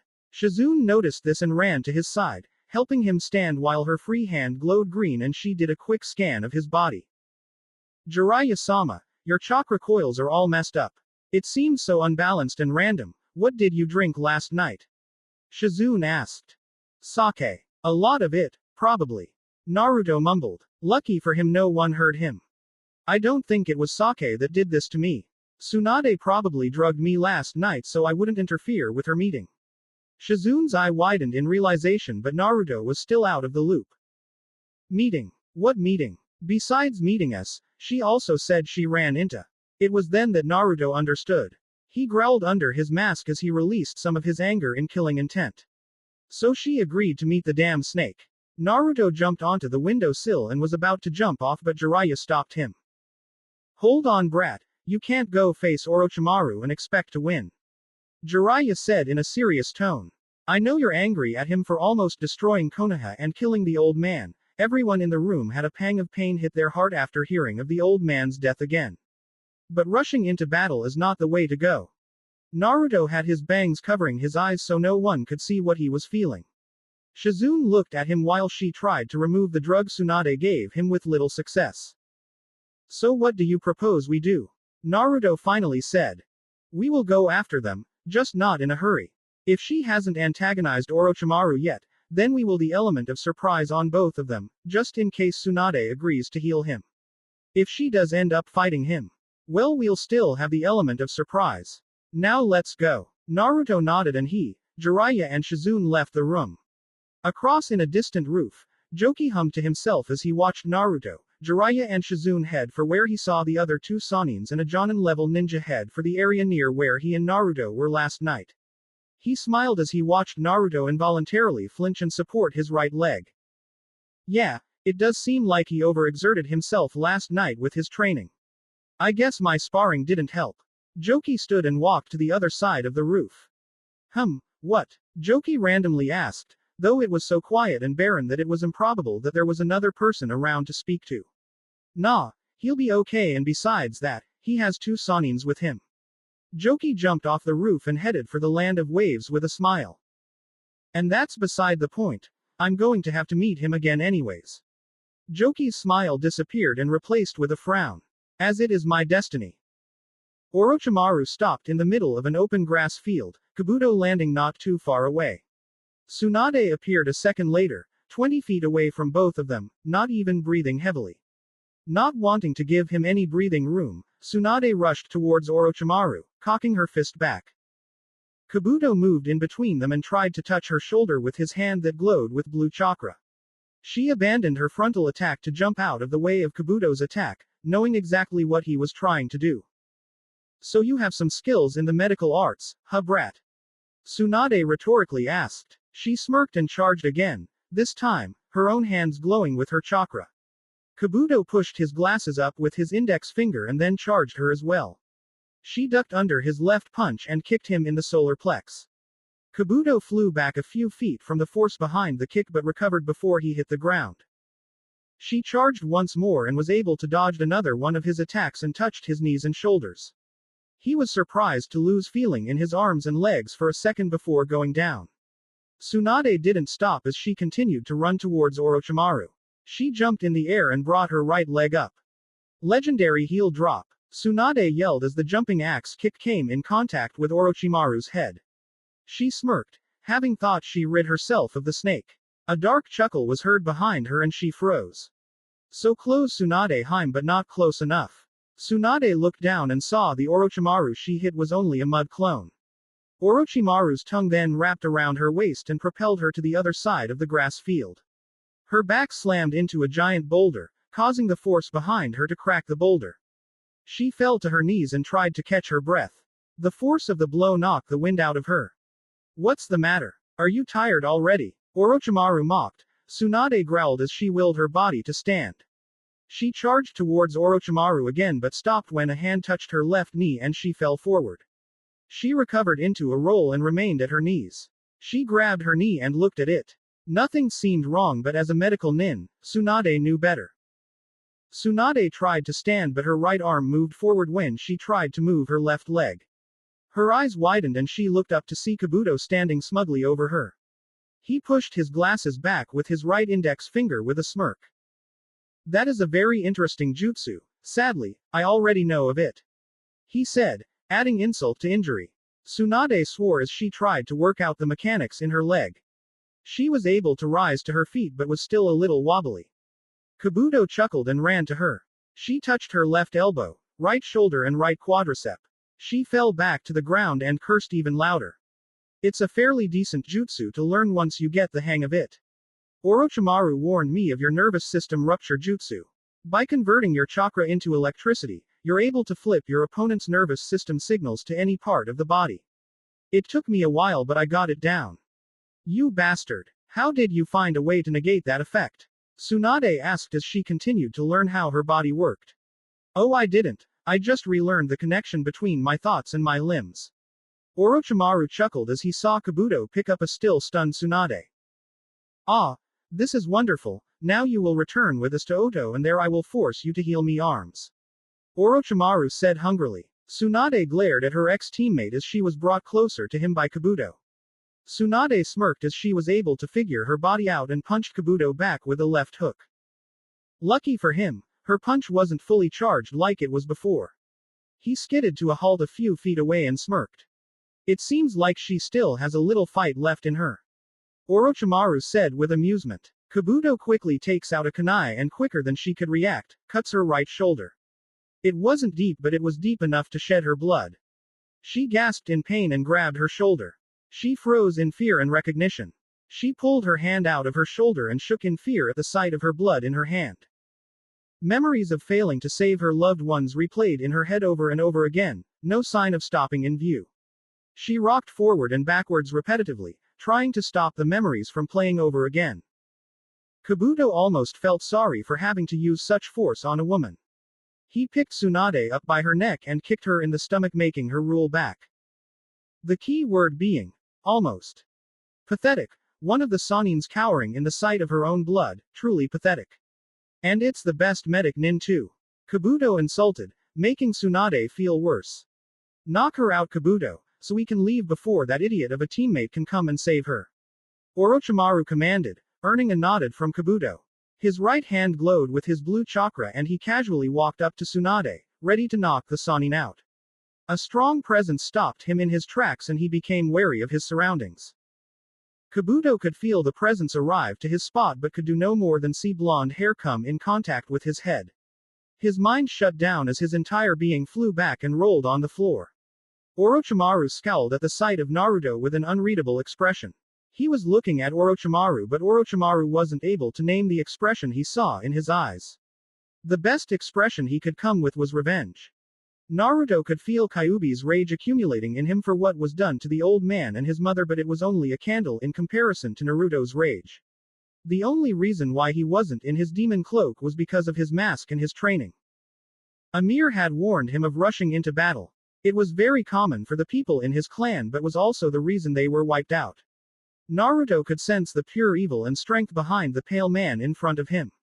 He snarled after being in his presence for longer than a minute and all he wanted to do now was obliterate the man with all his power. Slowly but surely, Naruto pulled out one of his swords and placed it in his right hand. He placed his right leg in front of his and his left behind him.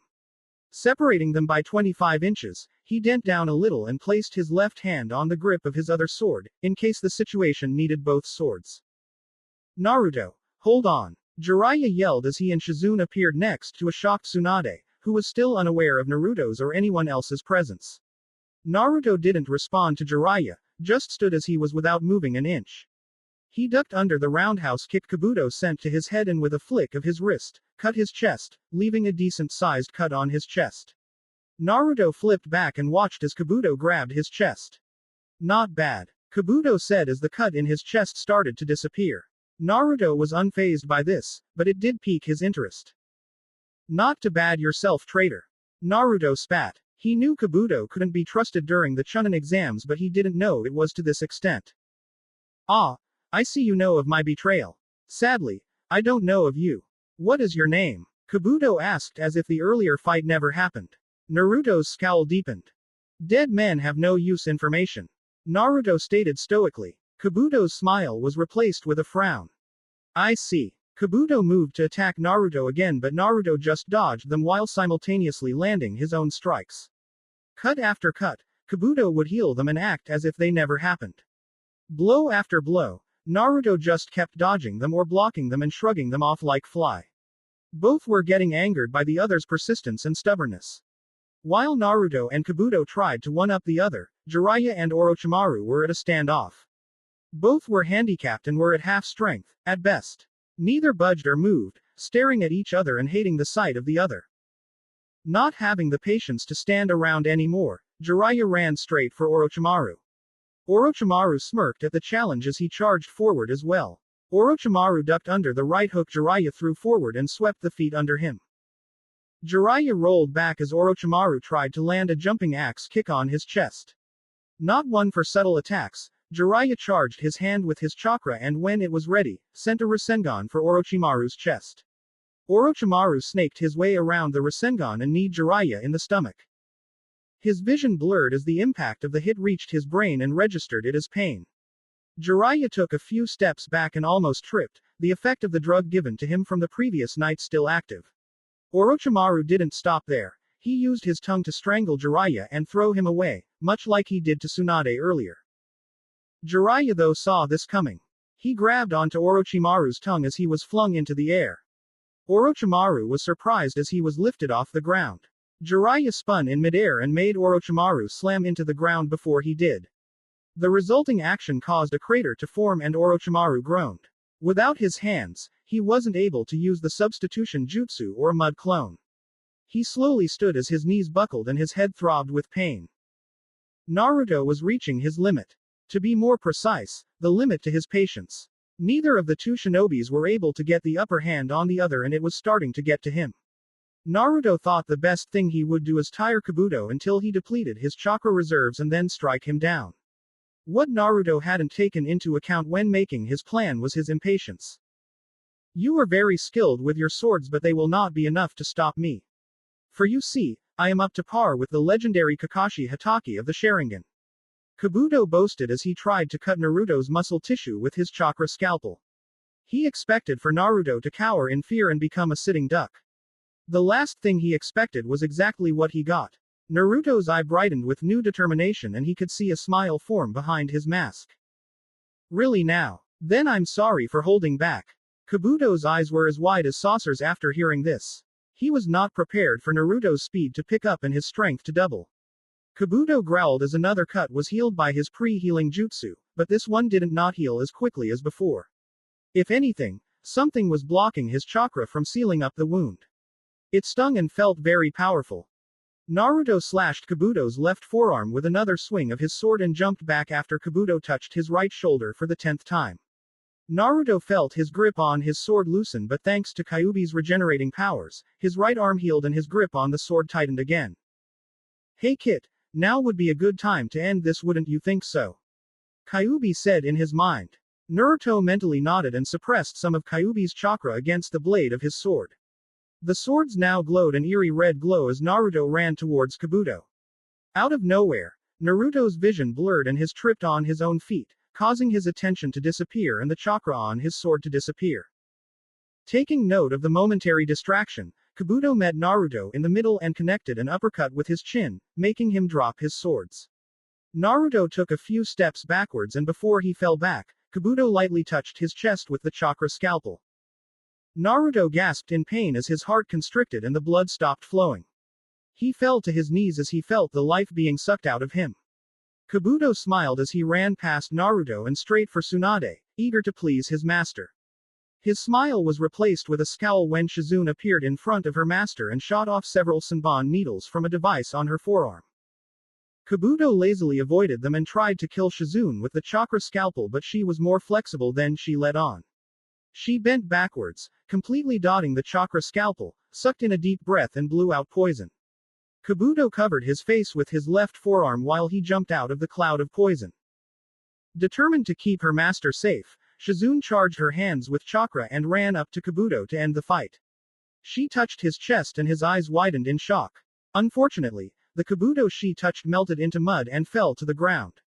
From nowhere, Shizune was knocked unconscious by Kabuto, who chopped her neck with his hand. Kabuto set his sights on Tsunade as he walked up to her. He picked her up by her neck with his left hand and smirked. Tsunade was still in shock but was now aware of her situation. Afraid of her own blood being spilt, all she could do was whimper. Kabuto sneered in her face as he cocked his right fist back, ready to knock the medical Sannin out. Killing intent filled the air as an insane amount of chakra was building up behind Kabuto. He turned around and saw Naruto stand with red chakra surrounding his entire body. Fox ears made of chakra appeared on his head and a chakra tail behind him. His eyes were red with slit pupils and held a newfound hatred for the Sannin's right-hand man. Touch her again and it'll be the last thing you'll do. A possessed Naruto yelled as Kabuto felt his grip on Tsunade waver and the sound of her body hitting the ground filled the air. Not exactly thinking straight, Kabuto turned on his heel and kicked Tsunade in the stomach, launching her back. Naruto growled as he got on all fours. I warned you. Naruto growled in a dangerously low voice. He disappeared and reappeared in front of Kabuto, and before he could move, Naruto grabbed Kabuto with a chakra hand and threw him into the air. Naruto jumped into the air after him, appearing over Kabuto. Making short work of hand signs, Naruto made 5 clones, 4 of which grabbed onto a different part of Kabuto's body. With a strong heave, all 4 pushed Kabuto faster to the ground. The crater Kabuto's body made was a decent sized, 7 feet in width, 4 feet in length. Kabuto groaned as he forced one eye open but soon wished he hadn't. Naruto was falling towards him with breakneck speeds, but it was what in his hands that scared him. Perfectly rounded and spinning quickly, a red Rasengan waited patiently in Naruto's claw until it came in contact with Kabuto's body. With a quick jab, Naruto let out a feral yell. Rasengan. A huge explosion rocked the earth, making everyone look away from the blast. When it finally cleared, only Naruto was seen, who had both claws clenched tight. He tilted his head back and let out another growl into the air. He then dropped onto all fours and started to search for the other snake. He spotted Kabuto near him under a boulder and in no condition to continue fighting. Ignoring him, Naruto spotted Orochimaru heading straight for Tsunade, who was unresponsive to him. Naruto growled as he prepared himself to sprint in front of the Sannin and block the katana that appeared out of his mouth. His legs numbed and Naruto fell on his face before he was able to run. He looked down and saw Kabuto faintly smiling at him. Naruto sneered as he kiked Kabuto in the face with his last remaining strength and knocked him out. Naruto looked back up with hopeful eyes but saw that Tsunade only had a half a second left before Orochimaru would kill her. Move, damn it. Move. Naruto thought as his legs didn't respond to his command. I won't lose them. Mom, Hinata-chan. Even you Ba-chan. I won't let you down. Naruto internally yelled. You are not worth the trouble you have caused. You will die where you stand. Orochimaru yelled as he positioned the Kisangani sword to pierce Tsunade's heart. Tsunade could do nothing as the blade came closer to its target. A small tear fell down her cheek as she took in her last breath. The sounds of the blade piercing skin was heard throughout the entire area. Blood traveled down the blade as it appeared on the other side of the body.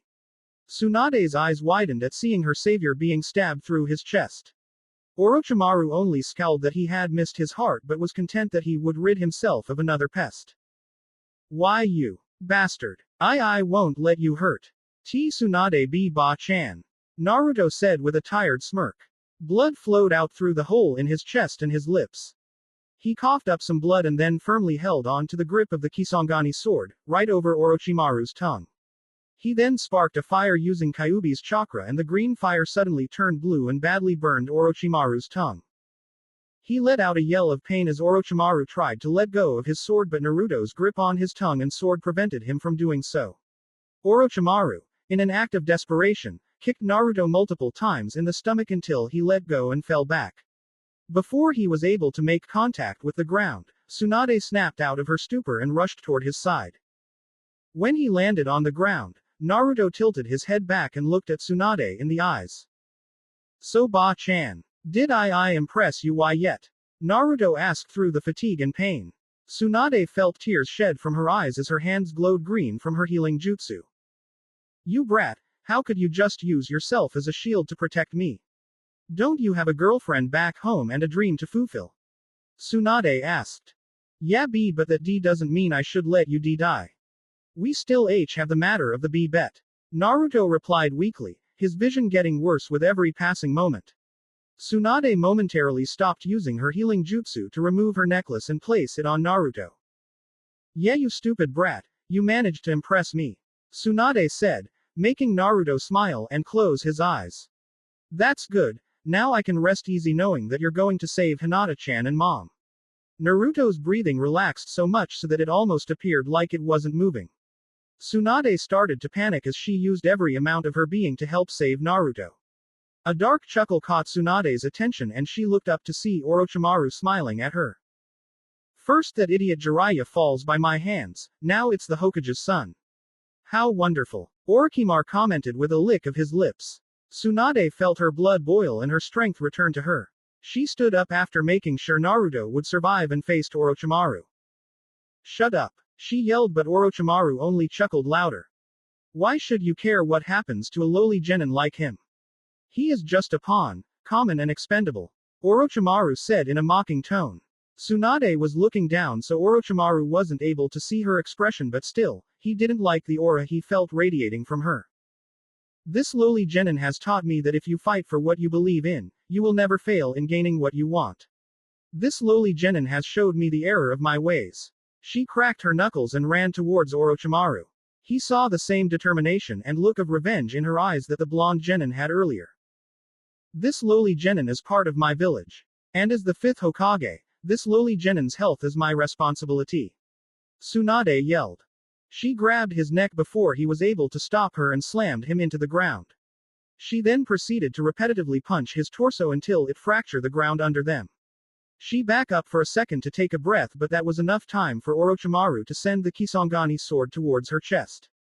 Tsunade was able to move out of the way at the last second and the sword went through her shoulder instead of her chest. With a simple move of his tongue, the sword violently removed itself from Tsunade's shoulder. Tsunade let out a gasp of pain as she grabbed her shoulder to stop the blood from flowing freely. She kept reminding herself that she was fighting for Naruto so she wouldn't go into shock like before. She positioned her hands on the release sign and felt her chakra concentrate on the diamond on her head. Ninja art. Meiotic regeneration. The diamond glowed as an odd tattoo appeared over her forehead. The cut on her shoulder disappeared and she felt replenished, almost as if she had just came out of a spa. With newfound speeds, Tsunade quickly appeared behind Orochimaru and backhanded him. He was sent into the distance and Tsunade chased after him. She was in front of a still-moving Orochimaru as she slammed her boot against his chest and drove it into the ground. Still not done with him, Tsunade added even more chakra into her fist as she drove it into Orochimaru's face. The resulting event caused the earth to shake and Orochimaru's head to disappear into the ground. Tsunade scowled as Orochimaru dissolved into mud and disappeared.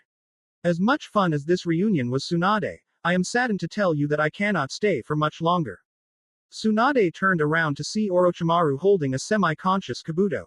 Though remember this, Konoha will fall by my hands. Be sure of it. With that said, Orochimaru and Kabuto started to descend deeper into the ground, leaving behind an angry Sannin, unconscious Shizune and Naruto and a just-waking Jiraiya. The sounds of birds chirping in the background started to soothe Naruto as his unconscious mind started to wake up. He hesitantly opened his eyes and saw someone he hadn't expected to see so soon. Hinata. Haim. Soft lavender eyes stared back into tired cobalt ones. A smile graced Hinata's lips as she got closer to Naruto. Hello Naruto-kun, she said in a soft voice that was music to Naruto's ears. Hinata Haim, you're awake. I'm so glad, Naruto managed to say through his fatigue. His smile faltered when he saw Hinata shake her head. I am sorry Naruto-kun, but I am still not awake. She said. But what do you mean? Then how? Naruto stopped his barrage of questions when Hinata placed a delicate and petite finger on his lips. Now is not the time for questions. Now is the time to wake up. Hinata stood and Naruto willed himself to do the same. Please Naruto-kun, wake up, wake up. Hinata-hime, what do you mean? Aren't I already awake? Hinata didn't answer as she brought herself closer to him. She stood on the tips of her toes and her lips were so close to his that he could feel her breath on his lips. Just wake up. Out in the waking world, Tsunade, Shinzune and Jiraiya stood over Naruto who has yet to wake up. They have been traveling for days now, heading for home and Naruto still hasn't woken up yet. Having had enough, Tsunade started to tell Naruto to wake up. She knew it was childish to just repeat to wake up to a comatose person, but she couldn't care less at the moment. Naruto's eye slowly fluttered open until his vision wasn't blurred. He looked around and found himself surrounded by Tsunade, Shizune and Jiraiya. Hey guys, how's it going? He asked with a raspy voice. Tsunade rushed by his side and hugged him with such force that Naruto could feel himself losing consciousness again. Tsunade-sama, if you don't ease up a bit, I think he'll lose consciousness again. Shizune warned, making Tsunade blush a little and let him go. Naruto started to gasp for air, having the previous air knocked out of him by the super bear hug. So brat, how are you feeling? Jiraiya asked. Naruto was about to answer but Shizune brought him a cup of water. He chugged it all down and thanked Shizune after he was done with it. I've had better days. Naruto answered with his usual demeanor. He then looked at Tsunade. So are you coming back to Konoha or just continued to gamble away your life at casinos? Naruto asked with a sarcastic tone. Tsunade sighed as she calmed her anger down. Yes, I'm coming back to stay. That is if it's okay with you. She said with a semi-sarcastic tone. Naruto smiled even through his exhaustion. It's okay as long as your bad habits remain part of your past. You better watch your mouth brat or I'll have you and your team perform D-rank missions for a month. Tsunade threatened as Naruto's smile faded, making everyone crack up in a fit of laughter. That's not funny. Oink oink. Ah Taunton, where the hell did you come from? Naruto walked with a spring in his step, smiling widely and with his eyes closed shut. He was so happy and excited to get Tsunade back to Konoha and heal the one person that made his life meaningful. While his mom almost meant a lot to him, she hadn't been there as long as Hinata has. It didn't necessarily mean that he didn't want his mother to wake up or anything, just that his anticipation for Hinata's awakening was more anticipated. With a loud, content sigh, Naruto fell in step with his traveling partners who were walking behind the hyperactive blonde a second ago. Naruto just couldn't remove the smile out of his face, he knew nothing would. Everything was right in the world or at least in another 2 minutes as he saw the front gates that led to Konoha's shopping district.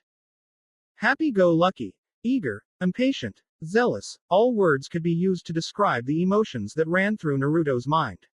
He wanted to just sprint all the way down to the hospital and get to work on Hinata, so she could get up and he could see her wonderful and beautiful lavender eyes.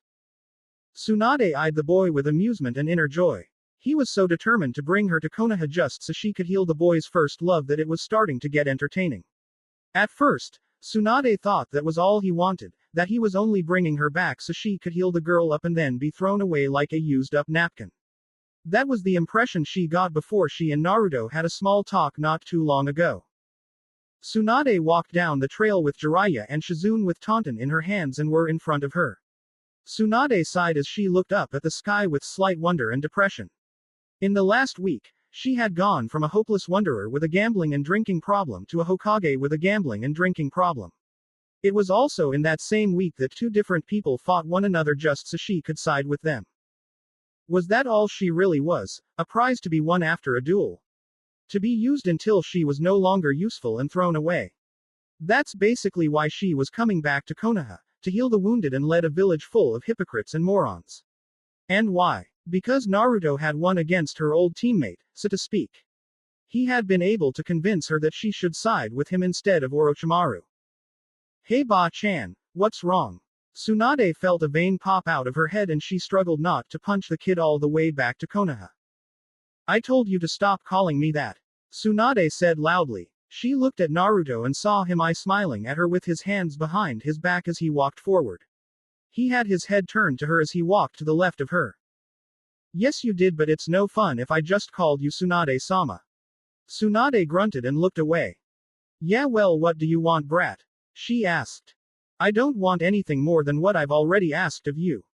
But what I would like is to know what's bothering you. He asked carefully. Tsunade looked at Naruto in the eyes and saw the seriousness in his eyes and sighed. What do you care, brat? All you need is for someone to heal your girlfriend and mom and that's it. You could probably care less what's bothering me. Tsunade said. That's not true. Naruto stated, shocking Tsunade. Of course I care. I wouldn't have asked if I didn't care. While it is true that you are coming back to Konoha to heal my mom and girlfriend, you're also part of my family now. Naruto said with an eye smile. Tsunade was speechless as she watched Naruto with clear disbelief. Family. She stuttered. Naruto nodded his head and looked ahead of him. Family. You're now part of my family. Why? I have no clue, but you just are. I got this feeling that's telling me that you're part of my family now, Ba-chan. Naruto looked back at her and she could see a large smile under his mask. Sucks for you, he commented before walking faster to catch up to Jiraiya. Tsunade had stayed behind and thought over Naruto's words. Family huh? Tsunade wiped away the single tear that had accumulated on her left eye. She flicked the tear off her index finger and smiled. I like the sound of that. Unseen to the group, the tear landed on a single colt's foot, sliding down its yellow petal and onto the ground. Ero Senin. Ba-chan. Shizune Ne-chan. Do you see it? Do ya? He asked with an infinite amount of energy. Jiraiya and Tsunade's sweat dropped as they each lowered their heads so only Shizune could hear what they were about to say. Why do you get the normal nickname? They asked in a monotonous voice. Shizune couldn't help but sweat dropped and chuckle sheepishly. After a few minutes of walking and ignoring Naruto on Jiraiya, Tsunade and Shizune's parts, they walked into Konoha. Tsunade took a step forward and looked around Konoha. She smiled nostalgically. Not much changed except for the area where Shukaku was released and destroyed a couple of buildings. Tsunade looked down as she was pulled forward by Naruto. Come on Ba-chan, the hospital's this way.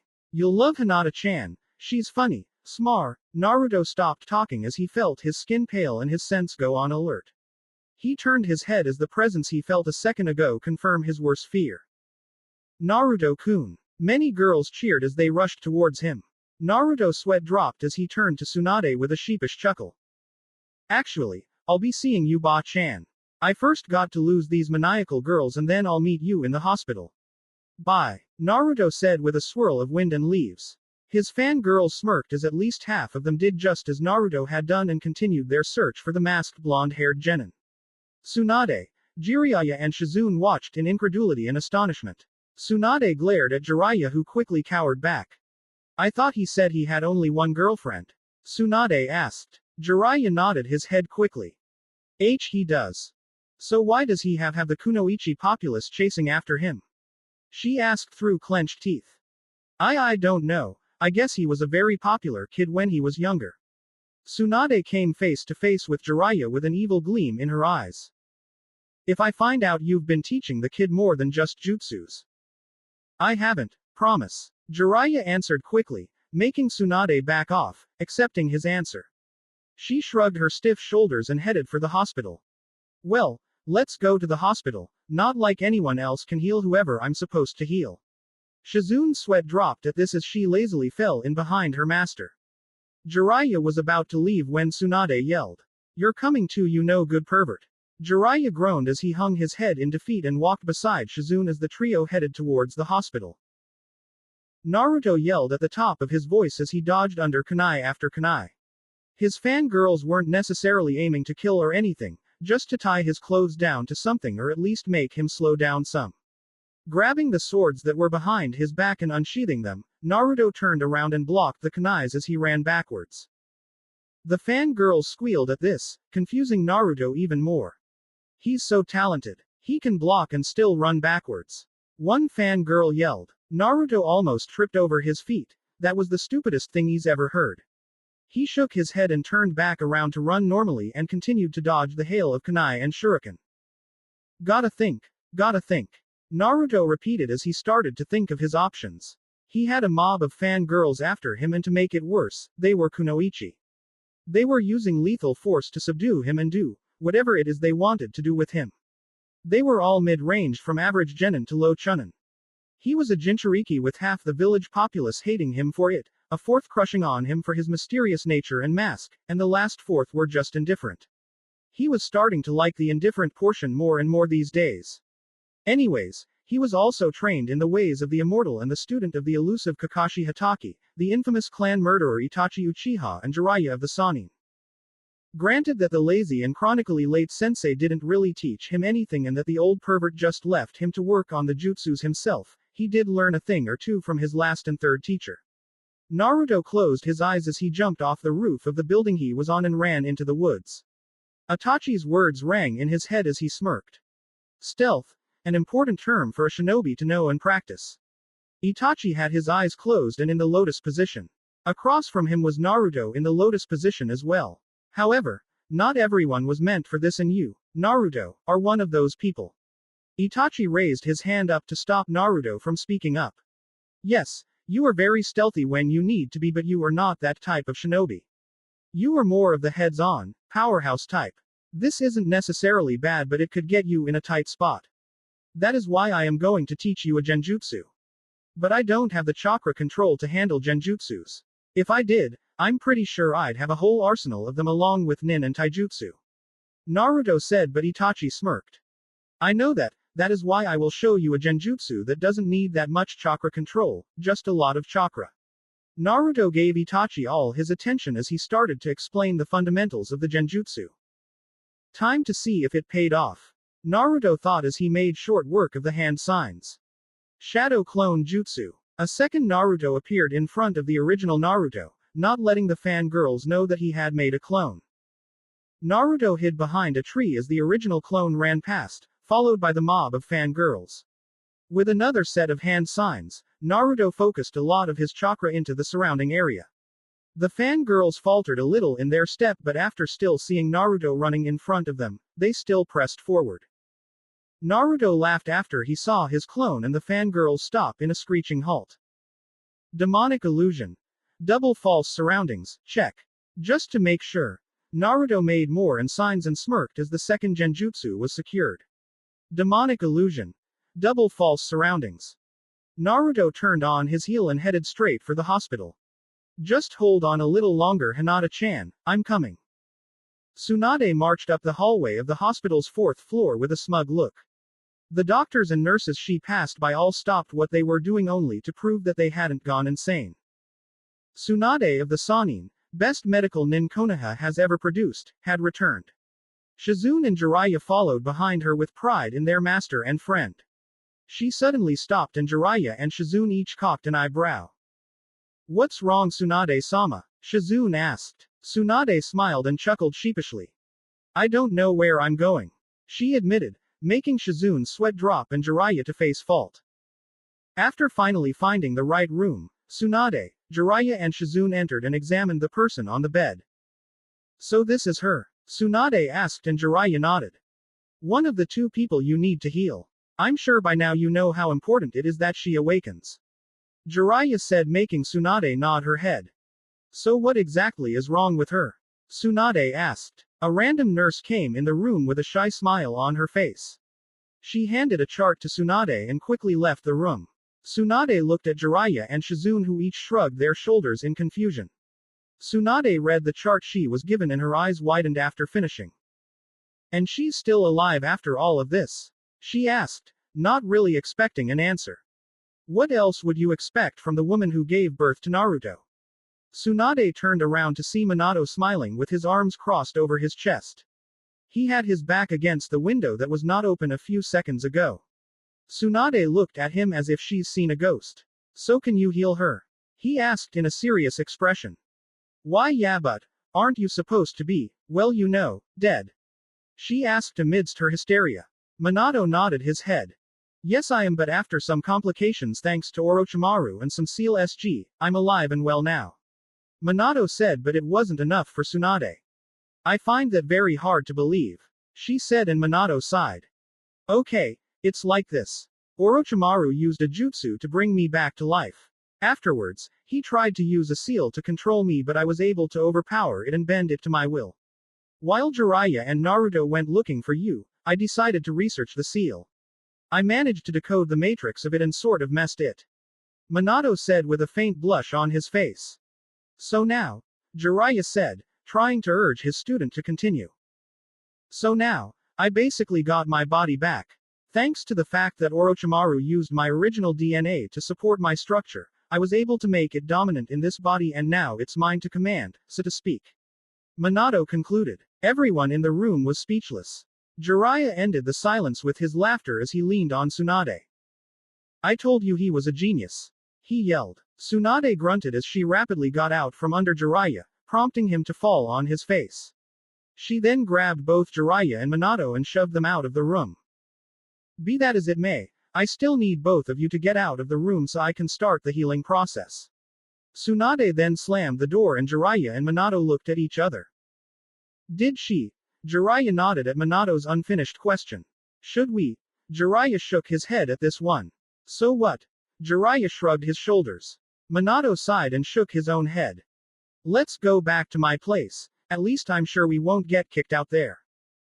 Actually, now it's called the Uzumaki compound. Jiraiya stated. What? That woman took my house too. Jiraiya nodded. Whatever, at least I know I bought the house. Jiraiya followed after Minato without another word, knowing that there was nothing to be said after what had just occurred.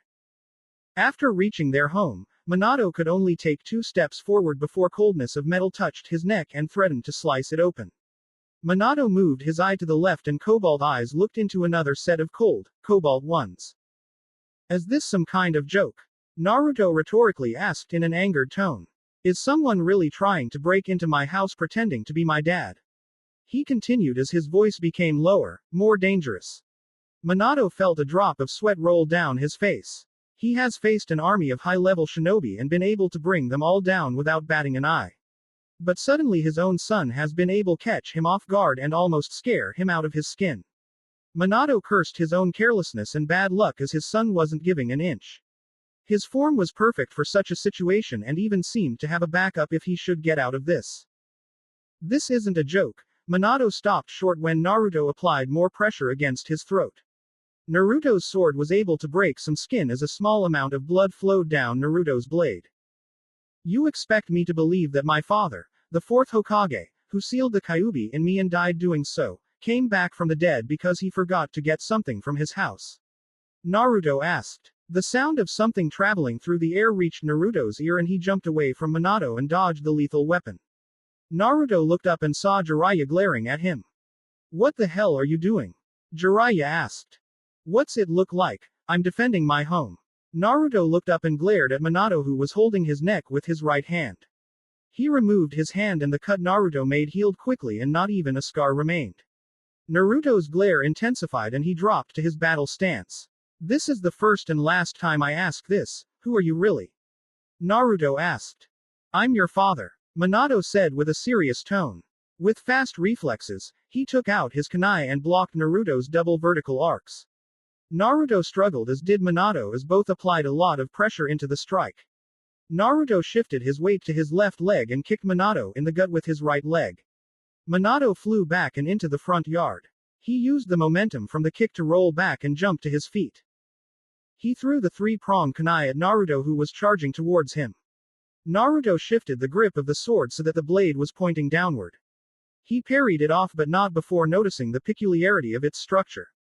It was similar to the one the 4th used to use the I don't want to hurt you son. A voice said behind Naruto. Naruto looked behind him to see Minato holding the same kunai he threw against Naruto's neck.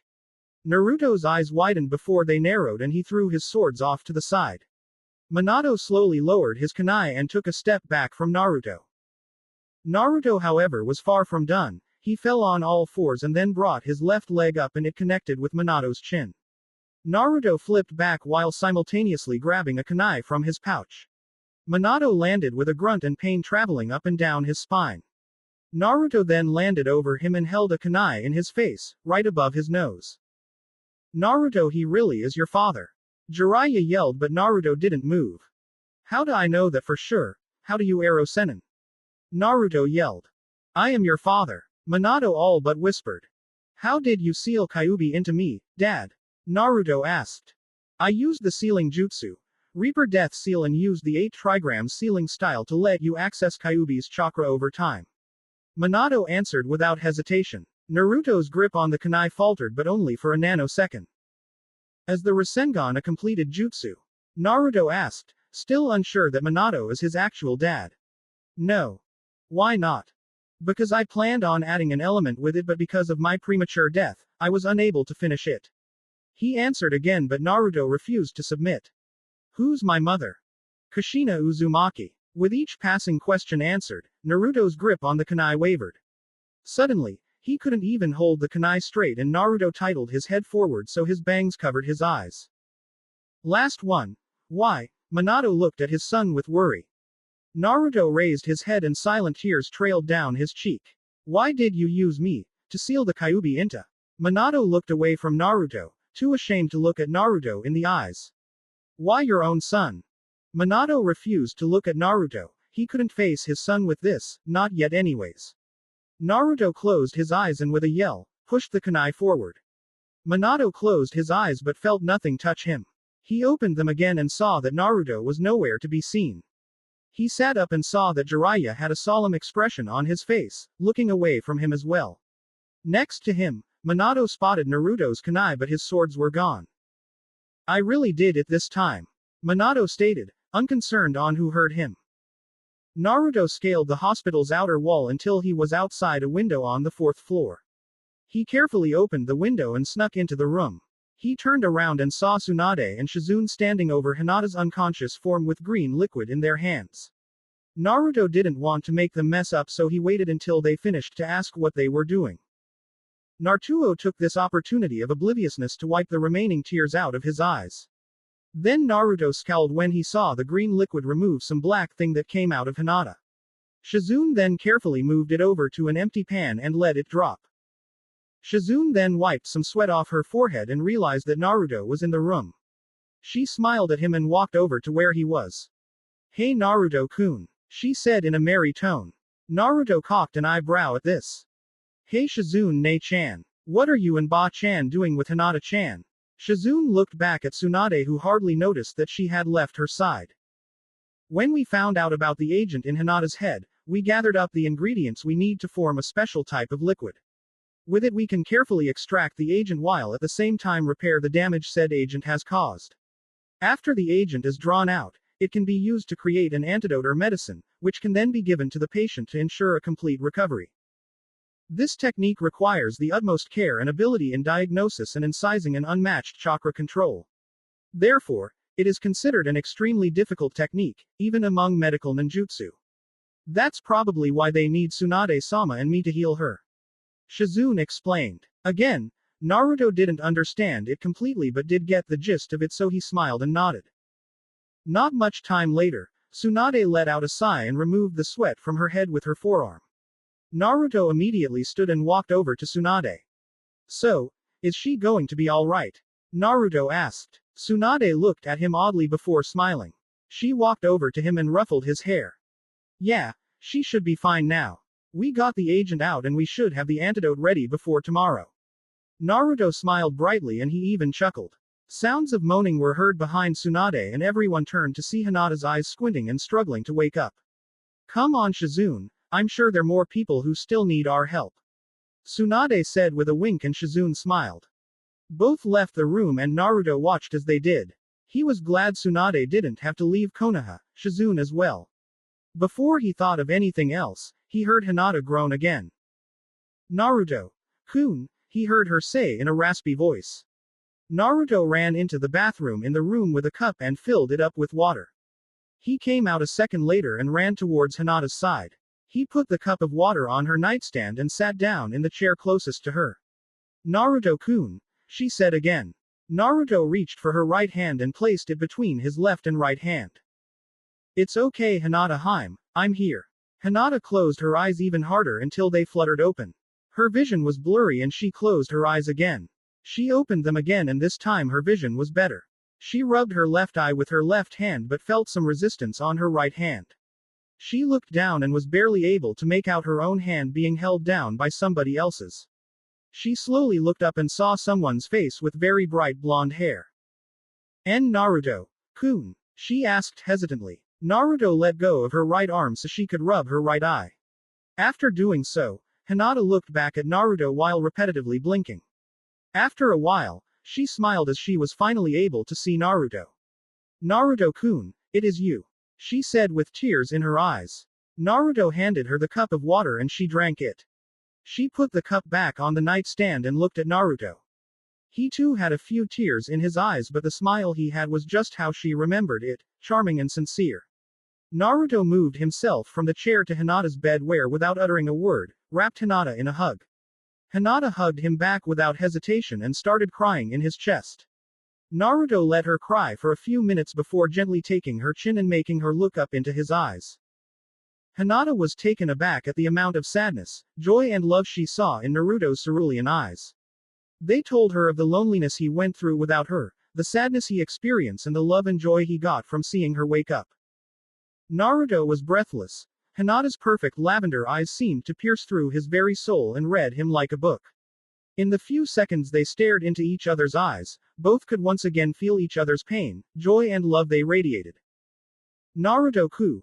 Naruto pressed his lips against Hinata's before she could finish saying his name.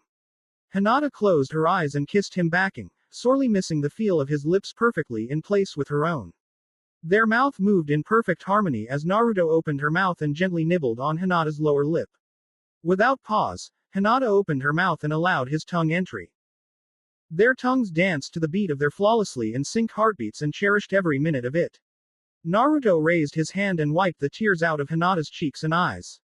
Soon their tongues tired and they knew they would need to break for air. Slowly, Naruto started to break the kiss, hesitant on leaving her lips. Hinata was breathless as she started to pant with Naruto in a similar state. I love you, he said in a winded voice. Hinata smiled and hugged Naruto tightly. I love you too, Naruto-kun. That was when Naruto broke down and started to sob on Hinata's shoulder. He tightened his hold on Hinata and she patted his back in comfort. I thought I would have lost you, Hinata-chan. I swear I did. For a while, I thought you weren't going to wake up and I would have followed you. Naruto admitted. If you weren't here with me, Hinata-chan, I would have made sure I'd follow you. Naruto continued. Hinata placed a tender hand on his cheek. Naruto leaned into it before Hinata reared it back a little and slapped Naruto in the face. Naruto looked at Hinata in shock. She was staring back with sad and angered eyes. Don't ever say that. Please don't. She said as more tears escaped their imprisonment. Promise me if I die, you won't kill yourself. Hinata-chan. Promise me, she yelled. No, he yelled back. I won't, because you know just as much as I do that you'd do the same for me. If I died, I'm sure you'd do the same. No matter if I wouldn't want you to, I know you enough to know that you would anyways. Naruto laid a tender kiss on her lips before laying his forehead on hers. If you can promise me that if I die, you won't follow, then I'll do the same. Hinata looked away for a while before returning her gaze onto his eyes. She slowly shook her head. I can't do it, she said, and Naruto gave her another longer kiss. I know, and as much as I don't want you to, I'd know you'd do it, he said after parting for air. Naruto brought Hinata closer to him as he moved next to her and lay down on the bed with her. She tried her hardest to suppress a yawn as she looked at the clock and saw that it was 7 minutes to 8 p.m. She looked up at him and saw that he had his eyes closed. Hinata smiled as she snuggled his chest. Hinata-chan? Naruto asked. She answered. Are you sleepy? Hinata nodded tiredly and yawned. Naruto chuckled as he moved to get up but was stopped by Hinata, who held him down. What is it, Hinata-chan? Hinata blushed and started drawing circles on his chest with her left index finger. I was wonder if you could stay with me tonight, she said, making Naruto's smile to widen. Of course, Hinata-chan. He pulled the covers from under them and put it over them. Once they were in a good position, both Hinata and Naruto drifted off to sleep, comfortable in each other's arms. Sometime later, Tsunade walked in to see Naruto and Hinata cuddled up, sleeping and smiling.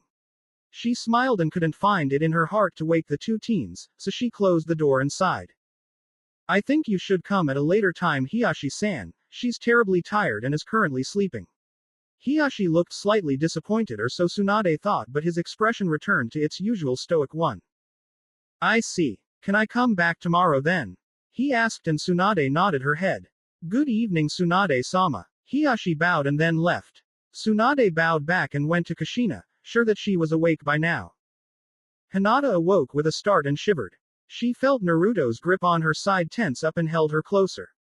Hinata looked around and saw that she was in the hospital. She also saw that she was still in Naruto's arms. The left side of her body was right over his left side, both their left legs were intertwined together. She looked up at him and saw that he was looking down at her. What's wrong, Hinata-hime? He asked. She blushed and gulped. I'm sorry I woke you up, and Naruto-kun. She stuttered. Forget about it. So what's wrong? He asked again. Hinata rested her head on his chest and heaved a sigh. I had a nightmare, she confessed. Oh, about what? He asked. That you died, trying to protect me. She continued. Did I protect you? He asked. Why, yes, she said with a darker blush. Naruto could only smile a fox-like smile. Even in your dreams, I'll be there to make sure you're safe. He said and kissed the top of her head. Naruto started to make circles on his chest again, and Naruto took this as a sign that she still had more on her mind. Is there something you want to talk about? Actually, there is. Hinata got on top of Naruto and nothing about her was touching the bed except her long, indigo hair. Naruto blushed furiously as he felt her breast poke his chest. He ignored his inappropriate thoughts as he focused his attention on Hinata. Why you love me, all right? She asked. Of course, even when in death's door, I will continue to love you. He kissed her gently in the lips and she smiled. And you know I love you, all right? Naruto nodded his head. Naruto-kun, I want to go to the next level. Next level? He asked, still unsure of what she meant. I mean, Hinata looked away with a dark shade of red on her face. I want to go all the way, with you and only you. Naruto's facial expression turned into one of shock and blushed just as dark as Hinata. Hinata-chan, are you sure? This is a big step. He asked. Hinata just nodded. In my dream, Naruto-kun, I realized, we can die in any mission we receive, whether or not it's a simple C rank or an S rank. Remember how dangerous our first C rank mission was? Naruto remembered thinking that Hinata had died. He prayed that that never happens again. I don't want to go out on missions, with regrets. I want my first time to be with you, Naruto-kun. She confessed. Naruto was having an internal struggle. On one hand, he wanted to do it just as much as she did. He knew that when they chose to take the path of the shinobi, they accepted the reality that they could die while out carrying out their responsibilities as Konoha shinobi. So with that in mind, they also knew that they might never come back home one day, leaving behind their loved ones and possessions. Add to the fact that a group of S-rank rogue shinobis were after him for the being ceiling inside of him, and his odds to dying were even higher than normal shinobis. He had very limited amount of time to live a leisure life, and if he didn't take this opportunity, then who knows if he ever will. On the other hand, he didn't want to rush things. If they were to go all the way, what would he do if he got Hinata pregnant? What then? Her father and clan would hate him and might even make her abandon the unborn child and just marry her off to some random suitor. He would not let that happen even if it was the last thing he'd do. Naruto-kun. Naruto was brought out of his thoughts when she said his name. He looked up to pleading lavender eyes. Please. Warning. Lemon. Naruto hesitated for a second more before he kissed Hinata passionately in the lips. He opened his mouth and licked her bottom lip. She allowed him entrance and her tongue fought his tongue for dominance. She grabbed his blonde locks and went through them. As they continued to fight for dominance, Naruto rolled over so he was on top of her. He broke the kiss and then started to attack her neck. Taking a short break, he said in a winded tone. I will do this only because you asked for it, my Hime. Hinata smiled gleefully and moaned as Naruto started to kiss her neck again. His hands wandered down her hospital gown and started to massage her slim stomach. She shivered under the spark she felt as his fingers passed over her skin. They traveled upward and started to massage both breasts. Hinata moaned loudly as he continued his assault on her breast. An idea came to mind and Naruto started to make hand signs, then placed his hand on the wall in front of him. I placed a silencing jutsu over the room so no one. Well, hears us. Hinata blushed and nodded her head. Naruto then made a shadow clone to lock the door, and after doing so, he dispersed himself. With everything over with, Naruto went to remove Hinata's hospital gown. Hinata put her hands up to make it easier to remove. Before she could put them down, Naruto grabbed both of her wrists with his left hand and kept them over her head. Hinata blushed and had to bit her lips down to not let the exotic moan escape her lips. Naruto started to leave a trail of kisses from her collarbone down to the base of her breast. With both of her hands preoccupied, Naruto used his free hand to knead Hinata's left breast while he moved his mouth over her right breast, start sucking on it. He licked around her nipple and once in a while affectionately nibbled on it, making it harder for her to resist moaning. Hinata couldn't hold it in as she let out a louder moan, making Naruto smile as he continued to lick Hinata's breast. Replacing his left hand with his right, Naruto used his now free left hand to knead Hinata's right breast and took in her other one with his mouth. Hinata was enjoying the treatment she was receiving and Naruto was more than happy to give it to her. After releasing her left breast from his mouth, he gently blew at the wet part of her breast. Hinata arched her back as the new sensation stimulated her senses. Ah, Naruto-kun, don't stop, she said, clearly breathless. Naruto smiled as he blew at her nipple again. Another moan escaped her lips and Naruto couldn't help but feel his pants get smaller. Naruto then grabbed her wrists with both hands, which were still over her head, and kissed her lips again. This time, Hinata kissed back hungrily and stuck her tongue in his mouth. Not one to be outdone, Naruto fought back with his own tongue and a new battle ensued in Hinata's mouth. Naruto slowly moved his hands down Hinata's arms down to her body, lingering as he did to memorize the smoothness of her skin, then cupping her breasts and rubbing against them once more. Hinata whined with pleasure, allowing Naruto make her submit and break the kiss. Hinata was panting heavily and looked about ready to pass out from all of the excitement. Naruto lowered his mouth to her ear and smirked. Hang on my Hime, we're not done yet. Hinata felt her heartbeat quicken as Naruto moved down to her womanhood. Naruto slowly separated her legs and the smell of her sweet juice on her sky blue panties assaulted his nose. His heart quickened its pace as a sigh of content passed through his nose. Spreading her legs a little more, Naruto left a trail of kisses on both sides of her inner thigh. Hinata moaned as his kisses were getting closer to her womanhood. With one last kiss placed above her panties, Naruto removed them and stared in awe of Hinata's amazing body. It laid in front of him in all its glory and Naruto couldn't help but feel happy and blessed. Her creamy skin just glistened with his saliva and some of her sweat as the moon's light shone through the open window. The softness and texture of her skin was calling out to him, asking him to please her. Naruto absent-mindedly rubbed her legs as his eyes were glued on her magnificent body. Naruto-kun, Hinata said, a little uncomfortable with him staring at her like that. It made her feel like he was trying to judge her or something. I'm sorry Hinata-hime, I was just admiring your body. Naruto looked at her in the eyes and blushed. But it still can't compare to the beauty of your eyes. Hinata smiled warmly and Naruto sighed again. Hold on. Naruto moved in front of Hinata's entrance and licked the outer juices from it. Hinata gasped at the pleasure and her back tensed up. Naruto continued to lick her until most of the juices were gone. With that done, Naruto placed his lips on her lower ones and lapped it with his tongue, going up and down without stop. Hinata moaned as this new feeling enveloped her entire being. She arched her back and grabbed the pillow behind her head. After a while, Naruto stuck his tongue into her, tasting her inner walls and constantly brushing them. Hinata's moan intensified as her back reached higher levels. Having nothing to do with his hands, Naruto moved them up and each groped her butt. His hands kneed them, squeezed them, pushed them together and even lightly slapped them.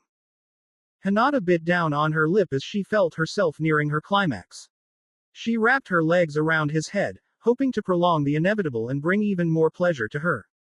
Panting, Hinata was starting to yell Naruto's name out loud. Naruto-kun. I feel like, she tried to say but had reached her climax before she was able to finish. Naruto-kun. She yelled as she came all over Naruto's mouth. Naruto licked his lips before cleaning her with his tongue. Hinata was already exhausted but still had enough energy to moan as Naruto finished cleaning her womanhood as best he could. End of Lemon. After he finished, Naruto got up to recover Hinata's hospital gown that was carelessly thrown to the side and helped her put it on. Hinata's eyes were half closed and Naruto watched as her chest came up and down. He smiled again and carefully put her hospital gown on her. She looked at him with sleepy eyes before opening them completely. Naruto-kun. Aren't you going to? Naruto put his index finger on her lips to stop her and shook his head. No, I'm not Hinata-hime. He removed his finger and Hinata could only watch as he got into bed with her. At least, not this time. He added as he moved his right hand onto the small of her back and brought her body closer to him. She absent-mindedly put her right hand over his chest and started to silently rub her back. But Naruto-kun, don't you want to? I just want you to be happy, my hime. Naruto interrupted. But what if? It won't happen. I promise you Hinata-hime, I will always be there for you, to protect you and make sure you are out of harm's way. And if I should die doing so, I will wait faithfully in the dark until your arrival. Whether you follow after me right away, like I'm guessing you would, or live and continue moving forward, like I want you to. Naruto enveloped Hinata in another kiss, this time it was innocent and full of his love for her. And don't worry Hinata-hime, we'll have enough time to finish up what we started here. Naruto closed his eyes and smiled. I have plans for us and the major one I'm working on is marrying you. Hinata looked up, her eyes as wide as saucers. Why you want to marry me? Naruto nodded without pause. Yup, I plan on making you my wife and even having some kids. Naruto added. Hinata was shocked and had nothing to say. Naruto noticed this and looked at her in the eyes. Hinata-hime. Hinata looked back at him after snapping out of her stupor. When I say, I love you, I mean I love you. I don't say it just to make myself feel better. I don't say it because I feel obligated. I say it because it's true. I say it because that's how I feel. I plan on making you my wife, unless of course, you don't want to be. He said in a solemn tone. Hinata started to panic. If she didn't say something soon, she just might lose him forever. I love you too Naruto-kun and, she blushed but forced herself to keep eye contact. I'd be very happy to be your wife and maybe have our own kids. Naruto smiled and lay back on his pillow. Someday Hinata-hime, someday we will. Hinata smiled tiredly at him before feeling her eyelids get heavy and close. She hugged Naruto and then felt herself losing consciousness. Naruto was already asleep and Hinata had one last conscious thought before the sleep's siren call put her to sleep. I'll be waiting for that day, Naruto-kun. It was the start of a new day. The birds happily twittered their morning songs and the sun shined brightly over Konoha with such radiance that not a single living creature could continue their slumber. Kushina Uzumaki was no exception. She groaned as she turned her head away from the sunlight and pulled her covers over her head. She hated waking up to the sunlight. She would much rather wake up at her leisure and wake up happier. Now the world would face the terror of an angry Kushina.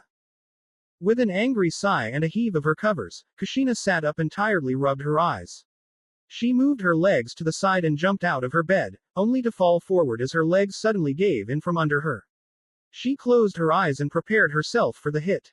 Instead of the hard cold floor, Kushina came in contact with a soft yet strong, warm object while muscular arms wrapped around her form.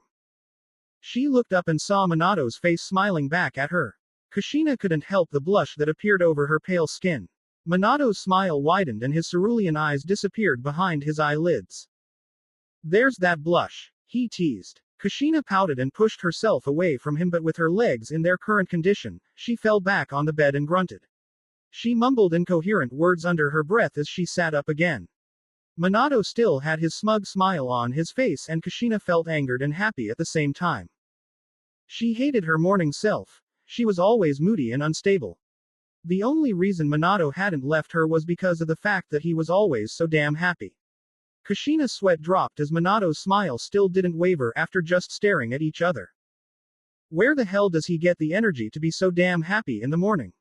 She asked as she stood on her feet and steadied herself. Minato walked over to her and kissed her passionately. Kushina wanted to push him off, curse at him and fall back asleep, though that was her moody side. Her more controlled side embraced Minato and kissed back. She moaned as his tongue penetrated her defenses and attacked her tongue. After breaking for air, Kushina felt her head feel lightheaded. She shook it off and cursed in her mind. She wondered if she was really that out of practice that she can't even kiss her husband without getting lightheaded. Morning, Minato said. Kushina looked at him and couldn't resist smiling, even if it was a tired one. Morning, so what's going on? Minato's face suddenly flushed and Kushina noticed a small trickle of blood run down his nose as he stared at her body. What? She said, and a sudden breeze behind her let her know what exactly was going on. She looked down and saw that her hospital gown had somehow slipped off her body and revealed her body in all its glory. Well, your hospital gown fell off, for starters. Kushina's blush darkened as she picked up the gown and put it back on. What do you want, Minato-kun? She asked, her patience wearing thin. She loved the man above all else, except for their son, but he could get quite aggravating whenever he beat around the bush. Nothing. I just wanted to visit my wife after she'd been sleeping for, a month or so. Kushina tensed up as his words registered in her mind. A month. I've been asleep for that long. Minato nodded his head. Where's Naruto-kun? She asked. Not surprised the suddenness of the question, categorizing it as maternal instinct, Minato looked away as he walked towards her. He's good, he answered with slight hesitation, one that could easily be overlooked. Kushina, however, was one who didn't let things be overlooked. She cocked an eyebrow and placed both hands on her hips. What's wrong? She asked. Minato wasn't looking at her, raising her suspicions and worry. Did something happen while I was asleep? She asked. Sort of. At least now Naruto-kun knows I'm alive. Minato stated with a smile. Kushina though saw through it and saw the pain and remorse he felt. I'm guessing your first encounter with him wasn't as happy as you'd thought it'd go. She asked, looking around the room for her clothes. Minato shook his head with a sigh. I didn't expect it to be happy, just not as violent. He commented as he sat down on a nearby chair. Kushina stopped her search and looked at Minato with a shocked expression. Don't worry. He's fine and so am I. I just didn't expect him to react the way he did, or at least, as violent as he did. Minato put his head on his palm as it lay against the armrest. I'm a horrible father. Not only did I seal Kyuubi into my own son, I can't even stop a fight from ensuing in my own home. He said with deep depression in his voice. Kushina frowned as she saw him remorse his past actions. She walked over to him and sat in his lap while placing his head on her shoulder. You're not a horrible father. You did what you had to, and that was to make sure that not only the village but your family remained safe from Kyuubi's rampage. The only way you could have done that was sealing it into Naruto. While I'm not really crazy about our son having the greatest tailed beast, besides the Jubi, sealed within him, I understand that because of the circumstances, it had to be done. Kushina kissed his forehead before passing her fingers through his hair.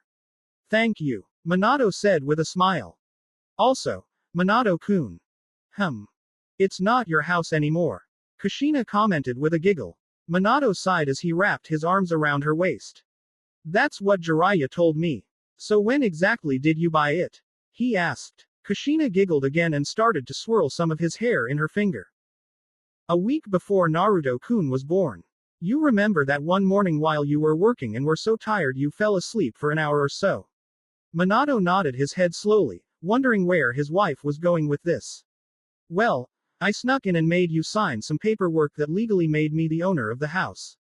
She said with a sheepish smile. Why would you do that? Minato asked in a low voice, still in shock from hearing what his wife did. Kushina fidgeted on her place in Minato's lap while she looked everywhere but his eyes. Well, it's like this. Kushina, Haruka and Kakashi walked down the empty road, heading to the Hyuga compound. Kakashi sighed as Kushina and Haruka giggled and kept each other from falling down.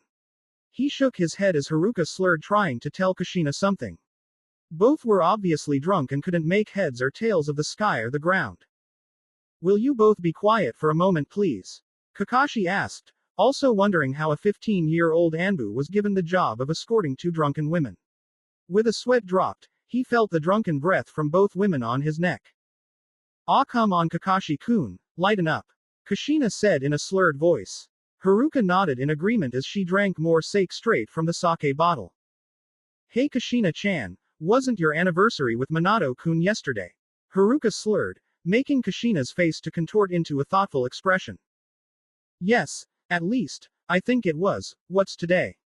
Kushina asked. October the 3rd. Kakashi stated in a deadpan voice. He knew neither would remember and he didn't want to go through the hysterics he knew both Kushina and Haruka would go through if they tried. Right, thanks Kakashi-kun. Kushina said with a ruffle of his hair. He groaned as he fixed his hair and mumbled something about getting his sensei back for this. So what did you do? Haruka asked. Kushina giggled while putting her index finger to her bottom lip. Well, we did absolutely nothing. Kakashi interrupted. Kushina looked at him oddly before scowling. The walking scarecrow's right. That jerk didn't do anything with me. He didn't even buy me a present. She yelled. The walking scarecrow's sweat dropped. Was she really that drunk that she'd mistake him for a scarecrow? He was lucky he didn't say it out loud because he didn't really want to hear an answer. Did you get him anything? Of course, I got him the best gift a woman can give a man, if you catch my drift. You know, a little boom boom pow. Kushina boasted as she swayed her hips. Kakashi blushed and brought his headband over both eyes. Haruka giggled and then snapped her fingers together. You should get him back. Haruka commented, earning a groan from Kakashi and smile from Kushina. You're right. But what should I do? She asked herself while placing her hand on her chin in a thoughtful pose. Haruka looked at her before mimicking her pose while thinking up a plan as well. Kakashi pulled his headband above his head and smirked under his mask. Perfect. The scarecrow thought. Why not steal his home, prank him every day and, well, Kakashi stopped halfway through the idea after he ran out of things for Kushina to do to Minato. Kushina and Haruka's faces lit up like a Christmas tree. That's perfect. After you take the house away from him, you can kick him out. Haruka said with a drunken giggle. Kushina nodded in agreement and raised her sake bottle into the air. That sounds perfect, she yelled. Kushina and Haruka drank some more sake after toasting to the plan while Kakashi just smirked. That'll teach you to make me walk drunks home. Kakashi thought. Minato had no clue what to say. He was just so in shock that not only had Haruka and Kushina plotted against him, but his own student. Making a mental note to get Kakashi back later, he narrowed his eyes as Kushina could only chuckle sheepishly, wondering what else she's done while drunk. Lighten up Minato-kun, it's not like I would have kicked you out, that was just the sake talking. She said. Minato cocked his left eyebrow up. So why do you own my house? He asked. I was still drunk when I snuck into your office and made you sign the paper. She answered with a shrug of her shoulders. Minato sighed and grabbed his head in pain. Why do I put up with you? He rhetorically asked. Kushina felt hurt before seeing him smile. She smirked as well and grabbed his chin. She smiled seductively as she made him look at her. She positioned herself so that she was straddling him and resisted the urge to laugh when she saw him blush furiously. She then lingered her hands down to his chest. Grabbing his collar, she made him stand and pushed him back so he fell back on the bed behind him. Getting on top of him like a predator would its prey, Kushina straddled his lap once again. This time, she giggled when she felt a bump pass by her inner thigh. If you want, I can show you why you put up with me. She said in a seductive voice, making the bump she felt earlier hit her again. She giggled as sweat rolled down Minato's head. Why Minato-sama, why are you so tense? Kushina asked in a sweet tone, starting to rub Minato's shoulders. I. Minato tried to stutter out a sentence but it was fruitless, he was already seduced. Kushina giggled again while some of her skin passed over his, he was completely hypnotized and seduced and now she could have some fun. It's okay Minato-sama. I can help you remove some of your tension if that is your wish. Kushina added, giving him a shy look and softly biting down on her index finger. That was the straw that broke the camel's back. Minato's will and conscious thoughts disappeared as his primal instincts kicked in and he brought Kushina down for a deep kiss. Naruto awoke with a start and smartly sat up. He looked around the room as sweat rolled down his forehead. He took note that he was still in the hospital room. He saw a neatly made bed across from him and 2 chairs for each bed.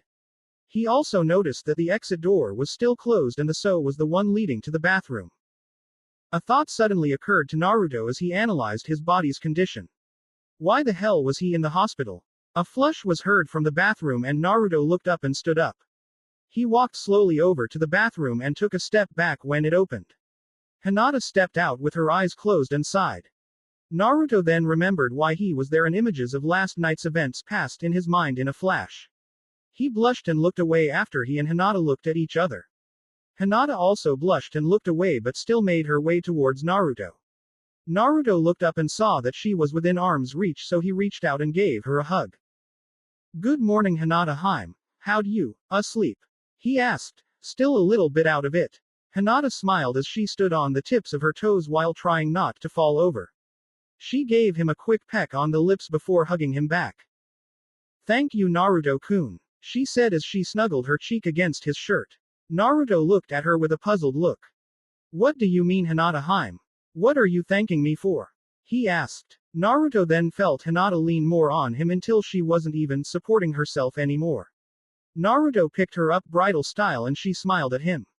I'm sorry, I guess my muscles are still a little weary, she said as she cuddled closer to Naruto. And I'm thanking you for yesterday. And not for doing what you did, but for not doing what I asked of you, she answered. I still don't know, you mean for not going all the way? He asked and Hinata nodded. I was being rash last night. It was just, the idea of you dying was too much and the fact that we've never done much more than kiss wasn't helping. Hinata blushed furiously and looked away as she continued. Please don't misunderstand me, Naruto-kun, I truly love you and wouldn't not regret making love to you. I just wasn't thinking clearly, and if you would have listened to me, I probably would have gotten pregnant. Hinata smiled widely as she looked up at Naruto. But you already knew that, didn't you? You already thought about the downsides with going all the way with me, didn't you? She asked and Naruto nodded his head. I also knew that you and I weren't ready, at least to go all the way. The level we went to was appropriate, at least for someone of our age, and besides that, you weren't in condition for it. You've just woken up from a month-long coma and such stress on your heart might have caused it to shut down, Naruto added. Hinata nodded again and rested in Naruto's arms. I wonder how many girls can say that their boyfriends said no to sex, she said, making Naruto chuckle. Me too, but how about we get you dressed? We can talk more about that later, Naruto said as he opened the room's window and stepped on top of the windowsill. Hinata grabbed his shirt and tensed up. Naruto-kun, what or why you doing? She asked as she looked down. She kind of dazed off at the height but soon adjusted to it, if only a little. Taking you on a date, what else? He said, stating it like it's the most obvious thing in the world. Hinata blushed but shook her head. But I wasn't released yet, she said, but Naruto shrugged his shoulders. I do it all the time, and besides, if anything happens, I'll be here for you. But I'm not even dressed yet, she said, trying to falter Naruto's drive to take her on a date. It wasn't so much that she didn't want to, just the fact that she wasn't dressed for a date. Oh, right, he said as he jumped back in the room and walked over to her bed. Before he could do anything else, the door into the room burst off its hinges and Tsunade was seen behind the door with her index finger forward. Hinata eeped as she hid her face in Naruto's chest. Tsunade looked in the room and saw Naruto and Hinata standing near the bed. I see you two are awake, good, she stated as she entered the room. After taking the first three, Tsunade stopped, something on the floor catching her attention. She went against mentioning it right away and settled for a smile. What the hell, Ba-chan? Naruto yelled. Hinata looked up and her eyes squinted as she tried to remember who the lady reminded her of. With speeds only a ninja could do, Tsunade was besides Naruto and flicked his forehead. Naruto took a step back and scowled. I told you not to call me that brat, she said loudly, not yet at the level of yelling. And no one told you to lock the door. Why was it locked anyways? She asked suspiciously. Naruto and Hinata tensed, but Naruto was the first to recover. Because I didn't want anyone interrupting Hinata while she slept, Naruto answered with a blush. Tsunade looked at Hinata, who nodded her head. It suddenly clicked in Hinata's mind who she was looking at. Are you Tsunade? Tsunade of the Sanin? She asked in shock. Tsunade smiled while her eyes closed, placing her hands on her hips. Yes, I am, and by the way I see the brat holding you, I'd have to guess that you are Hinata, am I right? Tsunade asked, earning a slow nod from Hinata. I heard so much about you. Why you have? Hinata asked. Yup, it's hard not to when you hang around the brat all the time. It was always, Hinata-chan this and Hinata-chan that. He wouldn't shut up about you. Tsunade said, making Naruto blush and feel uncomfortable while making Hinata feel warm inside. By the way, brat, your mom's awake and she wants to talk to you, right now. Naruto quickly nodded his head and put Hinata back on her bed. Hinata snuck a kiss from Naruto's lips while he placed the covers over her. Naruto smiled as he left the room and was out of sight. Tsunade walked to the door on the floor and put it back to its place. You're lucky to have someone as devoted to you as him, Tsunade said as stood across Hinata's bed. Did you know he faced my old teammate just to make sure I came here to heal you? Hinata's eyes widened in shock while she shook her head. Tsunade smiled and shook her head. Don't take that kid for granted, trust me. Oh, and Hinata-chan, Tsunade said as bent down and picked up an article of clothing lying near the edge of the bed. Mind explaining to me why this is here? Tsunade asked as she held Hinata's panties up by the tips of her fingers. Hinata blushed the deepest shade of red before covering the bottom part of her face with her covers. Tsunade mentally laughed at her expression and cocked an eyebrow. Well, I'm waiting. Naruto stood outside his mother's room while thinking about what he's done now. Opening the door, Naruto stopped short when he saw Minato looked back at him with a serious expression. Not one of hatred, not one of animosity, but one of seriousness and maybe a bit of regret. Naruto stared back with the same amount of seriousness. Taking another step forward, Naruto mentally prepared himself for anything. Morning, Naruto, Minato simply said. Naruto scoffed but did nothing more. What do you want? He asked. He was confused when Minato shook his head. It's not what I want but what your mother wants, he answered. Where is she? As if getting his answer, the door slammed shut behind him and he saw his mother with her arms crossed over her chest and an impassive expression located on her face. Sit down, Naruto-kun, we need to talk, as a family, Kushina said as she moved Naruto over to Minato. Naruto struggled under her hold but was powerless to stop her. She then forced her to sit down on a chair that was 2 feet across from the Minato. He was wearing his Jonin jacket over his blue shirt and pants which were taped down at the end. Naruto looked up and saw that his mother was wearing Anbu black pants and a blood-red shirt. Naruto sighed as he relaxed under his mother's grip. Fine, so what's there to talk about? He asked. Minato and Kushina looked at each other and nodded. What's bother you, Naruto? Minato asked. Naruto couldn't help but glare at him.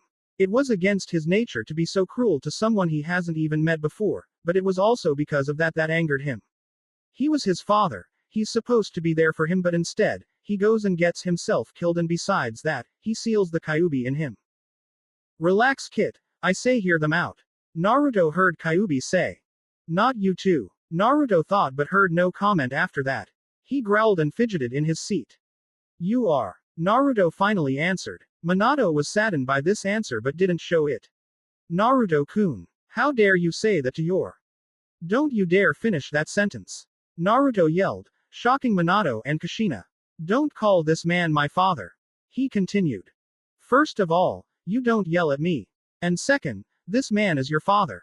Kushina yelled back. Naruto withdrew a little but didn't back down. No, he isn't. Ero Sennin was more of a father than he was. Even that lazy sensei of mine was more of a father to me. Naruto yelled amidst his frustration. They wanted to find out what's bothering him. They want to talk. That was fine with Naruto. Iruka sensei, Itachi sensei, Ero Sennin, Kakashi sensei, they were all more fatherly to me than this man. This man sealed my fate away along with Kyuubi. I was subjected to the hatred of the village. I was beaten time to time again. I was given spoiled food and was even overcharged for the spoiled food. Because of the Kyuubi in me, I was ignored by my teachers and had to learn things by myself. Something I learned was that family is always there for you. A father is the provider and protector of the family while the mother maintained the whole damn family. I had neither growing up. Naruto's anger and sadness flared to new heights as he continued to talk about the sensitive issue. I already forgave you, Mom, for not being there, but I wouldn't have suffered as much as I had if Dad hadn't sealed Kyuubi in me. That was when Naruto broke down into tears and held his head in his hands. So tell me, why me? Why did you seal Kyuubi in me? Naruto asked his father. Minato once again was unable to look at Naruto in the eyes. Naruto growled. He was going to get his answers. Naruto jumped off his chair, grabbed Minato by the throat and slammed him against the wall. Answer me, he yelled, his eyes turning red and feral just like his fangs. His nails grew longer and sharper and Minato still didn't answer right away, instead looking at the floor. Because, Naruto reared the hand holding Minato back and then slammed it back against the wall. Minato's right eye squinted in pain as a grunted escaped his lips. Look at me, Naruto demanded. Minato looked up and his eyes connected with the teary, angry, sad, hurt and red-slitted eyes of Naruto. Because I couldn't ask another parent to do what I've done. I was the Hokage and had to not only protect the village but my family as well. If I wouldn't be willing to do what I've done, how could I expect anyone else to do it? Minato answered. Naruto scoffed while he let go of Minato's throat. Minato fell to the floor and held his throat while Naruto backed away, wiping his tears as he did so.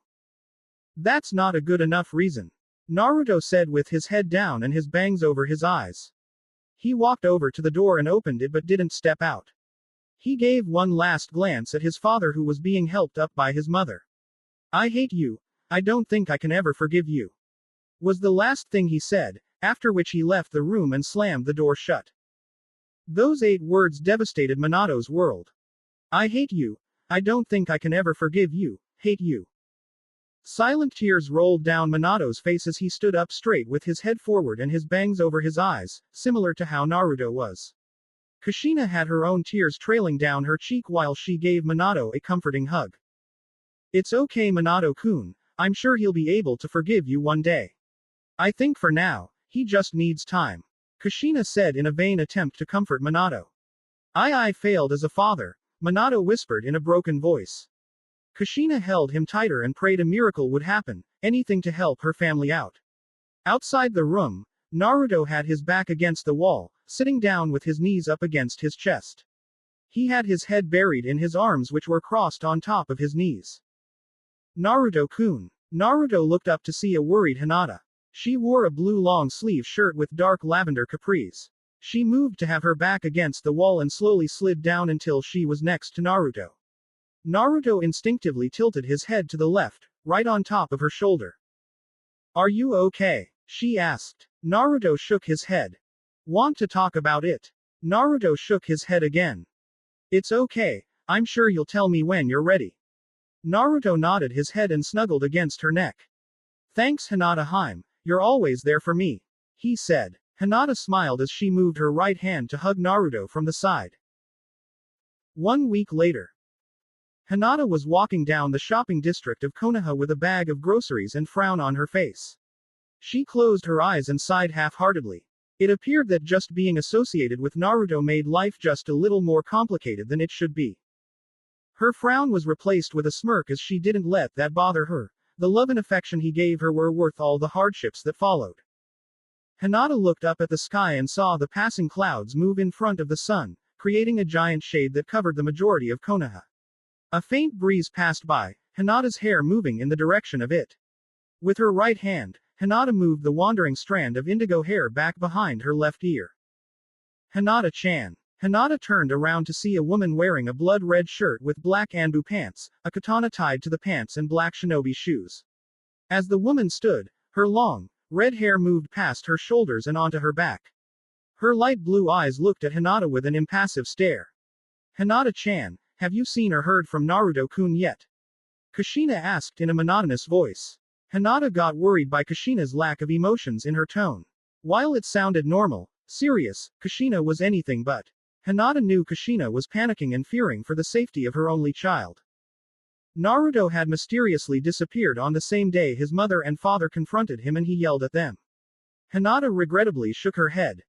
I'm sorry Kushina-san but I haven't heard a word from Naruto-kun. He sent me a letter a few days ago saying he was okay and not to worry. Hinata let her bangs cover her eyes while her shoulders started to twitch. But I can't help it. I can't help worry for him. Hinata said, trying to suppress her tears. Kushina's eye dulled as she directed her sights to the concrete floor. It's okay Hinata-chan, I'm sure he'll turn up soon. Kushina said with a forced smile. Anyways, I gotta go, I'm sure Tsunade-sama has some missions to keep me preoccupied. Bye. Putting her anbu mask on, Kushina disappeared in a gust of wind and leaves. Hinata watched her go and after she left, continued forward. She stopped walking as another gust of wind materialized in front of her. An Anbu with a typical Anbu clothing, excluding the hood over his head, knelt in front of her with his head down. I'm sorry to bother you, Hyuga-san, but have you seen Kushina-chan around here? The Anbu asked. You just missed her. She said something about Hokage-sama giving her a mission. Hinata answered and the Anbu nodded his head. Thank you. And with that the Anbu left, off to look for Kushina. Hinata's eyes hardened as she walked forward. She felt horrible. She had no right to lie to Kushina like she had done, but she knew what she did had to be done. As Hinata made her way past random civilians of Konoha, she noticed a sulking Sasuke walking in the same direction as her. She walked up to him and called out his name. He didn't reply. If anything, he picked up his pace. This threw Hinata through a loop. Had she done something to offend the Uchiha? Her attention was soon brought to the great stone faces, the Hokage monument, specifically, the fourth Hokage. A pang of pain hit her heart as she remembered Naruto telling her about his own father sealing the greatest of the nine-tailed beast into him. Her sympathy reached out for her Naruto. The poor soul had endured so much in his life, and meeting the man responsible for the entire village's hatred must be tolling on his mind. Hinata shook her head as she made her way through the forest leading to a river. After finding the river, Hinata followed it downstream, her thoughts still on Naruto and his family issue. She soon was lead to a dead end as the river ended at a giant lake. Hinata went over the lake using her chakra and got back on shore, walking up to a giant rock. Taking a deep breath and letting it out in a sigh, Hinata stepped forward and through the rock. She peeked out of the rock and smiled as she entered the secret cave. In this cave, not a sound was heard, not even a whisper in the wind. It was isolated and quiet, yet warm and inviting to whoever discovered it. In this cave, a note was written on a piece of paper which was stuck on the opposite end of the small pool of water that led to the outside world. Hinata walked over to the note and tore it off the wall. It read, "Put the groceries down and close your eyes." Hinata did as the note instructed and closed her eyes after putting the groceries down. She slightly opened her left eye but closed it shut as a voice boomed through the entire cave. No peeking. Hinata giggled as she fidgeted in her place. With swiftness only a shinobi has, warm arms enveloped Hinata into a hug and a kiss was gently placed on her cheek. Hinata opened her eyes to see a smiling Naruto. She smiled back, glad to see that his smiles weren't fake like they were a couple of days ago. Naruto-kun, when are you going to come out of hiding? Hinata asked. Naruto's smile wavered but remained in its place. When I clear my head. Naruto-kun, it has been a week, haven't you made up your mind? Naruto's smile was completely wiped out of his face. Naruto-kun, please. I'm tired of lying to your parents whenever they ask me if I've seen you. Please Naruto-kun, come back. I want to go out with you. Naruto looked at her with a puzzled look. We are going out. I want to go on a date Naruto-kun, we haven't even had our first one. Hinata continued to plead. Naruto tried not to look into Hinata's eyes but was powerless to do so. Her eyes always attracted his attention and now he was paying for it. He sighed and wrapped Hinata in a tight hug, not a suffocating one, just a close one. Only because you asked me Hinata-heim. Hinata smiled as she let her head rest on his chest. But I'm not going back home. Hinata's eyes snapped open and she looked up at him. I'm going back but not with my parents, I'll move back into Amir-sensei's home again. I'll stay there until one of those two confronts me. Hinata accepted this as she sighed. Then with a hard shove, Hinata forced Naruto back into the ground. With a show of bravery and brashness, Hinata stripped down until she was only in her bra and panties. Naruto's eyes were as wide as saucers as she winked at him and jumped into the cool water. Naruto wasted no time stripping down to his boxers and following after Hinata. After jumping in, he saw Hinata moving her index finger in a way that said, "Come here." Naruto complied as he quickly swam in front of her. Her indigo hair flowed freely around her and under the water, the sun's rays of light shone on her creamy skin and Naruto could feel his boxers start to shrink. When Naruto was within Hinata's reach, Hinata grabbed onto his back and kissed him. Naruto smiled as he kissed back. Starting to lose the air that they preserved in their lungs, Naruto and Hinata swam up and refilled their lungs with air. Hinata then wrapped her arms around Naruto's neck as they both floated on top of the water. You're cute right now, you know that? Naruto asked. So you're saying I'm ugly all the other times? Hinata teased with a pout. Naruto chuckled and shook his head. You're beautiful all the other times, but right now, you're cute. Naruto stated. Hinata giggled and moved her feet to his chest. Confused by her actions, Naruto could only watch as Hinata waved goodbye to him while she pushed herself back using him as leverage. Naruto smirked as he began the game of tag. After finally catching Hinata, Naruto and her gathered their clothes and left the cave, holding each other's hand while cherishing being in the other's presence again. In the distance, a figure smirked as it found its targets. A static noise came from inside the figure's cloak and a feminine voice followed suit. Shadow 1, have you located our targets? The feminine voice inside his cloak asked. The figure stood from his place on top of a tree and stretched. I have both targets in sight, permission to pursue. The figure said. Negative, now is not the time to strike. Next time they leave their village is when you'll strike. You remember the genjutsu that you're supposed to use, right? The voice replied. Why that genjutsu? Why can't I just knock them out and drag them back? The figure asked. You idiot, there is no need for such unneeded violence.